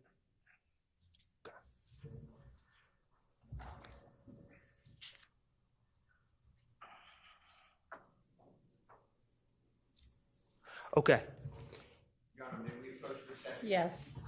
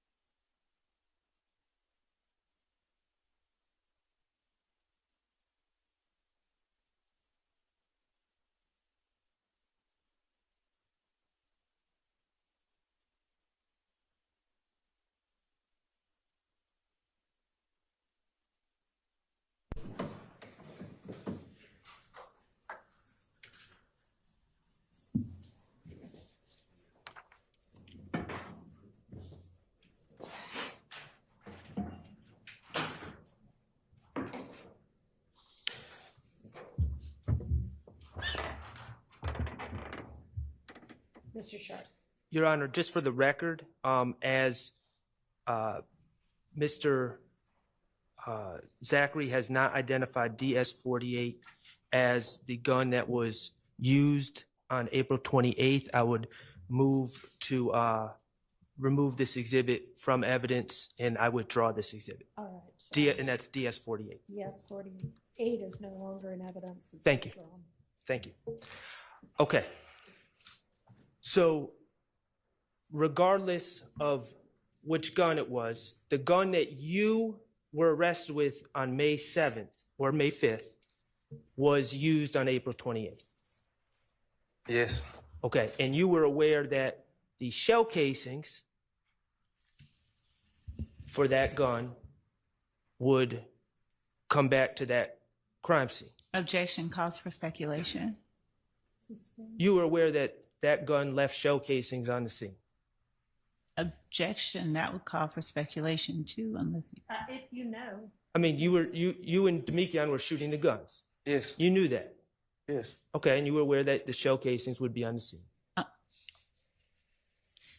Your Honor, I'd ask for clarification as to which scene he's talking about. There were two. Okay, both scenes from April 28th. See, I didn't know anything about shell casing until I got locked up with the gun, and they said that preliminary hearing what I was on. I mean, about the shell case. Okay, well and thank you for bringing that up. That preliminary hearing where you learned about the link in the shell casings, that was prior to the August 5th, 2015 statement you gave, correct? Yes. So you knew that information going into the day that you gave the statement? I think I said that, yes. I understand. Okay, well, let's be clear. You remember, I believe it was on Friday, where the state was asking you questions about this incident? I was on so much else on Friday, I really didn't, Okay, well, do you remember when the state was asking about who you were closest to and brought up Shannon's name? Yeah, I think I remember that. But I thought it was yesterday. It may have been yesterday. I don't know. Days are running together, but let me be clear. You remember when the state started using the words they and those people? You remember that? Yes. And you remember when I objected? Yes. And you remember when I asked the state to clarify who they were talking about? Object as to the reference to what Mr. Sharp did and said, and asked that if he has a question about that day or night, that he ask that question. I think he's trying to focus his attention on it, but we'll go ahead and get to. Remember when I asked Ms. Love to clarify who they was and those people were? Yes. And remember she wouldn't? Your Honor, I'm going to say that it's not. Okay, well, let's be clear. When you were saying yes to those questions about they and those people, you were not talking about Shannon. No, I thought you were talking about Garlington and Sled. Right. Your testimony here today under oath is Shannon was not there at all on April 28, 2015. I told them that, but yes. All right, and let me ask you one other thing. Trontavious Stevens is a shorter guy with dreadlocks, right? I ain't saw him, and I've been locked up Okay, back in 2015? Yes. Okay. And if someone, like, say, a DA, suggested that Trontavious Stevens Objection, was there. Your Honor. That would call for speculation, and it's an improper question. If someone said, like a DA. Sustained. Was Trontavious Stevens there? What?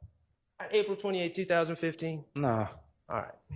Have you ever heard anyone even suggest that he was there Objection, before? Your Honor. Relevance to that question. Sustained.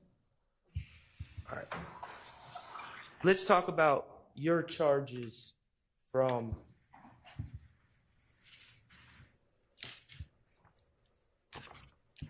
April 28, 2015, okay?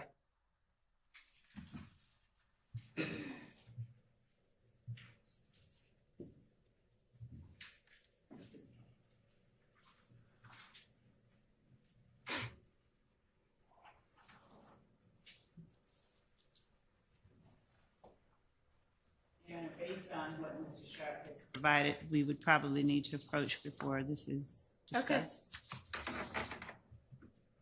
Y'all good over there, jurors? Anybody need a break? You want to just sit there while we talk about this?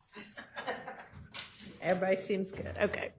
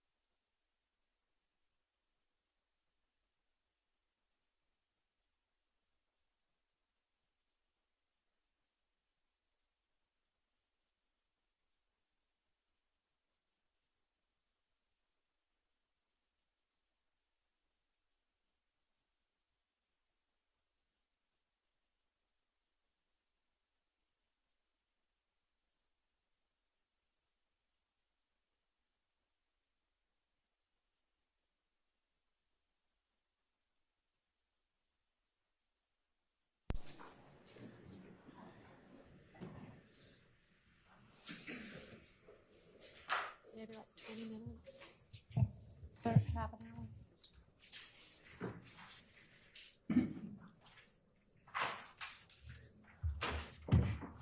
Go ahead, Mr. Short. Thank you, Your Honor. Mr. Zachary. So, on January 28th, 2015, You were arrested on warrants. We already talked about that. Oh, you said on April 28, 2015? On July 28, 2015, you were arrested on warrants from April 28, 2015, correct? It was late July. Yeah, it was late July. And for those actions, for that incident on April 28, 2015, you faced aggravated assault with a deadly weapon against Cecilia Davis, correct? Yes. Okay. You faced, and that carries 1 to 20 years, correct? As to objection as to the relevance of what Overruled. Aggravated assault Your Honor, with a deadly weapon carries Hang on, 1 to hang 20. on, she may have another one. my objection is what I spoke at the bench with respect to the documents that are being sort of fanned about. I understand the objection, as does Mr. Short. Okay. Understand the ruling. Excuse me. That aggravated assault on Cecilia Davis carries 1 to 20 years, correct? Carried 1 to 20 years? I think all of it added up like 189 years, something like that. Okay, we'll get there. Aggravated assault with a deadly weapon against Diamond Wells. I don't really know their names. I know. Okay, so let me ask you this. You do know that you were facing, let's see, you were facing 2 aggravated assault with a deadly weapon. I thought it was more than 2. Okay. Yes. You know what? You're right. 3. Thought it was more than 3. Aggravated battery against Denise Bell, the lady that was shot. That's her name? Yes. You had criminal damage to property charges, correct? Yes. You had gang act violation charges, correct? Yes. And you had possession of a firearm during commission of a felony charges, 2 of those. Yes. Okay. And all in all, to your understanding, as you prepared to go speak to the police on August 5th, how much time did you believe you were facing? I told her, I think they said like 189 years. 189 years? Yeah. Okay. From July 28th, or whatever day you were arrested in at the end of July, to August 5th, the time you gave your statement, you were held without bond, correct? Yes. You didn't have a bond? Yeah. I ain't had no bond. Okay. And you were being held in Rice Street? Yes. Okay, and I'm not going to go through everything about Rice Street, but is Rice Street a place you wanted to be? No. Okay. And I'm not going to get into your medical history, but you have specific medical concerns, correct? A lot of them. Okay. Is that a place that you feel would give you treatment, appropriate treatment for your medical needs, Rice Street? No, I almost died in there like 2-3 times. Okay. You wanted out of Rice Street, correct? Yes. Okay.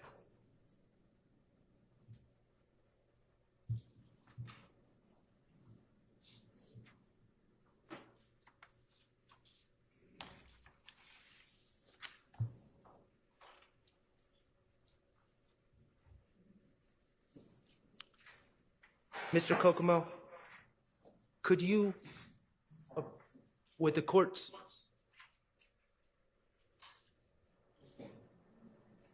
approval, Mr. Kokomo, could you approach Judge May, Mr. Kokomo approach the witness and show him a screenshot Yes. on the computer?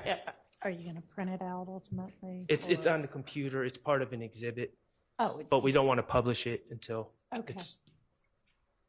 we lay a foundation. Okay.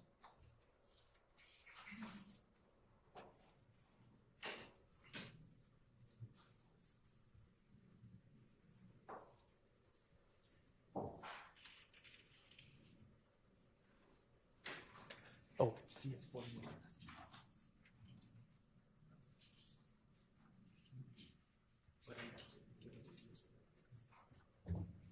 Show the stamp.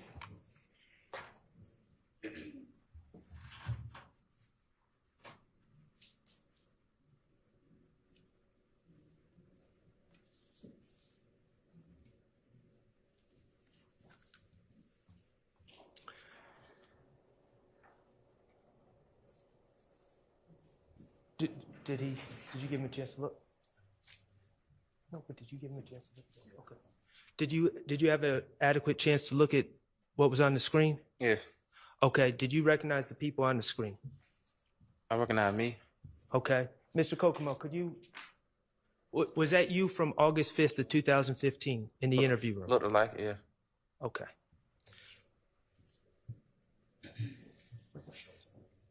No, we're good. We're good. Thank you.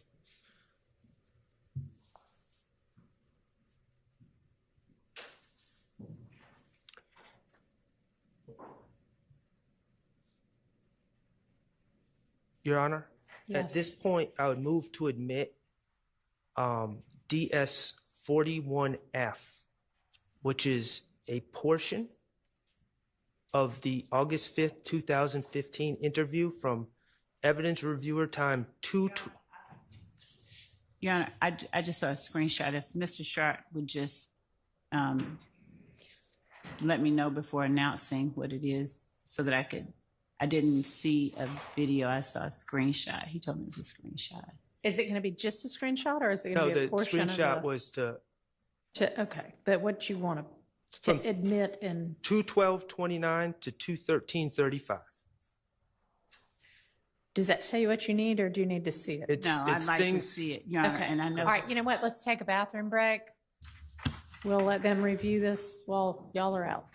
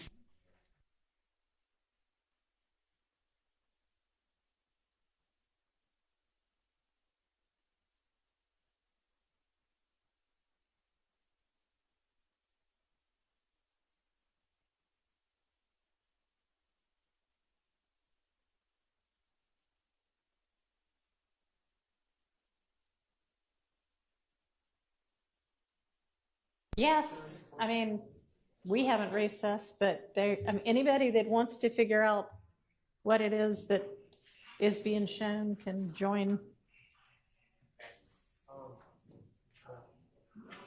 Hmm?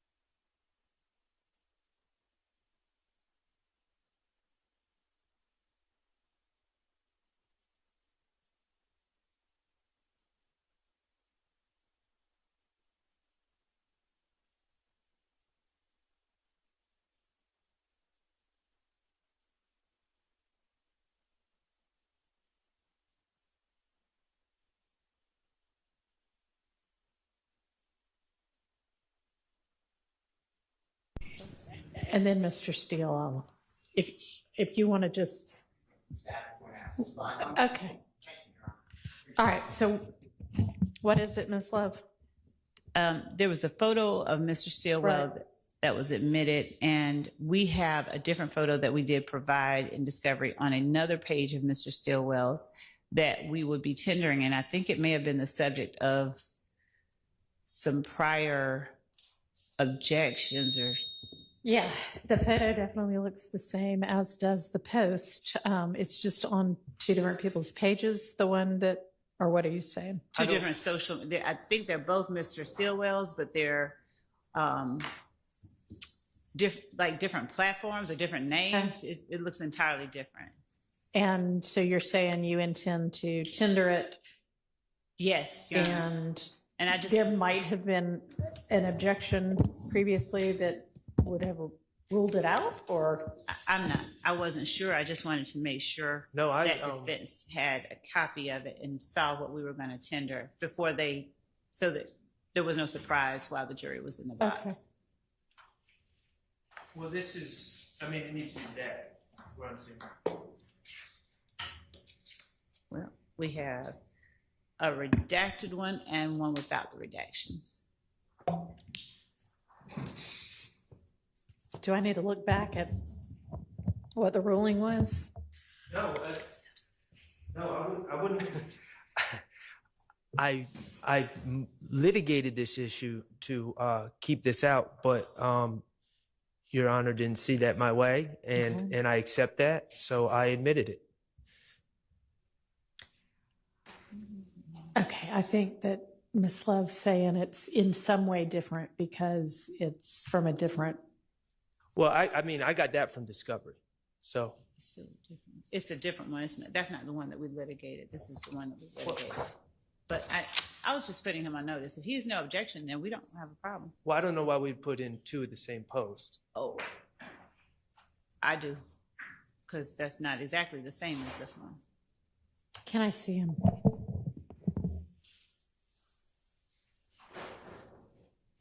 What's different about them? One has a date. Huh? They have. Oh, the date.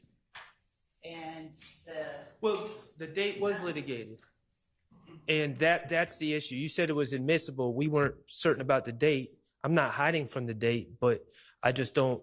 I think someone needs to authenticate the date. I think it's clear it was taken early. Don't talk at the same time. I think it was clear from the testimony, at least Mr. Zachary, it was taken early 2015 or late 2014. He said it might have been. Right. Yes. That I'm not hiding from the somewhere date. in the late 2014 to early 2015 range. And so to answer Your Honor's question, it was litigated with Judge Glanville, I believe, and he said it's coming in.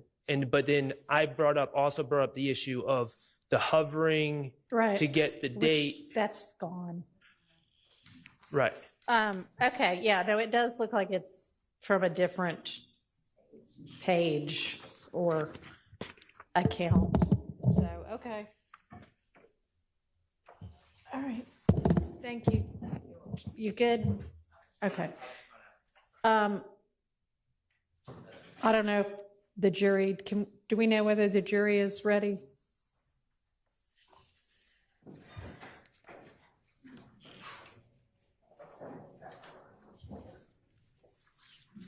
We're trying to see whether the jury's ready yet.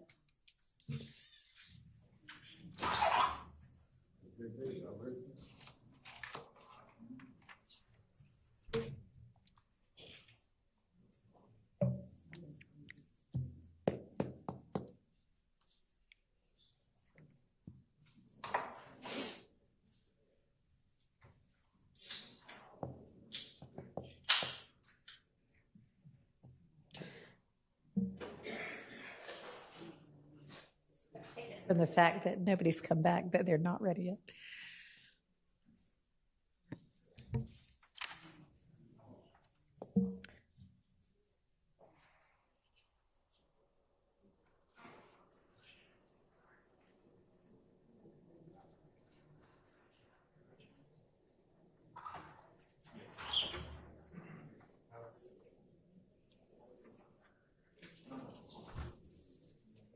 Still waiting.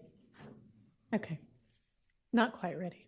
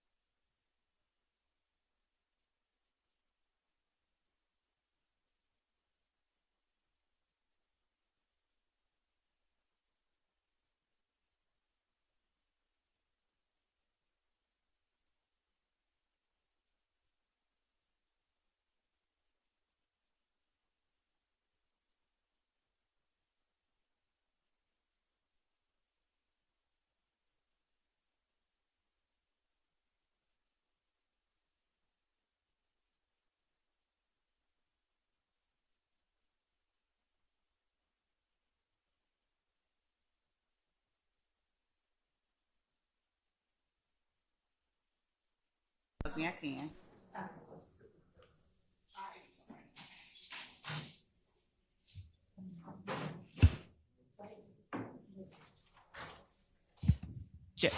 Yes, sir. Yes, ma'am. So Mr. Sharp has brought to me DS 46, which is the indictment only of 15 SC 138994. The state had used 509Y, which was the certified, well, not certified, copy of the indictment and conviction for this witness for that case. But Mr. Sharp has indicated that he intends to tender or attempt to introduce the indictment only. And my objection is that I don't know for what purpose only an indictment is admissible. The indictment is allegations, so it's just hearsay essentially. If he's going to tender the certified or even a copy of the certified, I wouldn't even object since he's already admitted that he pled to it. But to tender the indictment alone, I don't think there's any relevance to the indictment alone. I don't think it's a proper means of impeachment. He's already talked about and gotten the witness to testify that he was that he was charged with these particular crimes. I believe he named all of them. And if I'm wrong, Mr. Sharp can correct me. But I don't think that this is a proper piece of evidence. And I don't mean not just to go back out to the jury. I mean, I don't think that it's an admissible document, an indictment alone. Well, there's two different things. It's what he's charged with by the police and then what he's indicted for. When he went in for that proffer, he was under indictment. Okay. And so the indictment is relevant. Mr. Steele, and I'd be happy to use the state's copy of the indictment, but they didn't admit it into evidence. No. So I can't do that. Mr. Steele is under the belief that he admitted that same indictment during cross-examination of Mr. Sledge, but we're not finding. Okay, well, Just an indictment being admitted, but No, and I don't have a problem if it was for, But I don't have it yet. I- Mr. Impediment? was it admitted? Yes. Not They're an co-defendants, but I can't find it yet. So it's Mr. Sledge, Mrs. Zach, With- co-defendants. yeah. Both pled guilty. I believe that I introduced a prior conviction of Mr. Sledge during cross, Okay. but I can't find it yet. So that's what Mr. the prior conviction is one thing, the indictment alone is the other. and I agree with that, but I'm not, and I'm not trying to impeach him with a prior conviction. That's something completely different. I'm impeaching him with bias and motive of what the police charge him with something, and then the DA's charge him with something under an indictment. And I'm just trying to make it clear that to the jury what the indictment that he was under when he went in and gave those statements. Okay, so you could ask him that question. You can even read from it if you want to. I mean, but I don't think we need all of the language of the indictment nor the indictment itself. Just ask him, were you charged with, indicted for, and then whatever. Okay, I understand. And Your Honor, that's fine. And Your Honor, I'd ask that, as it's a document that won't be tendered or admitted, that Mr. Sharp not be allowed to sort of waive it in front of the jury. I know he didn't do it intentionally. I was just trying to read off. I'm not going to direct y'all about what you can hold in your hands. I'm not. Right. I was just trying to read last time, and I'll do my best to keep it on the lectern. Mr. Steele. Your Honor, I think it does come in the indictment without the attached conviction if we don't have the attached conviction because. Mr. Sharp's fine with just asking questions about it. Well, if he's fine, then that's okay. But my belief is at the time of the proffer, it would go to Mrs. Zachary. If he recognized the document, yes, that was my incentive. So it would be a relevant document. I'm not saying it's not a relevant topic for examination. Right. Yes. We ready for the jury?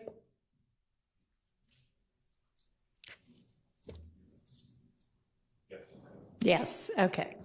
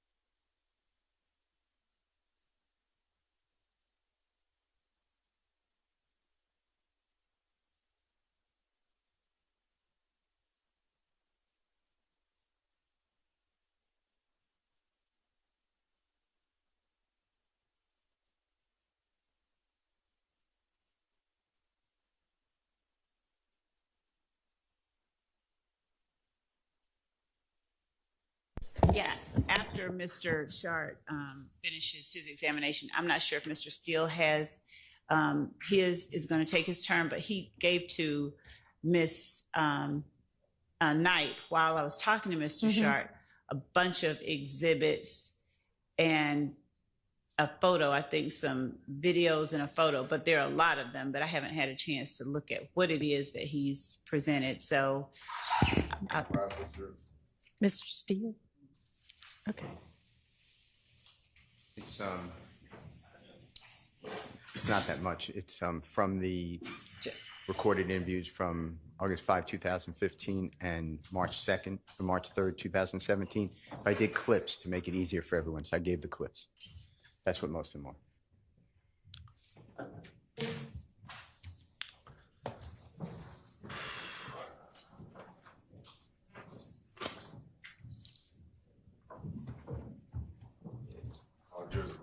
Thank you. Go ahead, Ms. Liv. no, it's Mr. Sharp. Oh, sorry, I just was used to it being You, sorry. Been saying that all day. Go ahead, Mr. Short. Thank you, Your Honor. Mr. Zachary, I want to talk about it. We're going to come back to August 5th, 2015, but I just want to talk to you about something else real quick, okay? Okay. All right. Beyond the April 28, 2015 shootings, you also had some issues in federal court, correct? Yes. And that revolved around your purchase of guns, correct? Yes. And you were accused of being essentially a straw purchaser. Yes. Okay, you purchased 3 guns in 2015, correct? Yes. Okay. One of those, I just want to talk about one of those guns. You purchased a Diamondback DB 15223 rifle, correct? Yes. Okay. And you bought this gun in January 2015, correct? I think it was early January, something like that, yeah. Okay. And you bought that gun for Kenneth Copeland, correct? I didn't really buy it for him, but he ended up with it. So, yeah. Yes. Okay. Well, Kenneth Copeland, and you've already resolved this federal case, correct? Probation. Okay. So Kenneth Copeland in January 2015 approached you and said he needed a firearm, correct? Yes. Okay. And then you're not a convicted felon at the time, correct? No. So you had the ability to purchase firearms. Yes. Okay. And you went to Arrowhead Pawn Shop to purchase a firearm, correct? Yes. And that was because Kenneth Copeland asked you to purchase a firearm, correct? Yeah, he asked me for a gun, yeah. Okay. And when you went to Arrowhead Pawn, you didn't go by yourself, did you? No. You went with Kenneth Copeland and Antonio Sledge, correct? I remember me and Copeland, I don't remember Sled. Okay. And when you purchased this gun for, and as far as you know, you're the first person Kenneth Copeland came to asking this favor. Objection, speculation. As far as you know. He told me that, he said he told me the gang unit or something, told me he can have a gun or something. It was something like that. He told you the gang unit told him he could have a gun? Yeah. Okay. But what I'm asking, you don't know of him approaching anyone else before you to try to get their help. As far as you know, you were the first person he came to. Yeah. Okay. And you purchased this gun for Kenneth Copeland. Objection, asked and answered 3 times. Okay. Did you charge Mr. Copeland anything to make this purchase for him? No. Okay, you did it on friendship, correct? Yes. And that gun is the same gun that Kenneth Copeland ended up getting charged with on April 28, 2015, leaving it in the bag at the rec center, Dunbar Rec Center, correct? Objection, cause for speculation and hearsay, unless he was there. So, Well, do you know what happened to that gun? Your Honor, I would ask that he provide a basis for his Sustained knowledge. as to the prior question, you've changed the question. If you know from personal knowledge. What happened with the gun? Yeah, not from somebody telling you. Yeah, I'm on probation for it. He got caught with the gun. Who got caught with it? Copeland. Okay. All right.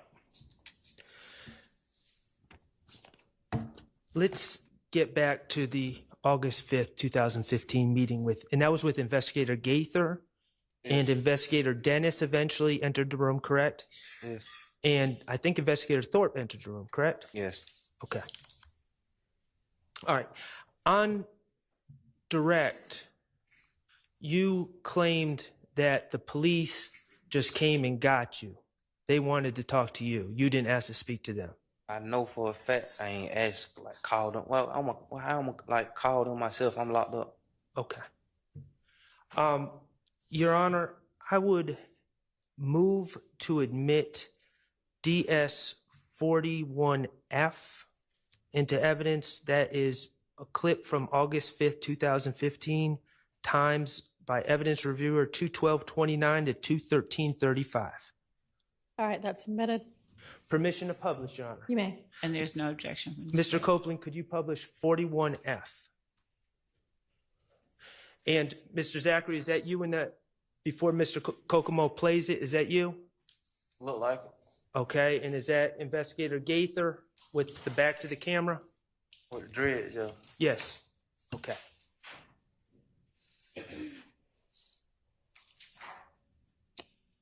Move like that. Whip that.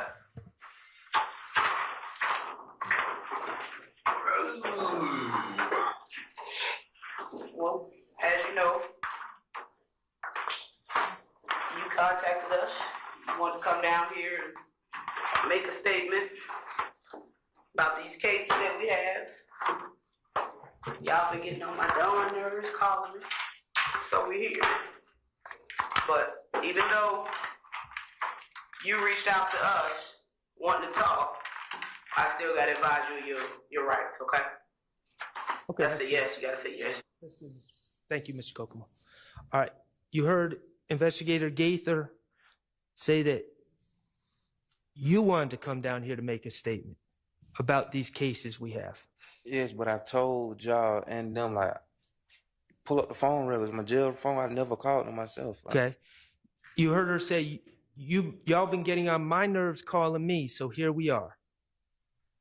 You heard her say that? yes. Okay. And you never corrected her on that? I was going through withdrawals then. I don't remember. I mean, I probably wouldn't even focus. Okay. You were going through withdrawals in jail, correct? Yeah. From the date you were arrested in late July to August 5th, you were going through withdrawals. If you look at my jail records, like, they always had to go through detox. What kind of withdrawals? For what? From Xanax and Roxas. What does that feel like? Roxas. What does that feel like? Painful some days, like stomach, head. Is it misery? Yeah. Now you're saying that you didn't call Investigator Gaither personally. No, I didn't. Did you have family members calling her? I think I had someone say they called her and asked her what I was locked up for and this and that. Who was that person? Was that SG, your girlfriend, that was calling Investigator Gaither? I don't remember. It was somebody. It probably was her. Or was it your family, maybe your father? Or your... Nah, my father ain't calling no police. Okay. Well, you heard Investigator Gaither claim that people had been calling, or you had been calling repeatedly. Yeah. Okay. The bottom line is you were desperate to get out. Yeah. Objection, asked and answered. Overruled. Yeah. Yes. You wanted to have that meeting on August 5th, 2015, didn't you? Really? Yeah. You wanted to talk to the police. You were sitting without bond, facing 189 years, without any hope of getting out. Isn't that correct? Yes. You wanted to talk to the police to try to get yourself out of trouble. At that time, I didn't know the details of that case right there, like what I was meant, like why I was being charged, but I know the gun I had got caught with, from what they was talking about in my last plenary hearing. That's what I knew. Okay, you knew, okay. From your preliminary hearing, you know you'd been caught with that gun. Yes. And you knew that that gun was going to be linked to the shooting of a lot of shootings. And you wanted to get out in front of it and talk to the police. Yes, because I knew they had that gun over my head. Your goals, and you had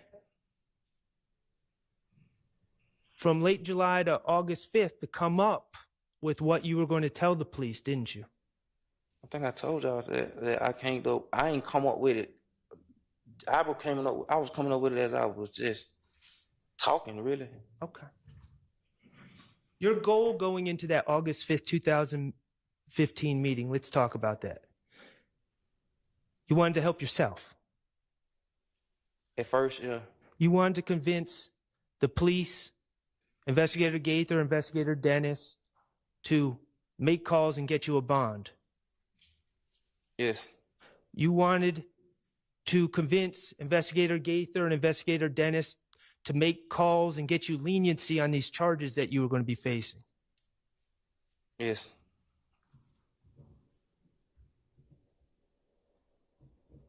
Actually, the first thing you wanted to do is try to convince Investigator Gaither that you were innocent, that you weren't even there, right?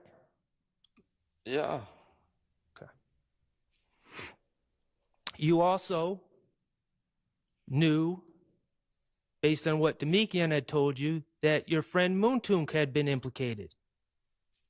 I mean, like, we really don't be hiding that from each other, so yes, I know. Okay. And you wanted to clear Moontunk, Antonio Sledge, as a shooter in this incident. You wanted to clear him from being a shooter. As a shooter, yes. Okay.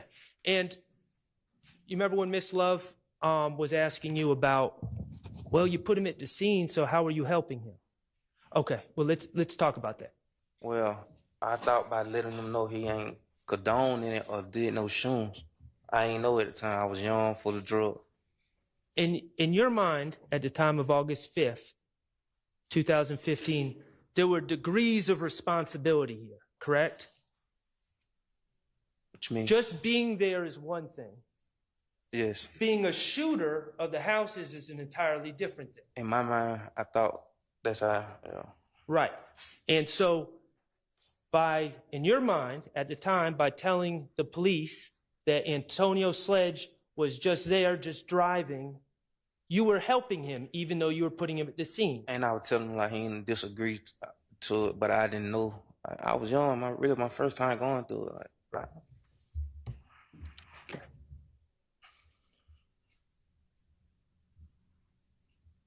You also wanted to get revenge on Demikian at this meeting, correct? Yeah.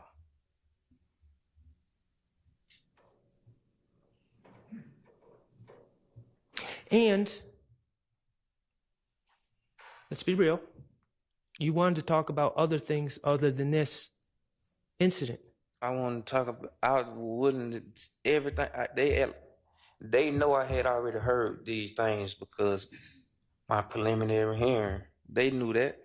You know how the system works. You knew how the system works. Objection made. No. Sustained. You knew that people such as yourself, when you're in trouble, one way to get out of trouble is to give information on other cases, correct? You knew that. I don't know. To be honest, man, I was just young and dumb doing something, man. Thought I could. Well, you wanted to talk to Investigator Gaither not only about your case, but you wanted to talk about other cases, didn't you? Cases that had already been, it's like, if you go get my preliminary hearing transcript, you'll see that a lot of these cases are already talked about. And I knew I had got caught with the gun that did a lot of these cases. Isn't it true, Mr. Zachary, that you first started trying to talk about other cases and Investigator Gaither had to tell you, before we start moving on to other cases, we got to deal with your case first. Isn't that true? Yes. Okay. And the reason you wanted to talk about other cases is because information that you give is a bargaining chip for leniency in the future for you to get out quicker, correct? I thought, but okay.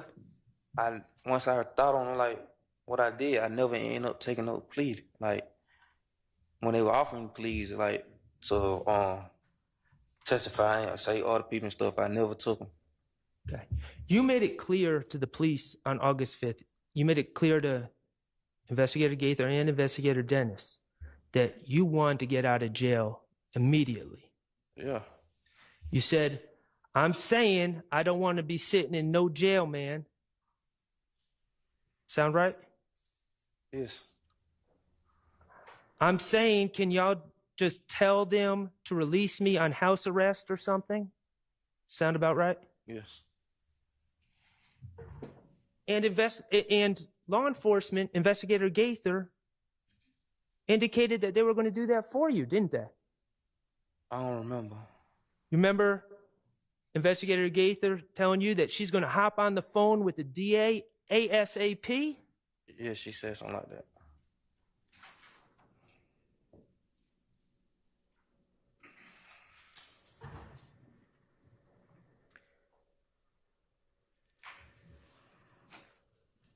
Mr. Zachary, when you sat down with Investigator Gaither and she wanted to talk to you about the April 28th incident first, your first thing you told her is you weren't there, isn't it? Yes. Your Honor, I'm going to move to admit DS41A, which is August 5th, 2015 interview 21851 to 22201. Admitted. Yes, no objection. Okay, Mr. Kokomo. Oh, permission to publish, Your Honor. You may. Thank you. Mr. Kokomo, could you please publish DS41A? Talk about this, what you've been charged with.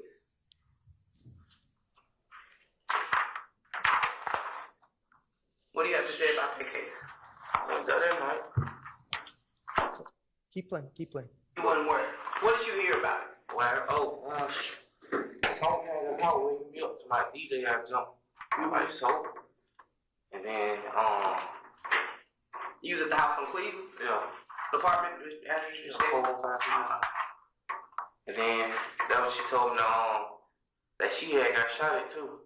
That same night? Yeah, she said that they had gotten a whole bunch of shooting, and then like Ill Gang had pulled up at my cousin's house. Cause my cousin's over there, boy named Tate. Y'all know. Yeah, Javante. yeah, I don't know his name, but she was going in the house. She said they were started shooting at the house, like they were shooting from the parking lot. She said, Where is this house located at? What you talking about? Landrum apartment. Landrum in Zone 4? On campus. Off campus? Yeah. So who stayed over there again? My cousin Liz, right? And Tate. That's what Javante said? Yeah. She your blood cousin? Yeah.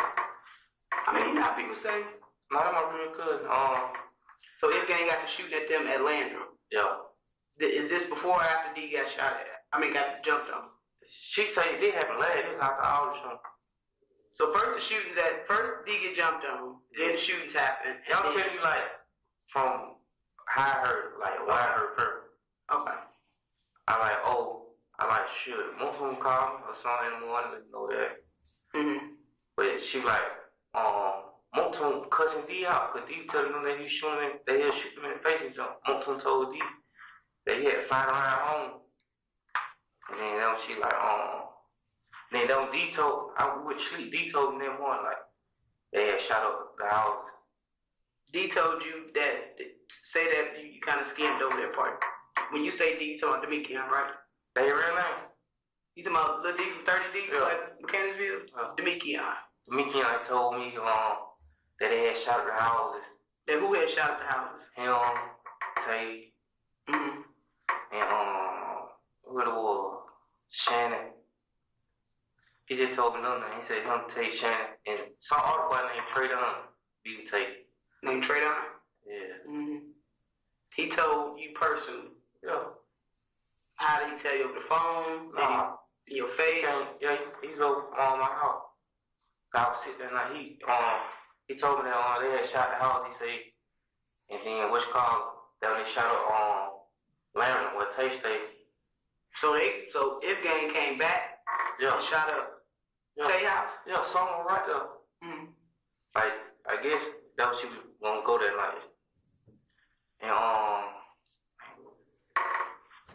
he said that when they went and Pierre home. That when they went and shot up Pierre home. Who went up and shot up Pierre home? Him, Tay, Shannon, Trey Dunn. He told me them full name. He heard you say them at once. What? All right. Thank you, Mr. Kokomo. Mr. Zachary, the first thing you said in that interview was that you weren't there that night. Yeah. That was a lie. I told you 400 times it was a lie. You claimed that you were at your house on Cleveland Avenue that whole night. Yes. That was a lie. Correct? I ain't go to the club and stuff for real. Okay. But you weren't there all night, were you? Nah. All right.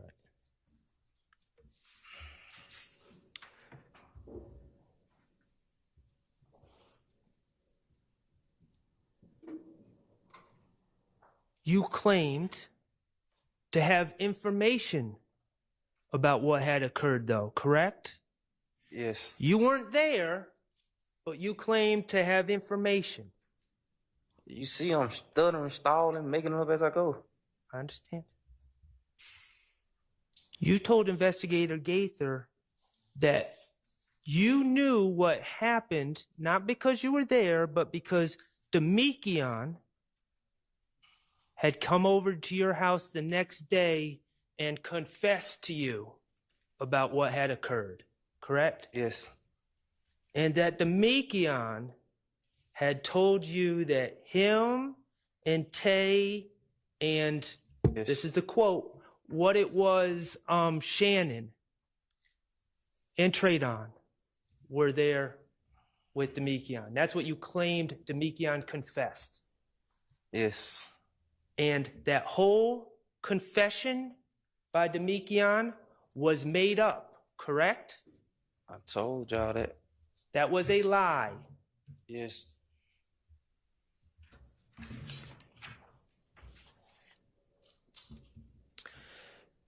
Your Honor, I would move to admit DS 41B, which is evidence reviewer 223 to 22443. No objection from the state. Permission to publish, Your You Honor. may, admitted.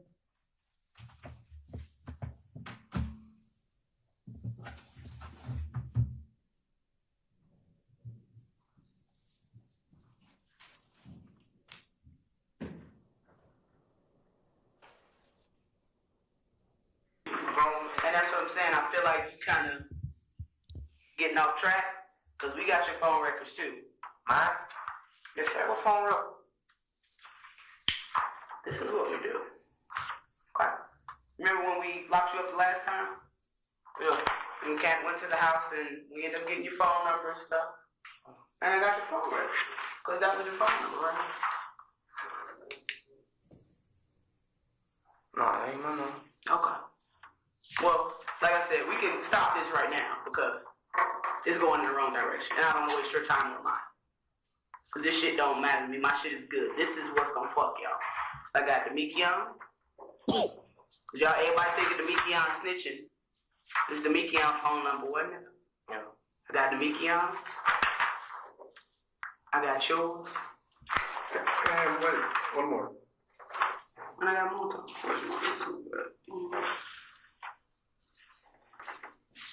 662, whatever. So I don't have no reason why. So the media ain't necessarily have to tell it. You know what I'm saying? Technology told them. So that's what I'm saying. That's why I was impressed about coming to get you and coming to talk to none of y'all. Y'all want to talk to me? That's fine. This is the opportunity for y'all to say y'all said. This is what's going to fuck y'all. So I feel like, once again, you kind of going in the wrong direction. You said you're going to come down here and be honest about shit. I'm being honest. You wasn't there. Oh, I'm sorry, Mr. Kokomo. I'm sorry. Let it play. I'm from my window. So then we really ain't got much to talk about. This shit is on you. It ain't on me. So y'all don't talk about other cases. Okay, let's talk about that.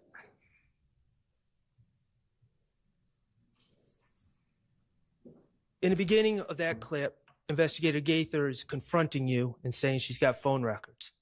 Yes. Okay. And she's telling you that she knows you weren't home all night. Yes. And you say to her, I'm being honest. Yes. That was a lie. You claiming you were being honest was a lie. Yes. You said, I promise I wasn't there. That was a lie. I told y'all it was a lie.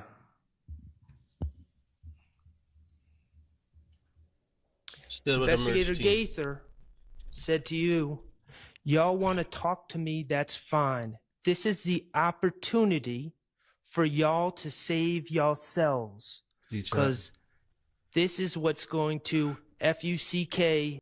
You can't always look out for people, you heard? Let my brother use some tools. Somebody stole my impact gun. All type of shit. No, I'm trying to kill people. Not like kill people. But you know what I mean. I'm sorry for stopping. Gotta get a little vent here with y'all. Cause it really pissed me off. Fuck yeah. Shouts out to everybody that's tapped in on YouTube. Everybody that's tapped in on the Rumble. Everybody that's tapped in. Appreciate y'all, man. I'm gonna start this back up. Y'all. This is the opportunity for y'all to save yourselves. What did you take that to me? $400 bucket empty. Fuck everybody. Say it one more time. Fuck everybody. What's that mean? I told you, like, I was just really making, like, at first I was making up stuff as I was going. Let me ask you this. When you say F everybody, everybody includes Shannon? It really was towards him and Demekion anyway. Okay.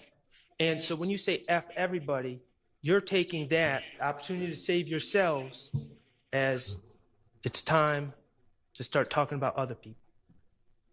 Yes. Okay. And what did you say right after she said it's time to kill your time to save yourselves? Isn't it true that you looked at Investigator Gaither and said, so y'all want to talk about other cases? Yes. Right after lying about your own case, you wanted to talk about other cases. Cases that I had already heard during my preliminary hearing, like I've been telling y'all about the gun that I got caught with. I got you.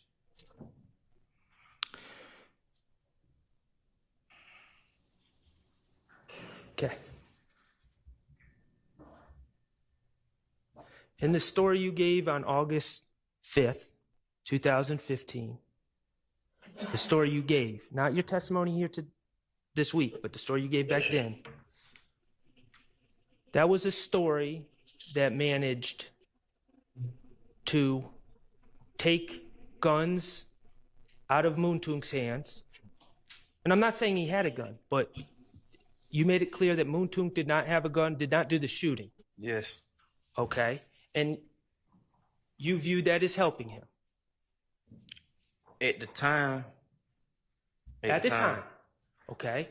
And after lying and saying you weren't there, the story you told managed to add someone else into the car. Correct? Yes. Shannon. Yes. And that story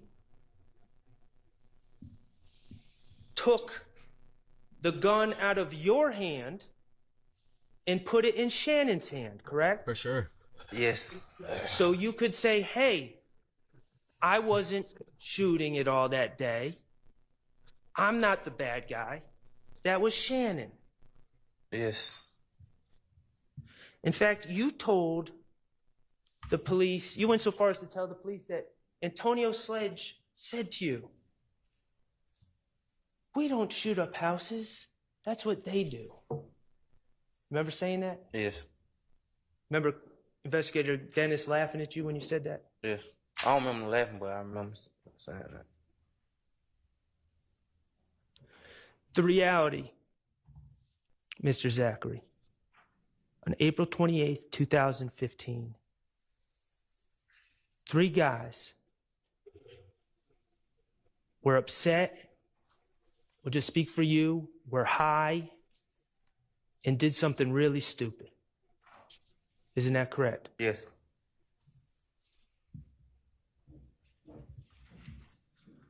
Those three guys were yourself, Demekion Garlington, and Mr. Sledge. Yes.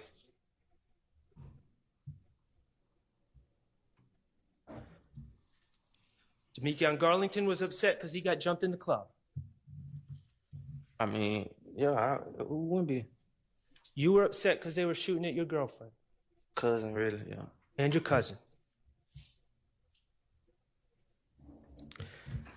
And the ballistics from that scene, as you've come to know, I'm going to object based on hearsay because this witness's information about ballistics from the scene would only be based on hearsay. It was, Your Honor. It was Your Honor, I'd ask in his Mr. knowledge. Sharp. Talk at the same time, It please. was in his knowledge when he gave this statement, and that's what's important. Your Honor, the And I question assume- was Ms. Love. the question was about the ballistics on the scene, not what he believed, but he specifically stated the ballistics on the scene. That would be based on hearsay, and anything that he is eliciting from this witness about ballistics based on the scene, unless he has a way of having personal knowledge beyond hearsay, it's based on hearsay. Your gun, Now, respond. I'll just move on. changing- Okay, great. Your gun, the gun that you had, the gun that you were arrested with on May 5th or 7th, 2015, ejected shell casings on that scene, correct? Objection answered and hearsay, Your Honor. It's not hearsay, it was there. It is. Overruled. What? I answer. Your Honor, the witness. Did the court mean overruled? Because he's already said that he didn't know. So it was asked and answered. Well, overruled.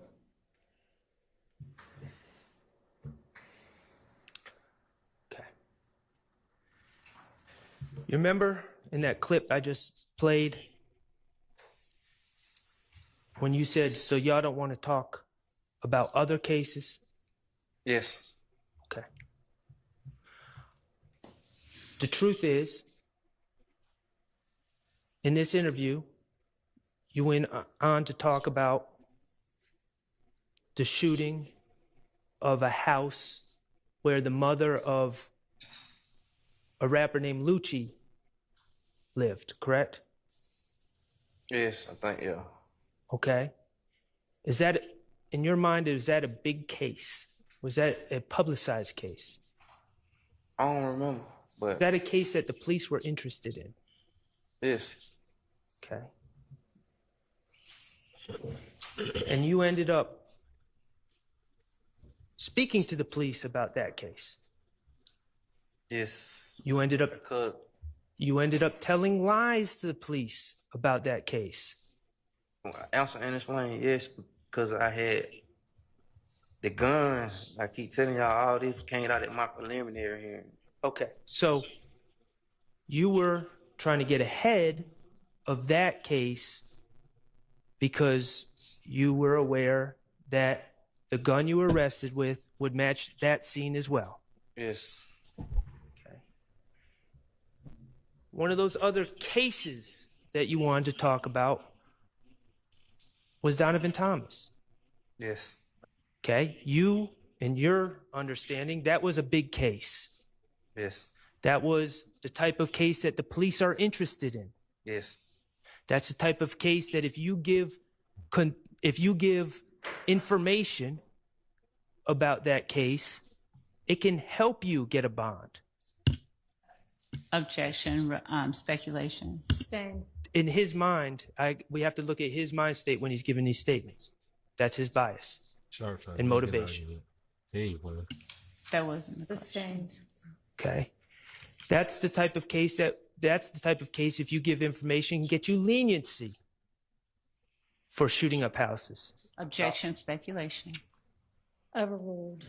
That's what I thought at the time. Okay.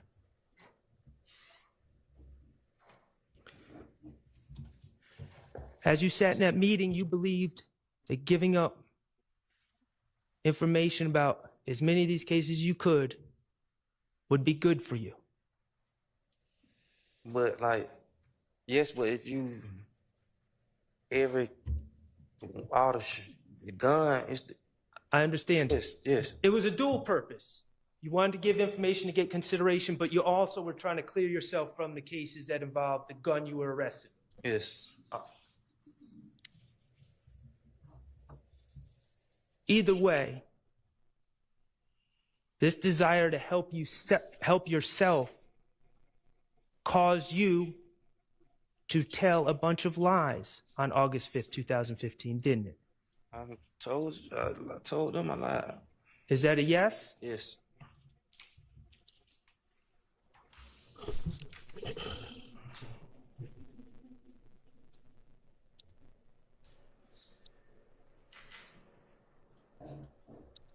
Okay, that information.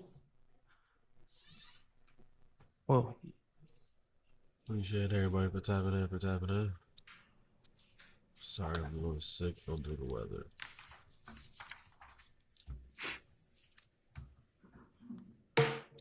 Let's talk about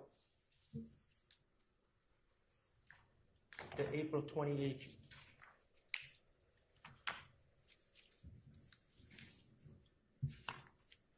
Actually.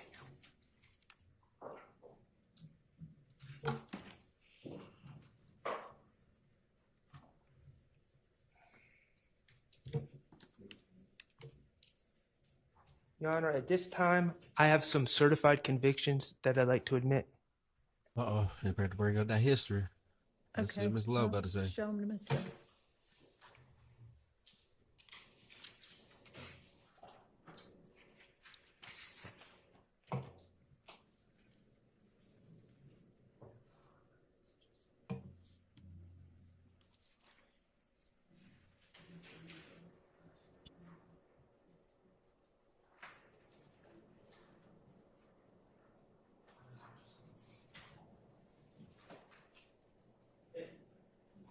And Your Honor, for the record, if there's extraneous papers, I would like to just discuss that when we have a moment. But I'm not suggesting that there may be extraneous papers in there.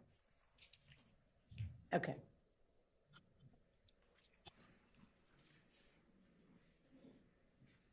In a minute, we're going to talk about a new Diddy situation.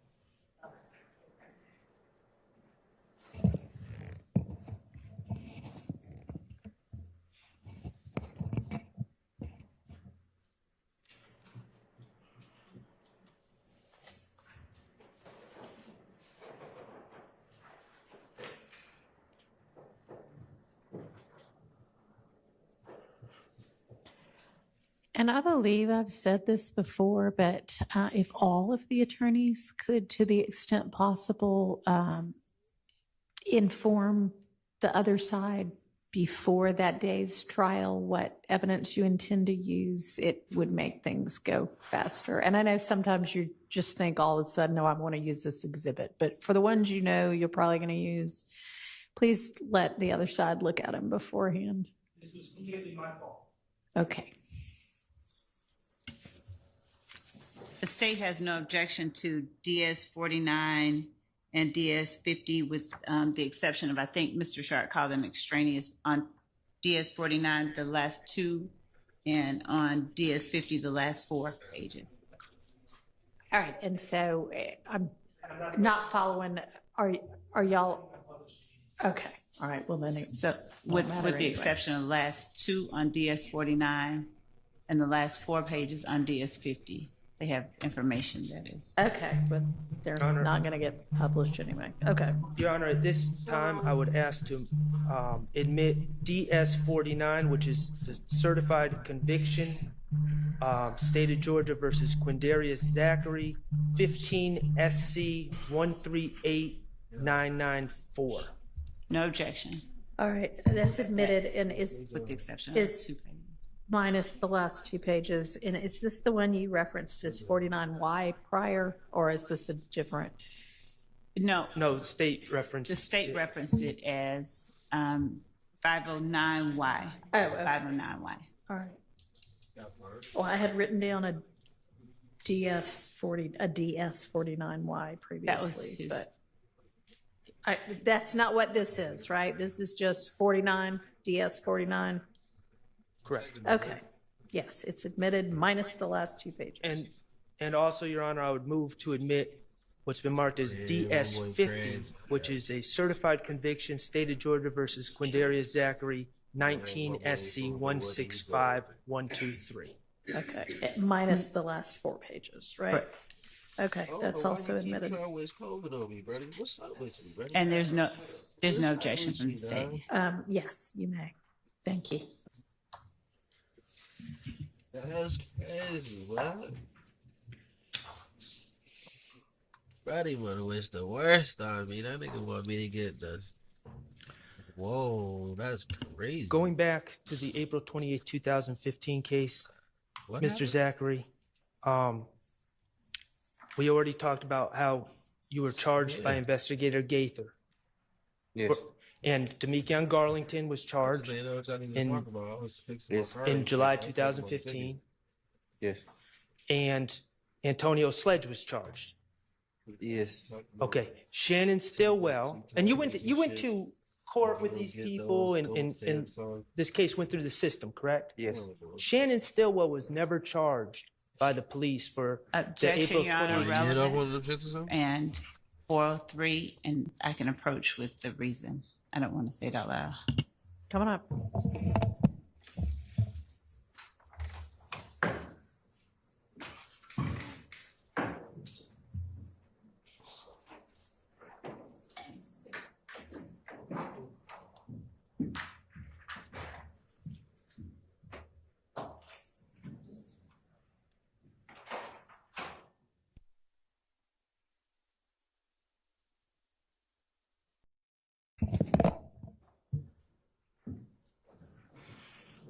Thank you.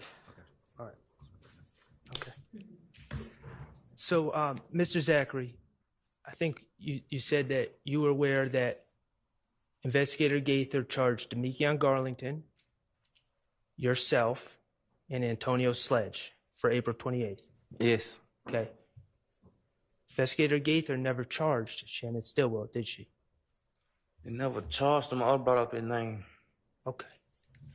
All right. And this case, and I think it's right in front of you, this case, the April 28, 2015 case, was indicted by the Fulton County District Attorney's Office, correct? Yes. Okay. And May. it was indicted on November 13th, 2015? Yes. Okay. And that would have been, November 13th, 2015 would have been 2 months and 8 days after you gave this statement. It's claiming that Shannon Stillwell was there. I guess. Okay. That's how long it would have been. All right. No, actually, I'm wrong. 3 months and 8 days. I guess. Okay.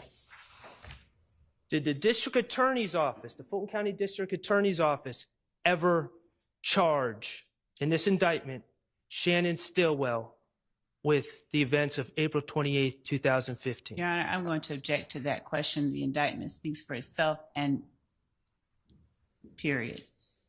Sustained. The people charged were you, Antonio Sledge, and Demekion Garlington, correct? Yes.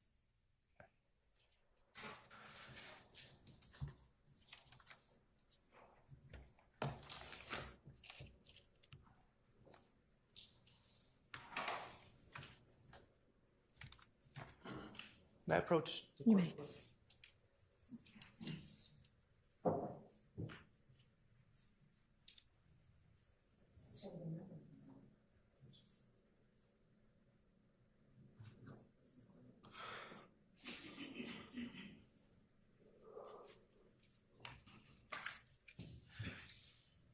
you're aware that this April 28, 2015 incident is alleged.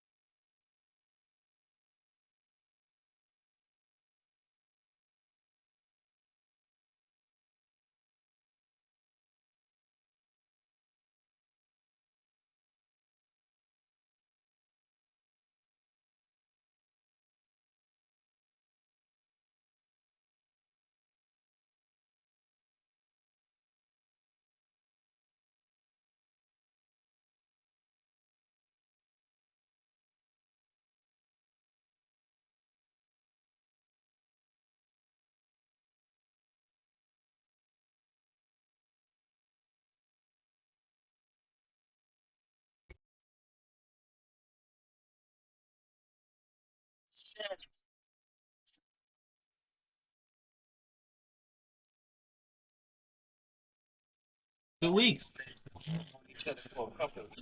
2 weeks. They said, yo, you ever notice a difference between when Dolph died and how Juke died? They said, yo, it was some older niggas that killed Juke. Why you think ain't nobody been caught yet? I said this shit, bro. Yeah, man. I said, bro. And them niggas that's sliding for Dolph. Them niggas really put in work, Brady. Like them niggas. He said, yo. There's been a lot of sliding for Dolph, man.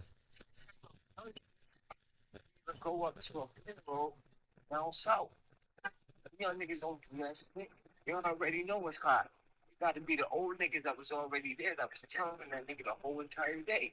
Why do you think I said, yo, he said, yo, that's his thing. He said, yo, your name Kenny, right? I said, yeah.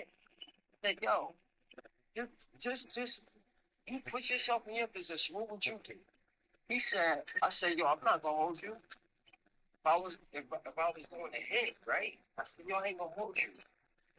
If it's only 8 minutes from where Dolph was at, if it's only 8 minutes to get to Mississippi, I'm having to beat me in 8 minutes on that Mississippi border, bro.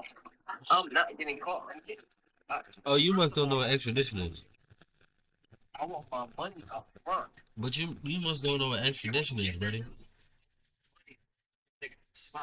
Yeah, Brady. You think because you jumped the state lines, you're not going to jail, Brady? I know what? You think because you jumped the state lines, you're not going to jail, Brady? Why? It's my motherfucking house. Like, you're telling me to be quiet to my shit. What's wrong with this nigga, yo? What's wrong with this nigga? They gonna tell me to be quiet. I don't even know your name. No, you don't know what's your name? Today, you know, it was conversation, bro. It's all good. That's crazy.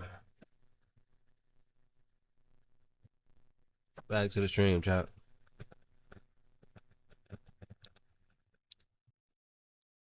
Oh shit!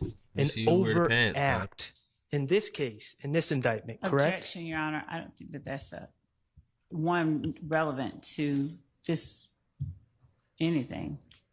Sustained. Okay.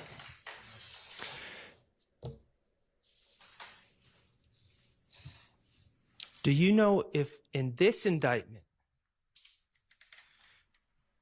Shannon Stillwell is even accused of the April 28, 2015 shootings? I don't know. Okay.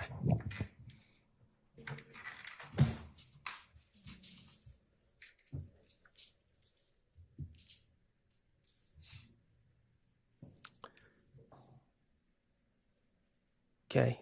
9 years have passed since the shooting of Mr. Bennett, YFN Lucci, his mother's house. Okay? Yes. Okay, and 9 years, 9 years have passed since you gave this statement to the police, correct? Yes. Okay. Are you aware of Shannon Stillwell ever being charged for that crime based on your word? Objection, asked and answered. Sustained. All right. We're going to move on to what you said about the Donovan Thomas case back in 2015, right? Okay. And I know that you've said it's lies, correct? Yes. Okay. You actually gave 2 statements to the police about these, all of these things. You met with the police on August 5th, 2015 with Gaither, Dennis, and Thorpe, correct? Yes. And then as the state brought out, you also had a proffer session set up by your attorney, correct? That I didn't know nothing about. Okay, to your understanding, did your attorney set that up? I never knew until I got there. Okay. That's why we had, I think it's supposed to be something happened behind that or something. I never heard nothing else about it after the fact. To your understanding, was the purpose for you to give information on other people to try to get leniency on your case? I told you, I don't even know like what that was. Like I never even, like to be honest, like that wasn't even my lawyer at the time. Okay. So that's how I don't know. Though I told you something supposed to happen behind. Well, let me ask you this. On March 3rd, 2017, you were still in jail, correct? Yes. Still wearing a blue jumpsuit, correct? Yes. And March 3rd, 2017, it was no different than August 5th, 2015. You wanted out, correct? Yes. You were still facing the same charges. Yes.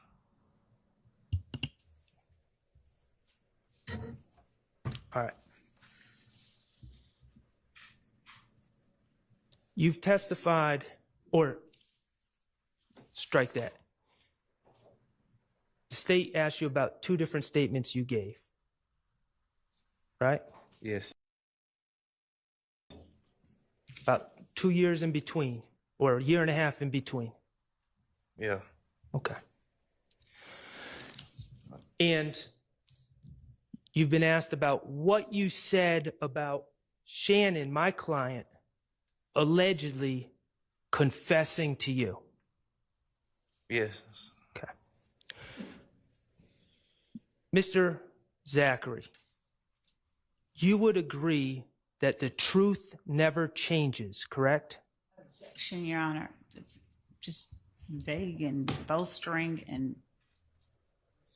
Overruled. You would agree the truth never changes? Yes. You would agree that if you tell a true story on different days, that story should not change? Objection, vague, improper. Overruled. Man, I ain't. Answer my question, and you would agree that if you tell a true story on 2 different days, that truth should not change? Yes. Okay. All right. Your Honor, I'm going to move to admit DS 41D, which is August 5th, 2015 statement. Evidence reviewer 25115 to 25145. And Mr. Kokomo, if you could pull it up but not play it yet. Is this D and it's in Delta? D. Okay. S, yes. No, I'm sorry. Oh, I'm not sorry, the the bat, DS. yes, Delta, thank Yeah, you. okay. Yes. DS. Which one? DS. DS 41 Delta. Thank you. And, State has no... oh, I'm sorry, go ahead. I was going to say state has no objection. All right. Okay. And Mr. Zachary, in these interviews, they asked you about where and when this confession occurred, correct? Yes. All right. Mr. Kokomo, could you publish DS41 Delta? All right, and it is admitted. Where were you guys when Shannon was telling you this, and what day was it? The same day or the day after? Same night. Shannon, I walking through. I had just walked me and Mooks when I just pulled up at the house. Mm-hmm. And Shannon finna go to a girl house. And all the bullets was going out the gun. Like, he like, we ain't got no guns. They see Mooks some gun. Right. Mooks had a little handgun. They see Mooks some gun and go to the store. Mooks say, wait, I ain't got no bullet. And that when Shannon started talking.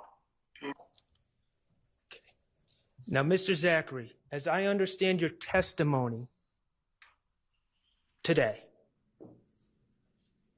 your testimony is when you showed up at Jeffrey Williams' condo that night or that morning, early hours of the morning, Shannon was not there. Is that your testimony? I'm talking about in court now, under oath. I think when I first got there, Shannon went down. Okay. However, in this statement that you gave August 5th, 2015, you told the police that you pulled up with Muntunk and you saw Shannon when you arrived. Oh, man, go ahead, answer.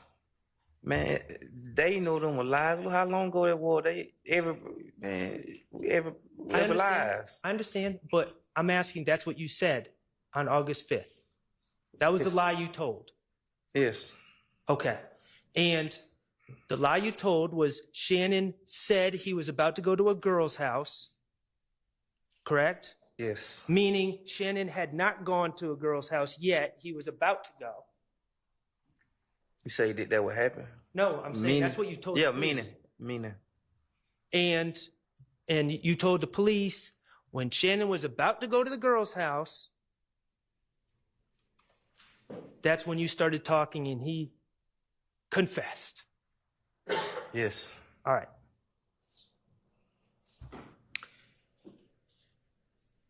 Your Honor, I'd move to admit DS37B, which is from the March 3rd, 2017 interview from 3418 to 3438. No objection. Admitted. And permission to publish. You may.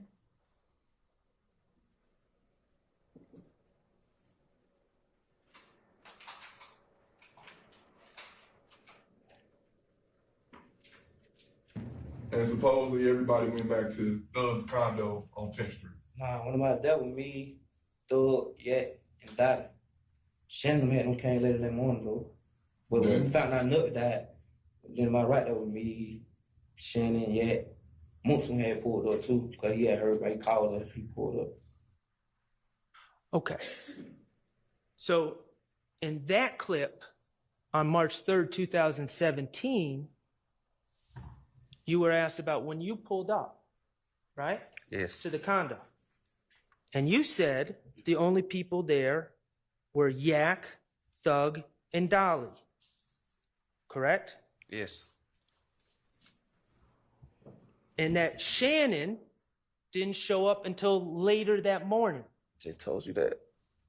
Yes. You told them that Shannon was not there when you arrived at Jeffrey's condo. Yes. Okay.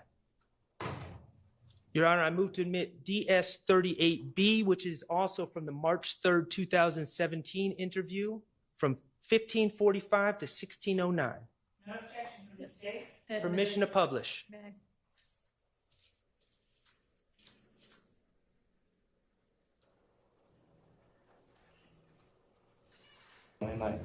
Who was with you at the condo when Uncle called and said? Me, Thug, Yak, and Dolly. Me, Yak, and Dolly. And the Thug girlfriend. Where was Shannon? him and Demekion with some girl. Some girl dropped him off at the condo. Later on? About right 4-9 time, like 4, 5 in the morning. 4, 5 in the morning. That's Okay. And that clip, that second clip from March 3rd, 2017, again, you say that Yak, Dolly, Thug, and you were at the condo. Yes. Correct? Yes. And you were specifically asked, where's Shannon? Yeah. And you told, did you recognize that voice as the person who asked you? Dennis. Okay. And you told the police and the DAs that were sitting in that meeting that Shannon was with some girls with Demekion. Yeah. And they didn't show up to Jeffrey's condo until 4 or 5 in the morning. I told you that, yeah. Okay. I'm going to, Your Honor, I'm going to move to admit DS-39A, which is also from the March 3rd, 2017 interview, 1815 to 1833. It's admitted. Permission to publish. You may, and I'm sorry, did you say 38 or 39? 39A. Okay.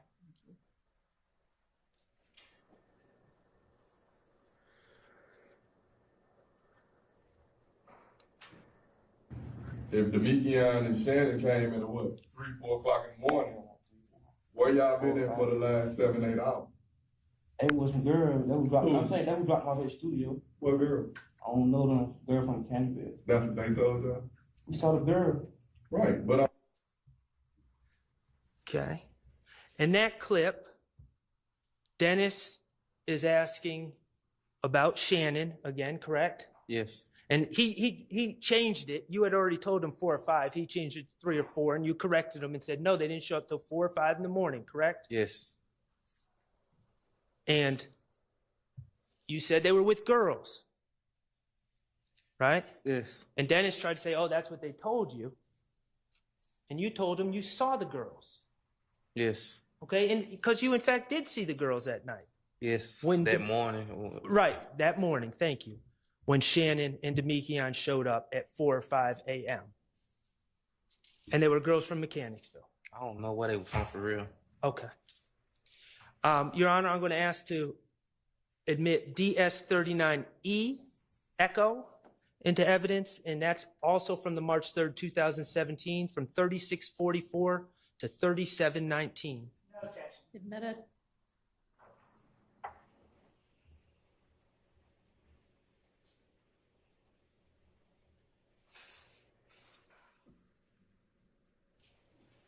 And you talked to Shannon when he got there that night? That morning, yeah. All right, and that's when he told you that he actually was in the car. Just said we caught him down bad. All right, that he and some other guys killed Nut, basically. Just said we caught him down bad. All right. Well, he said that he ran across Nut that night, Yeah. anyway, right? And he said he was with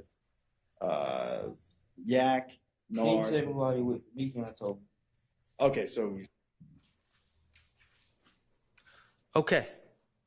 So that is where you're telling the lie on Shannon in the 2017 interview, correct? Yes. All right. Now, I understand it's a lie, but let's talk about the details that you gave there in that clip.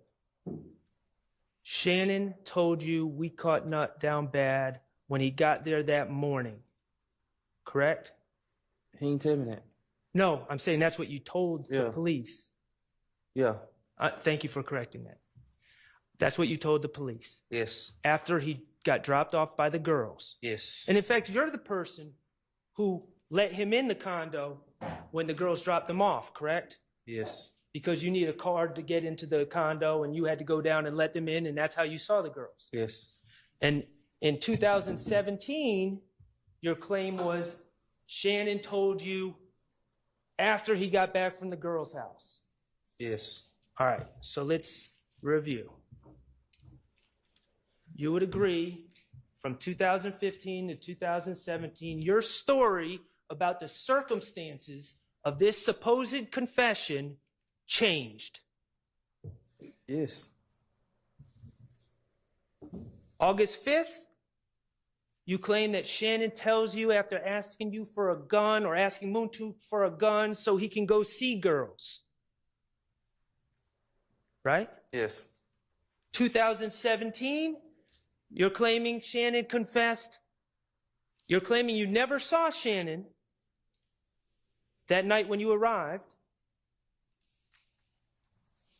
And you're claiming Shannon confessed after he returns, after he's been dropped off by the girls, which you saw.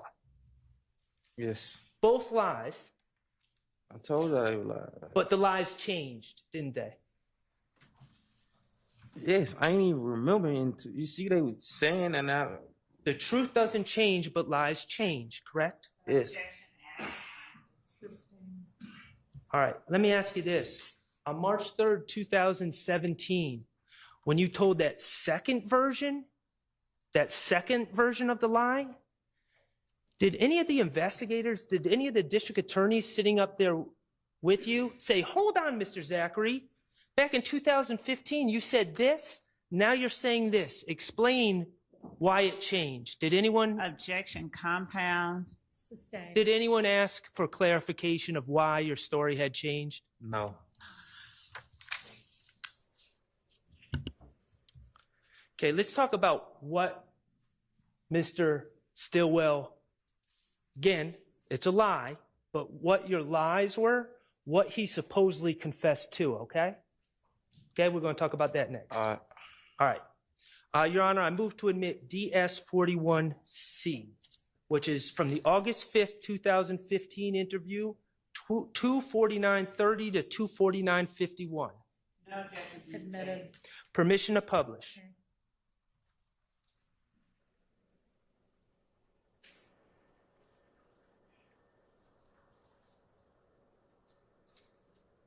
Nothing, man. So, do you remember the exact words that Shannon told you as far as what happened? Yeah. Like we said, caught nigga nut down bad. You said we caught the nigga nut down bad? Yeah. I who?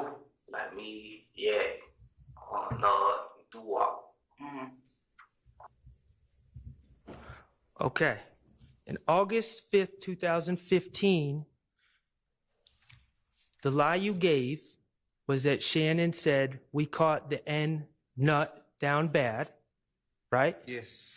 And the lie also, you also added to that lie by saying Shannon told you that it was him, Yak, Nard, and Doo-Wop in the car, correct? Yes. And as Ms. Love has brought out in direct examination, you also claim that Shannon gave you all sorts of details about the incident. That was a lie you told in 2015. Yes. Okay. Your Honor, I move to admit DS39E, Echo, which is from March 3rd, 2017. No objection. 3644 to 3719. Admitted. Permission to publish. Okay.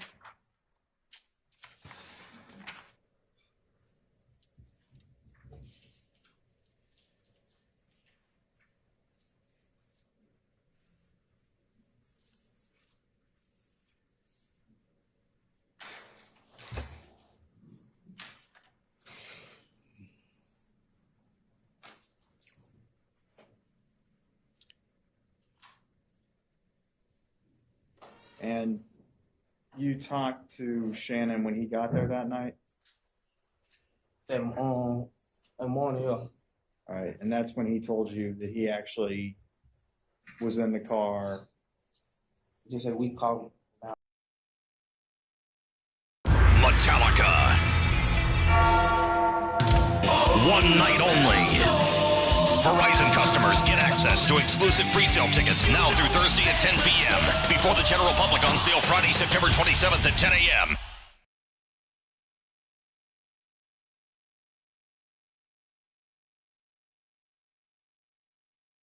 Good morning. IT, they got sucked into emails again. It's okay. We just approved Grammarly for the whole company. It's AI, writes an instant first draft, and works everywhere.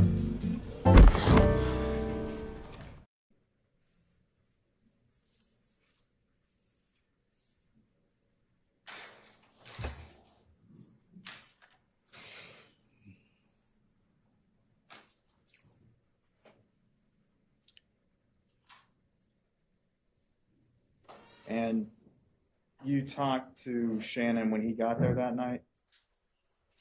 That morning, yeah. All right, and that's when he told you that he actually was in the car. Just said we caught him down bad. All right, that he and some other guys killed Nut, basically. Just we caught him down bad. All right. Well, he said that he ran across Nut that night, anyway, right? And he said he was with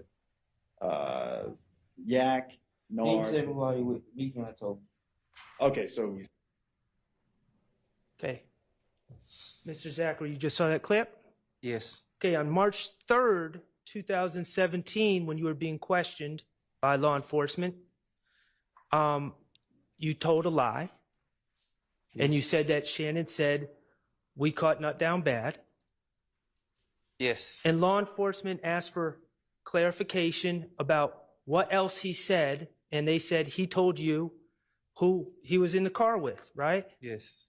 And you told law enforcement, no, Shannon didn't tell me who he was in the car with. Demekion told me. Yes. Okay? Your story about what Shannon said to you changed. Yes. From August 5th, 2015 to March 3rd, 2017. Yes. August 5th, he's given all these details. March 3rd, 2017, he just says, we caught someone down bad, and you get the details from someone else. Yes. Okay? Your Honor, I move to admit DS40D, which No is objection from the for the state. March 3rd, 2017, 25923 to 25946. Ms. Kokomo, if you'll play that when you get it up.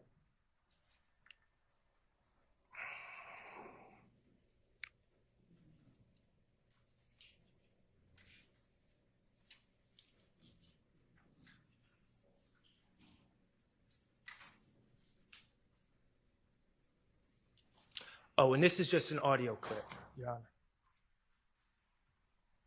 all right. So that was one of the four guys that was in the car when Nut got shot.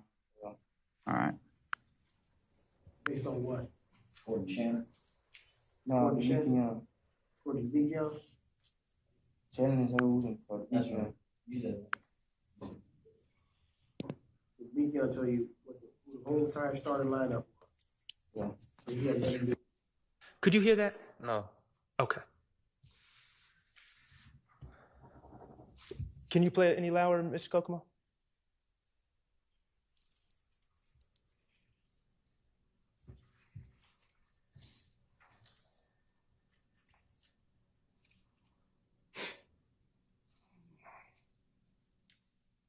And if that doesn't work, he might be able to plug those headphones into that laptop.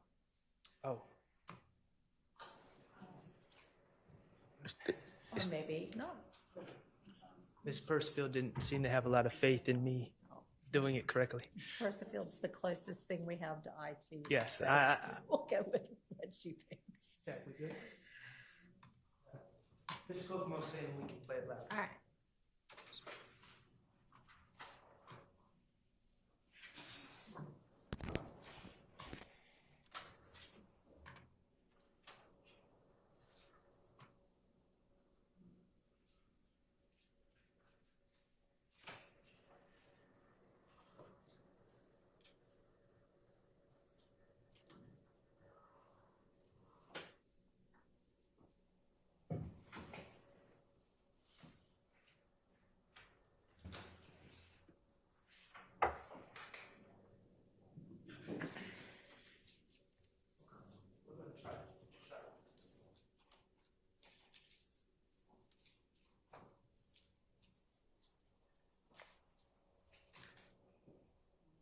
Yeah, I don't know about the seating arrangements.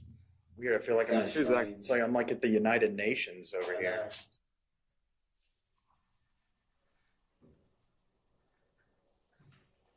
And Mr. Kokomo, it's 25923. He's trying to pull it up on evidence I review. didn't think that part was the part that was Right. relevant.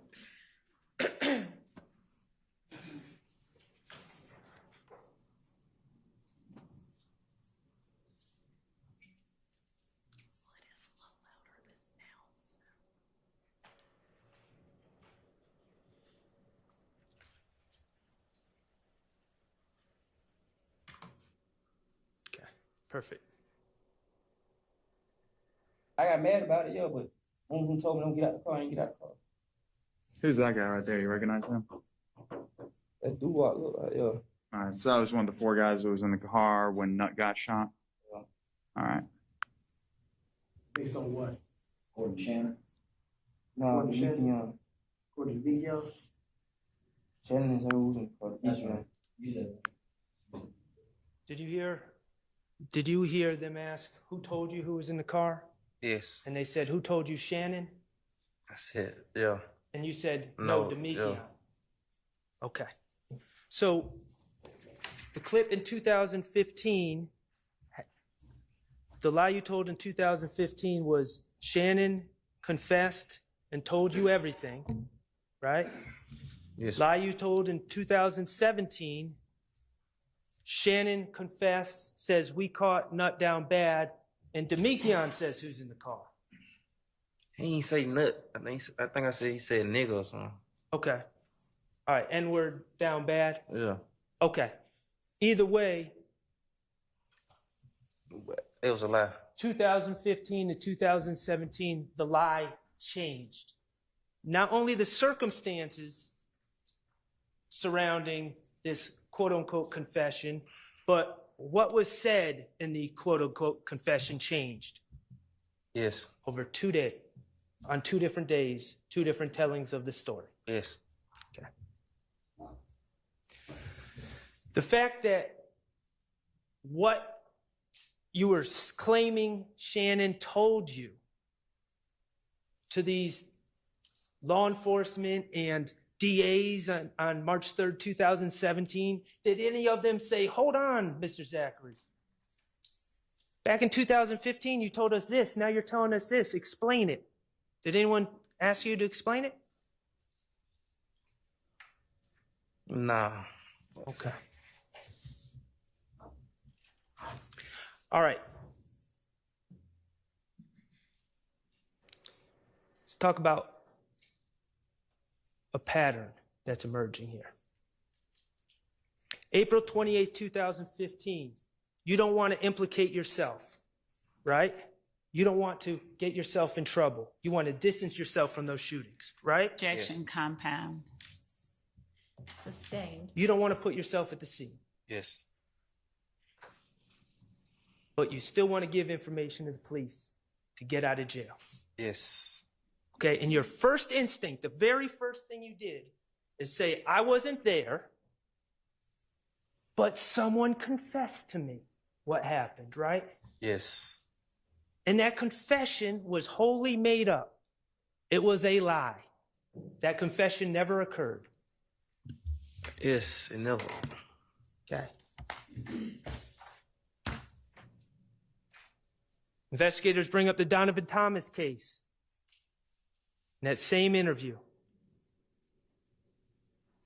you say, I wasn't there, but I have information that can maybe get me some help, right? Yes. Get me out of jail. Get me leniency. Yes. And it was a confession that someone just told you. That's the information you had. Your Honor, these are asked and answered. Sustained. That was a lie. Your Honor, asked and answered. Sustained. Completely made up. Asked and answered.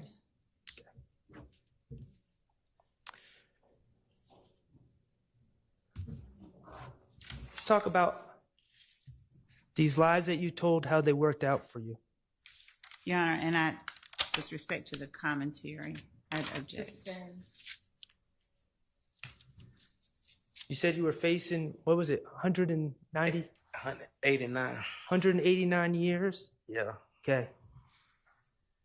You pled guilty to that 2015 case in what, 2017? Late Objection, 2017. asked and answered. Late 2017. Late 2017, and you were, out of those 189 years, how much time did you end up serving? Like 28 months in Rice Street, but I had another case I was fighting to.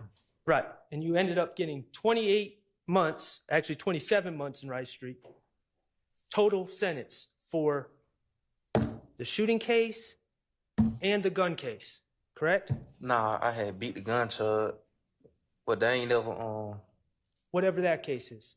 what case? 19 SC? Oh, you're talking about their federal case. Nah, you say I had like 4, 5 open cases at the time. Okay. The bottom line is, we just talking about this one case, facing, in your mind, 189 years. You get 27 months. But I still had other cases too. And were they wrapped into the 27 months? Nah, they was separate. Okay. So you got 27 months for that shooting case. You got to go home as soon as you pled, right? As soon as they released you from jail, you got credit for time served, release time served, right? No, I said Rice Street I got credit for time served in court, but I still had 6 more. 6 more months? Then you got to go home? Yeah. Okay. And you're on probation? Yes. All right. Mr. Zachary, you've admitted to buying a gun for Kenneth Copeland, correct? Yes. You've admitted to being in possession of guns that were on the scene of multiple shootings. Yes. Okay. You admitted to being present and making a video with Antonio Sledge threatening to shoot Shell Cal. Yes. Okay.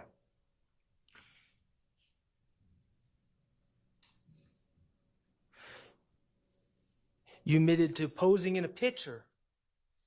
Oh, that video with Antonio Sledge? Yeah. That's part of this indictment, correct? I don't know. Objection, Your Honor. Okay. Foundation. If he doesn't know, he doesn't know. Foundation. Relevance. The jury has the indictment. You admitted to posing in a picture with gun pointed at the camera with Demekion Garlington? Yes. With the caption, "We bring homicide"? Yes. That's charged in this indictment, right? Objection, Your Honor. You don't know? Sustained. Okay.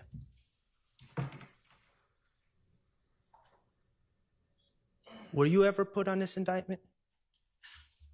Objection, Your Honor. Relevance. Foundation.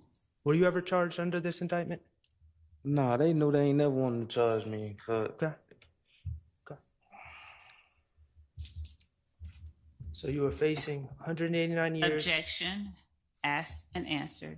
I don't know what the rest of the question's going to be. You served 27 months, and then you were left off this indictment.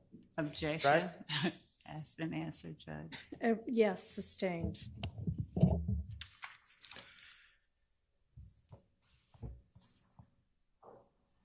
You would agree that the lies you told back in 2015 and 2017, it worked out pretty well for you, didn't it? Objection, Your Honor. Improper question bolstering. Overruled. Like, that's what I'm trying to tell you. I never took no plea even when they were offering me. I never took no plea. I understand. And I got right out and met with Shannon lawyer and told him I was lying. Like, was that me? No, he had another lawyer. Okay. But I never, even my last case I just caught, they were offering pleas for, I was locked up 4, 5 months, they offering pleas to my upcoming cases. I never knew what they was. I never took no plea. I said 4 more years, even when they were offering me time served. Okay. I never wanted to take no plea to go home. I was just young at the time, and as I learned, The truth is, Mr. Zachary, that you did lie, and you didn't want to be here today. Objection. Asked and answered. Sustained. Okay. You didn't want to be here today because you knew these lies were going to come out. No, I wanted to be here. That way I can clear the lies up. Like, I've been trying for years. This ain't that new. As his old lawyer, I've been trying to clear them up. This ain't new. They know that.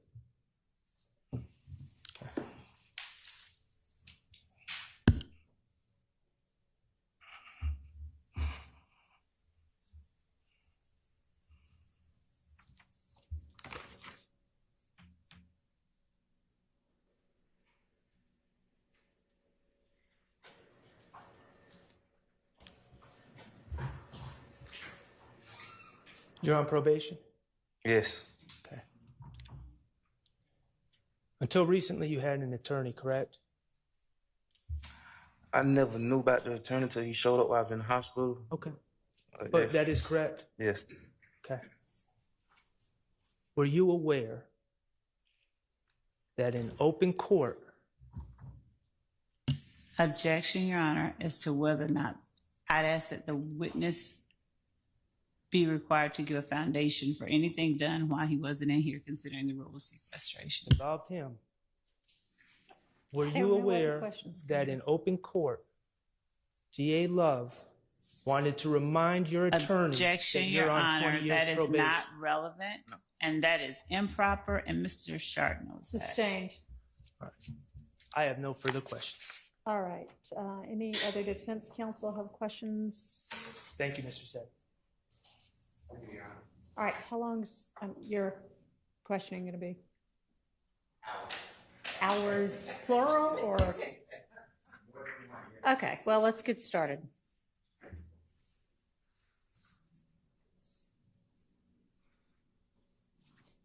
Your Honor, could we have 5 minutes? Yes, we can. And actually, are there any other defense counsel who are going to have questions for this witness? No. I'm gonna have questions, Your Honor. Okay. Do you know how long yours is going to take? It's never very long, maybe 15 or 20 minutes, Your Honor. Okay. All right. Let's take a break and then let's do the shorter questioning and then we'll go from there, see where we are. Okay. As in you are going to decide later? Okay. That's fine.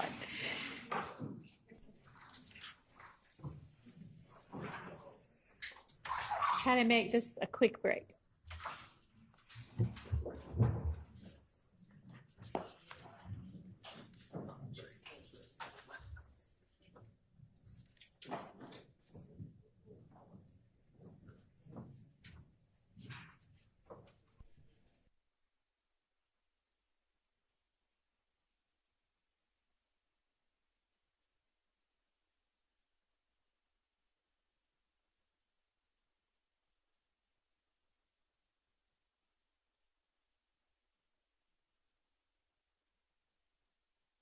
Court hear an objection that the state has regarding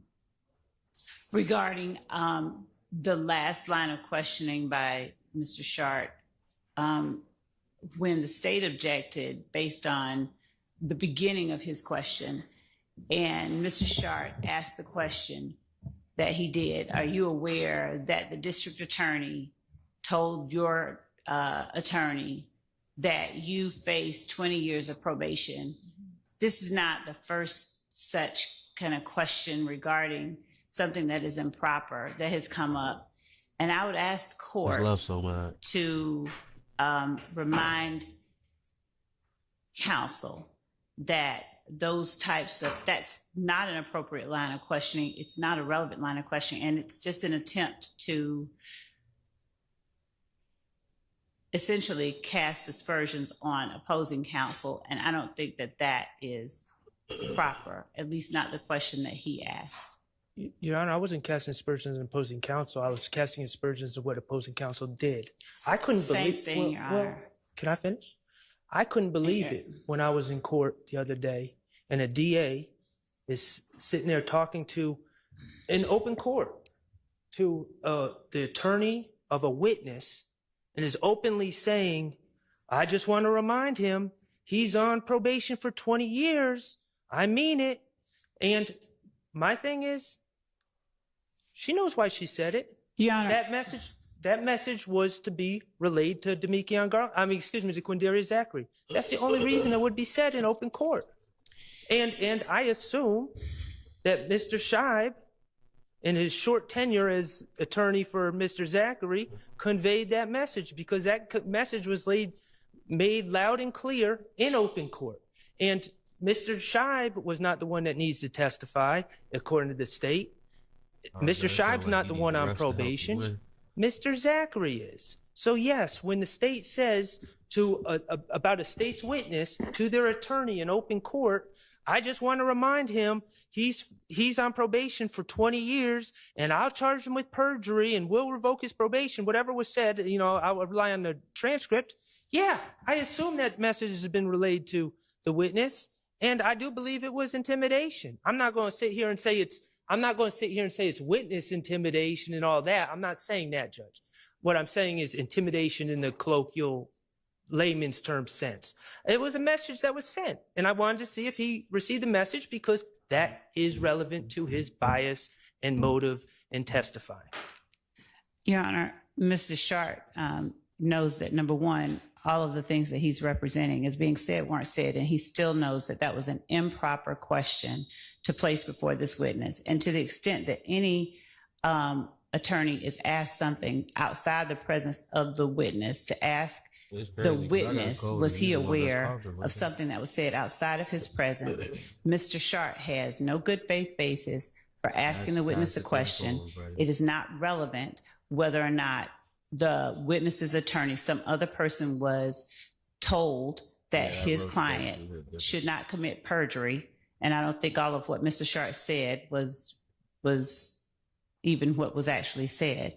But the question that he asked the witness was not a proper question. It was just an attempt to paint a lie to the jury that someone is trying to intimidate this witness, when frankly, the only person that the witness has been friendly to is all of his friend Shannon's lawyers. And Mr. Scheib is talking to Mr.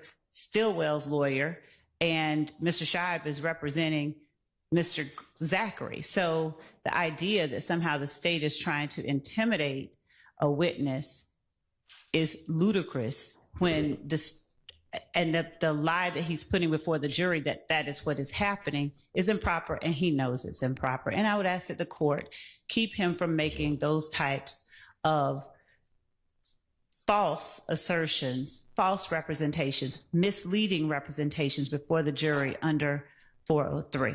Note, Your Honor, that not one time when Mr. Zachary was on the stand did I claim that Miss Love intimidated him. I never used the word intimidate in front of the jury. I'm talking about. What I said was, are you aware? And that Miss Love talked about your, I can't quote directly, but talked about you're still on 20 years probation, which was said. I don't even independently know how many years probation is on. The only reason I know is because Miss Love said it in open court. So everything was factual. And, I think it's relevant when a DA is saying, and I'm not trying to pick a fight with Miss Love. If people are difficult witnesses, we all deal with difficult witnesses in different ways. So I'm not even trying to judge what she said or how she said it. All I'm saying is it was said. And I wanted to know if he got that message, because that message was clearly intended for him. It wasn't intended for Dennis Scheib. Well, I'm not sure that's true, because at the time, I don't think they had yet negotiated the terms of the immunity deal. But, Ms. Love, your objection was sustained. So it's really all there is to it. Your Honor, I think the main thing to it is that Mr. Sharp Ms. Love, I'm going to take a bathroom break, okay? I haven't had one for the last couple of times that everybody else has. She tired of here. I'm going to let you know that. She tired. All right, Gabe. Do it.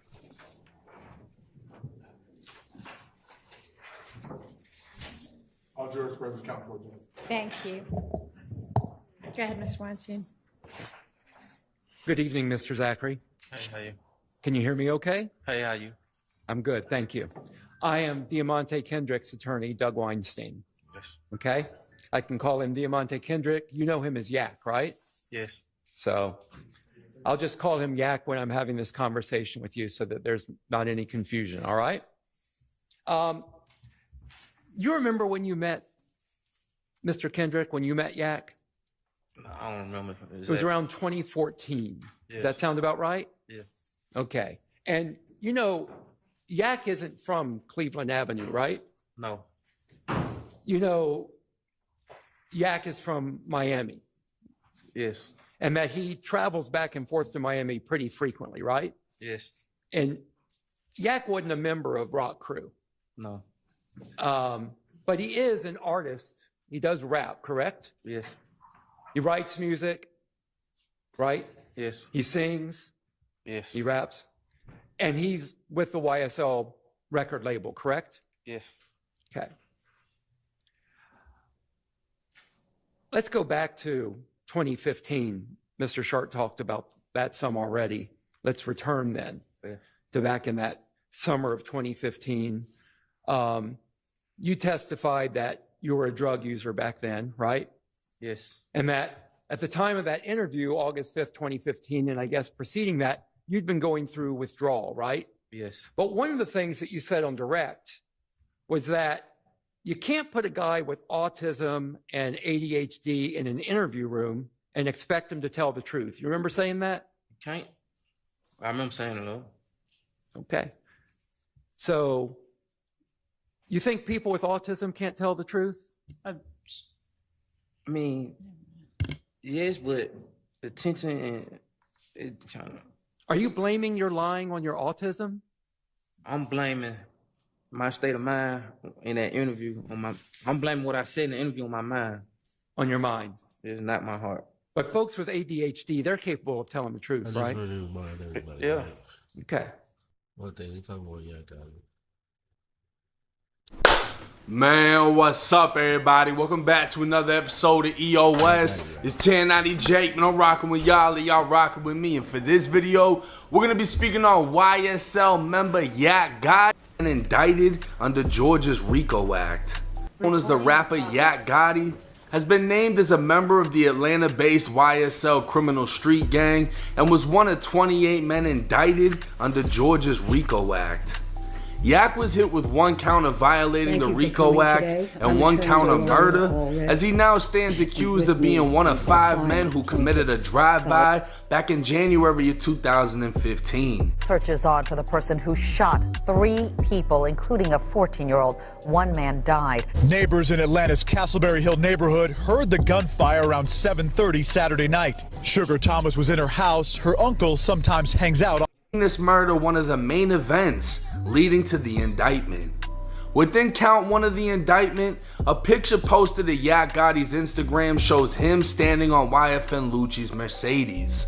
Yak Gotti's photo is now being used against him as an overt act in furtherance of a criminal street gang, meaning he did it to instill fear into his ops and show YSL doesn't give a fuck.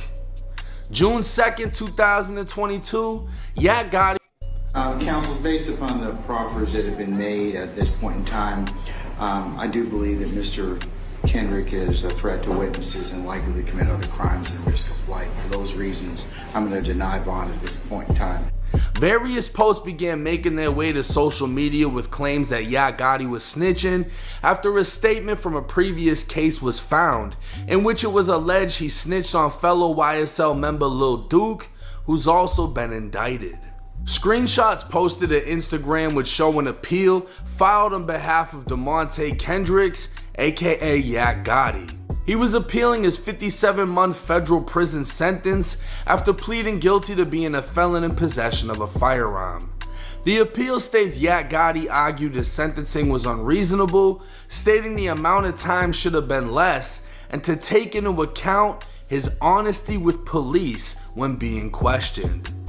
Back in October of 2015, Yak Gotti and YSL member Lil Duke were riding in a vehicle when police attempted a traffic stop. Yak fled, engaging in a short high-speed chase that ended after Yak ran a stop sign, lost control of the vehicle. That's Yak. Not the autism and the ADHD that made you lie in that room, right? No. It was you trying to save yourself, correct? Yes, I said that. Okay. Today, as you sit here, you're a grown man, right? Yes. You take responsibility for your actions, correct? Yes. Okay. When you talk to the police, when you talk to Gaither and Dennis in 2015, you testified that you lied, right? Yes. And you lied on others to protect yourself. Yes. And you testified you thought, F everybody else, right? I was dead wrong, yes. And including everybody else, F Yak, F my client. I was especially wrong for that. Yeah, especially wrong for that because he's sitting right over there right now on trial, right? He never showed me nothing but like love. Like, I'm glad to hear you say that. Thank you. And you testified today that you love Garlington. You remember that? yes, Okay. And you also testified previously, earlier today. Are you okay, Mr. Zachary? I got headaches. I'm okay. I'm sorry. I'm going to try to speak a little quieter then. I don't want to Nah, make it's it. okay. I get them. I get them. It's okay. Do you need any medication? No, I'm Water okay. or anything? No, I'm good. I will All get right. them. Okay. If you have any issues while I'm asking you questions that make it difficult for you to answer, just let me know, okay? Yes, All right. Thank you. Anyway, you testified that you loved Garlington, right? yes, And earlier you testified that you lied because Garlington came to you with a play. yes,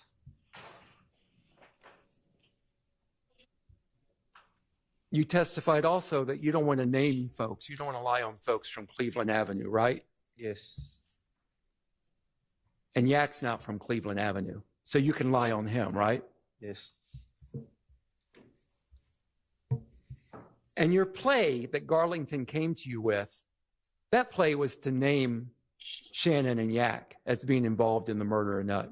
it really wasn't like Garland told me like what somebody else had implicated him in and wanted him to do. Yeah. But in that interview, you lied and you said that Yak was involved in the murder of Donovan Thomas. You told the cops that. I lied. You lied. And when you lied and you told them that, they didn't dive in and ask you details of that at all, did they? No. They just took that and they went with it, correct? Yes. No further questions about that. And you remember testifying that you're cool with Copeland, right? Yeah. Yes. Yeah, all right. You're cooler with Are you cooler with Copeland than you were with Yak? I don't even remember, but okay. Copeland. Well, I met Copeland first, so yeah. And you testified that you didn't hang out much with Yak back then. You said you didn't hang out often. You remember that? yes, Okay. You also said, tell me if you remember testifying to this. Yak never told me nothing. You remember saying that? he never. Yak never told you he was involved in the Donovan Thomas murder. No.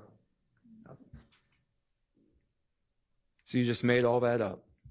Yes. I told y'all that.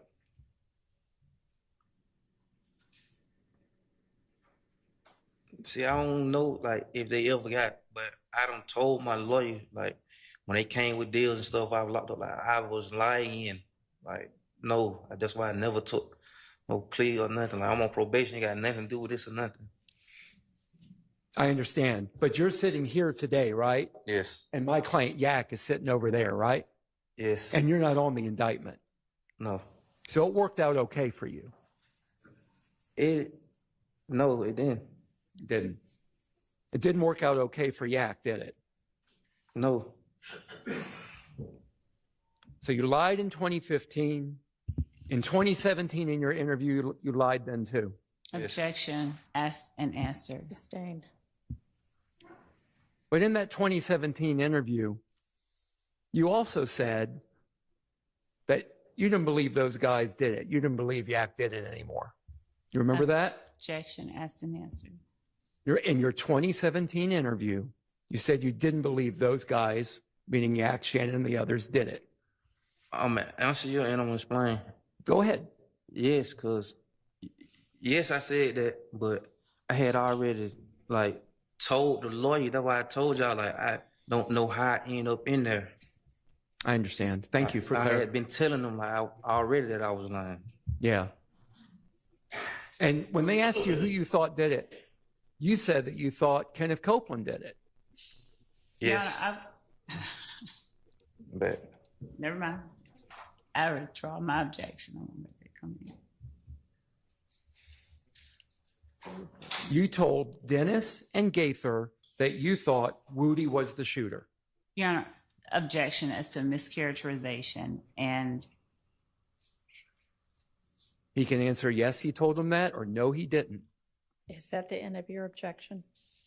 Yes. Okay, overruled. You told Dennis and Gaither that Woody was the shooter in your 2017 Okay. interview. Yeah, sustained on that. Okay. Do you remember saying that? Your Honor, All right. objection if he's, what? You said, Yeah. do you remember testifying? Do you remember in your interview in 2017 with Dennis and Gaither, do you remember saying one reason you thought Woody was the shooter, that y'all were Your Honor, calling I'm him going all to day? object. Hang on. I'm going to object as to this line of questioning. I think it gets into something that has been litigated and opens the door to other things. Okay, well, I don't know about that. I will but- withdraw the question. Okay. Okay.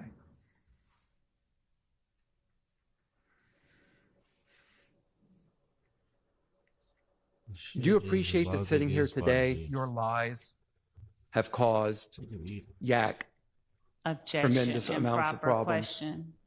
question. Objection, improper. Vague, speculation, relevance. Sustained. The questions I've asked you today, right now, have you testified truthfully to those questions that I've asked you? Objection, bolstering. Sustained. Okay, I have no further questions for you. All right. Anybody else with quick, as in not several hours? Okay. And you'll decide tomorrow? Okay. I think this is a good time to break for the day. So, Mr. Zachary, you will be back with us tomorrow at 9. I suspect that'll be your last day of testifying, but we'll see you at 9. And ladies and gentlemen of the jury, thank you for your continued attention and attentiveness during this trial. And I'm just going to remind you that you need to decide the case ultimately based only on the evidence here in the courtroom. And so please do not consult or watch or listen to or read any accounts having to do with this trial, whether that is online, on the television, on the radio, on social media, anything whatsoever. Don't discuss the case with anybody or allow them to discuss it with you. And remember to leave your notepads in the jury room, wear your name tags, and we'll see you at 9 in the morning. Thank you.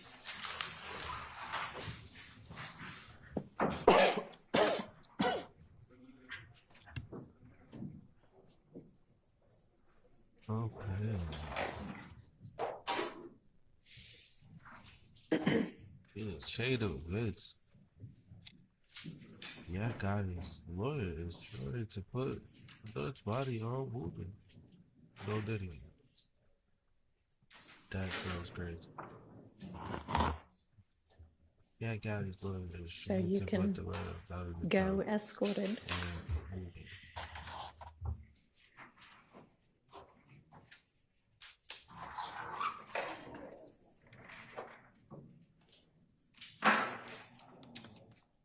And Mr. Steele, if you can go ahead and whatever you know you're going to be using tomorrow with this witness, go ahead and share it with the state.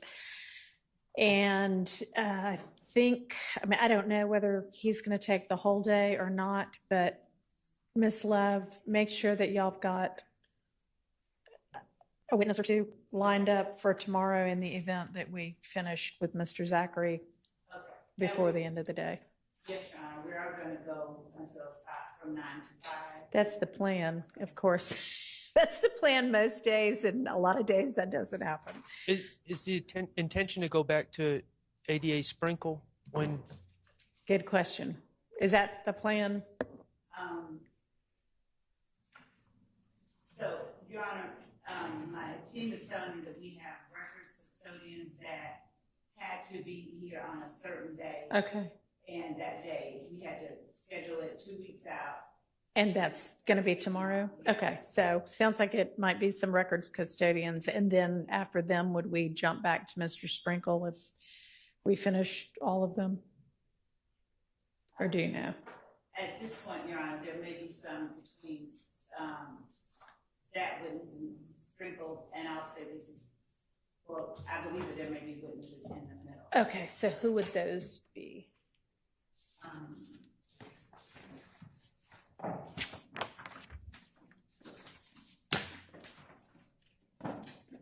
There would be, and I need to get the names of them, but we have, with respect to some of the shootings that occurred that we've not yet presented testimony on, some of those crime scene technicians, because some of the information that Mr. Zachary has talked about, we are going to talk about with other witnesses. So I'll get the names of those. I don't have that list in front of me. Okay. And some of, All right, yeah, just email opposing counsel with it. okay. And okay, we'll do that. Okay. And Your Honor, I gave Mr. Kokumo gave the state a thumb drive with all the exhibits I plan on intending to use, and there'll be a Dropbox link sent definitely by tomorrow morning, if not earlier, for everybody, including Okay. the state, but for everybody. But I just want to get to state earlier. All right, thank you. And Your Honor, if I might ask, just to whom the thumb drive, was that the one today? Is there one today, or was that? Thumb drive you referenced, I don't know, an hour or so ago. When you said there was a lot on it, and it's just really clips from the 2 interviews. That's really what the majority is. Okay, he gave it to Miss Knight, so I'll get it from her. All right.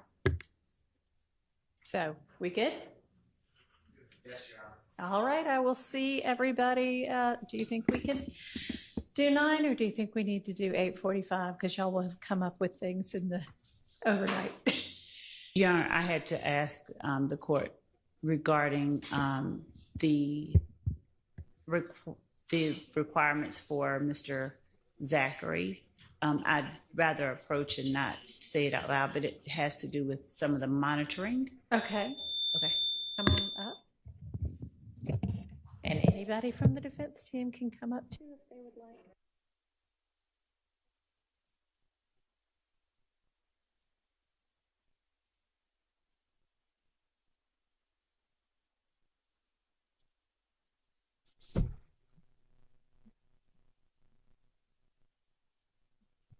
Yeah, it's over at this point. So let's bring this up. We'll do these real quick.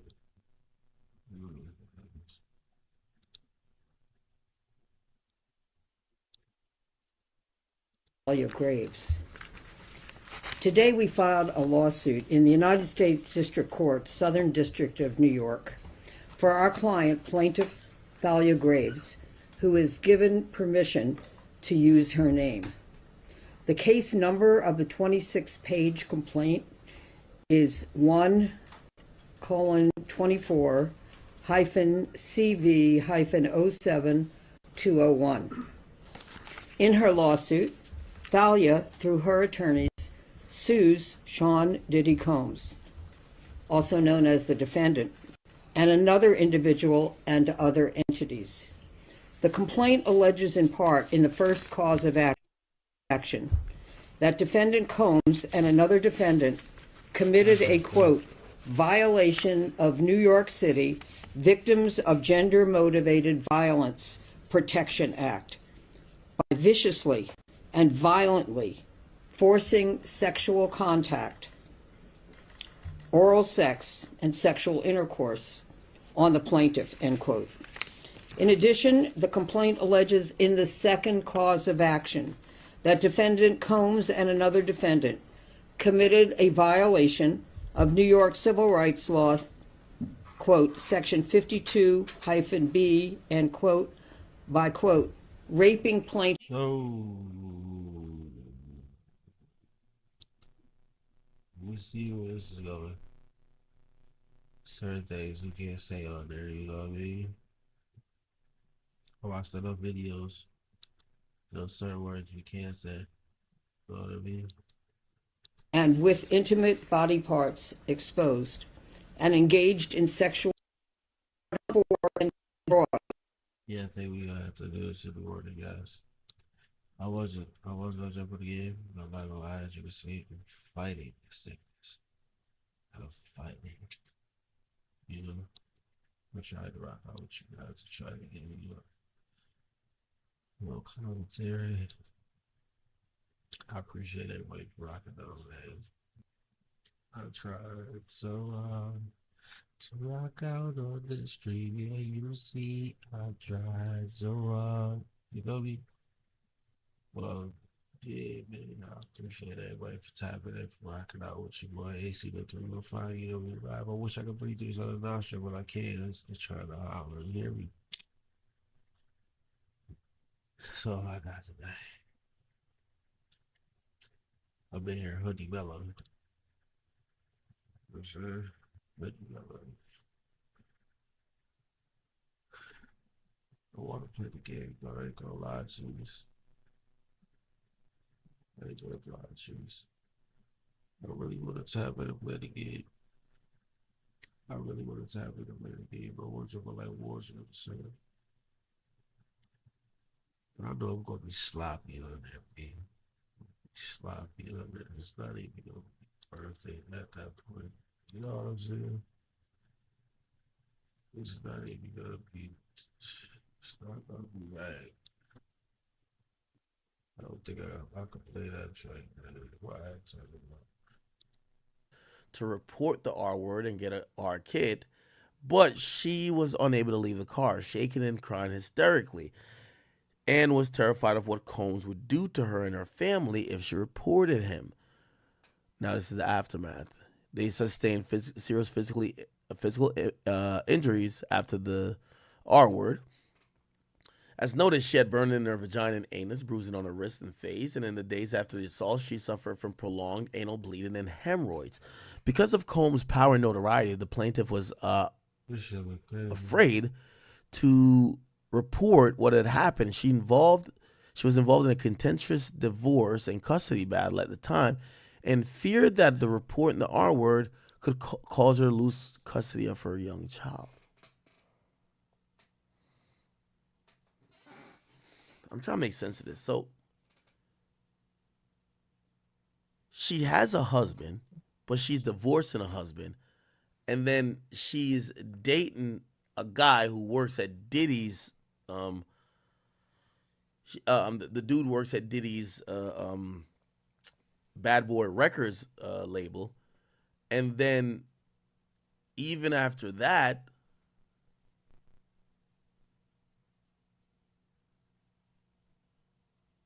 she still hung out with Diddy alone. Whatever. All right, cool. The plaintiff confided in her boyfriend, Combs' employee, hoping that he would comfort and support her, but instead of supporting her and discourage her from disclosing the assault, telling her it could negatively impact his own career. She has to name this guy. Name the guy. So you're saying, just think about it, Chad. Your girlfriend comes to you and tells you your boss just sexually assaulted her, and you tell her, shut up. Don't say nothing. Yes, then, not only is your boyfriend protecting this guy who did some shit too. That's how some aimless sick shit, you hear me? Sick shit, boy. You're protecting him 23 years later by not naming him in the lawsuit so far. Following the assault and multiple times over the year, both Combs and Sherman contacted the plaintiff and warned her to be silent, threatening repercussions, including plaintiffs potentially losing custody of her child or her son if she ever discussed the assault. Because of their enormous power in the industry, including the ownership and positions at Combs corporations, plaintiff knew if they could follow through with their threats. Plaintiff told the close friends that Diddy and Sherman had drugged and R-worded her, but as noted, was scared to report to the police out of fear that the defendants would follow through on their threats. She was even afraid to stay in New York City while Combs lived there, so with the help of a friend, she fled to Pennsylvania. Plaintiff has, in fact, relocated multiple times throughout the years in an effort to stay away from Combs. The plaintiff has suffered irreparable harm because of the brutal R-word by defendant Combs and Sherman. She suffers from severe depressions and post-traumatic stress disorder. She has also suffered from suicidal ideation and intrusive thoughts and has attempted to end her life. Plaintiff lives constantly in fear. She struggles with hypervigilance and experiences anxiety and panic attacks in social settings. Preferring to be alone, her need to hide to feel safe has strained her relationships with friends and family. The R word has impacted the plaintiff's ability to engage in sexual acts with her intimate partners. To this day, she cannot be in certain sexual positions without experiencing flashbacks of Combs violently penetrating her from behind. The plaintiffs now learn about that the R word video was being seen and published. On around November 27, 2023, all trauma of the R word came flooding back when the plaintiff and her boyfriend, to the plaintiff, one of her former boyfriend revealed. This nigga Diddy is a sick nigga, man. With all this shit going on, that's all I gotta say. Boy is a sick nigga. Respectfully, what can you say? I'm supposed to take that, take that. That's Mr. Don't Stop, Won't Stop. You feel me, bro? All the tracks be making sense. You put all them shits together. You know what I'm talking about? That's all I'm saying, my boy. Niggas is cooked. Every one of the niggas is cooked. Straight drive, cooked. Diddy, cooked. They trying to cook that thug and shit. These goddamn witnesses are cooking the fucking the district attorney. District attorney is getting cooked right now. You feel me? Cooked.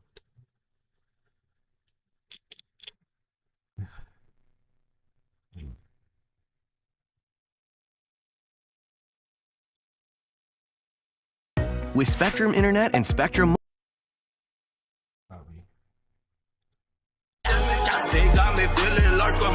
who are awaiting the resolution of their cases.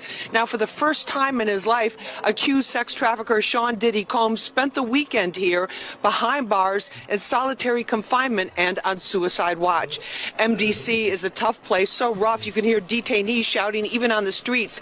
There are constant lockdowns due to violent outbreaks, but former detainees I spoke with tell me that the experience here for Diddy will be different. Like other first-time celebrity defendants, he's reportedly under suicide watch, basically naked except for hospital paper, throwaway clothing, and rubber shower shoes. He's under 24 hours. That's the alarming part. That's crazy.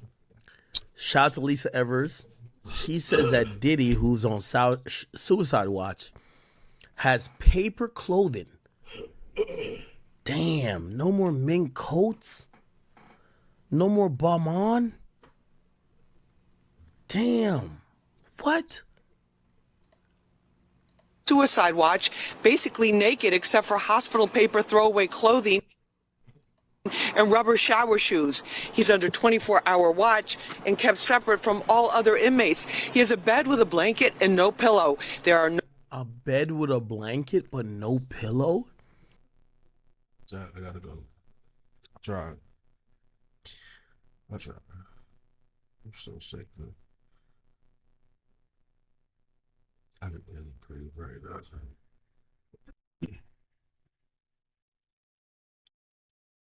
I'll try it. I'm really good. Let's try some.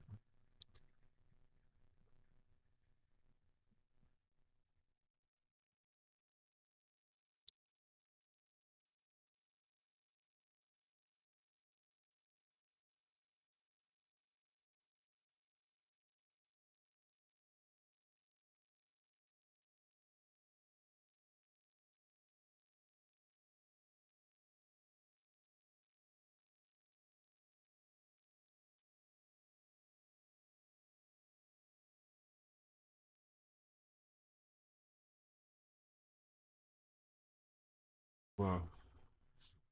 I appreciate everybody for tapping in. Say, people doing the volume, radio live. That's what we do. I appreciate everybody for tapping in and coming through and doing everything that y'all be doing when y'all be doing it, how you do it. Represent the game. Got to go. Sleep is calling. I gotta go to sleep so I can try it to get later. But we will be back to round. And I might be calling this, we might do all this too.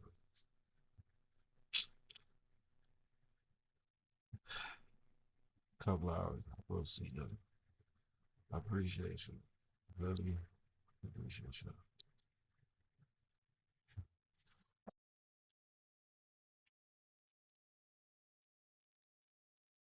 That's crazy.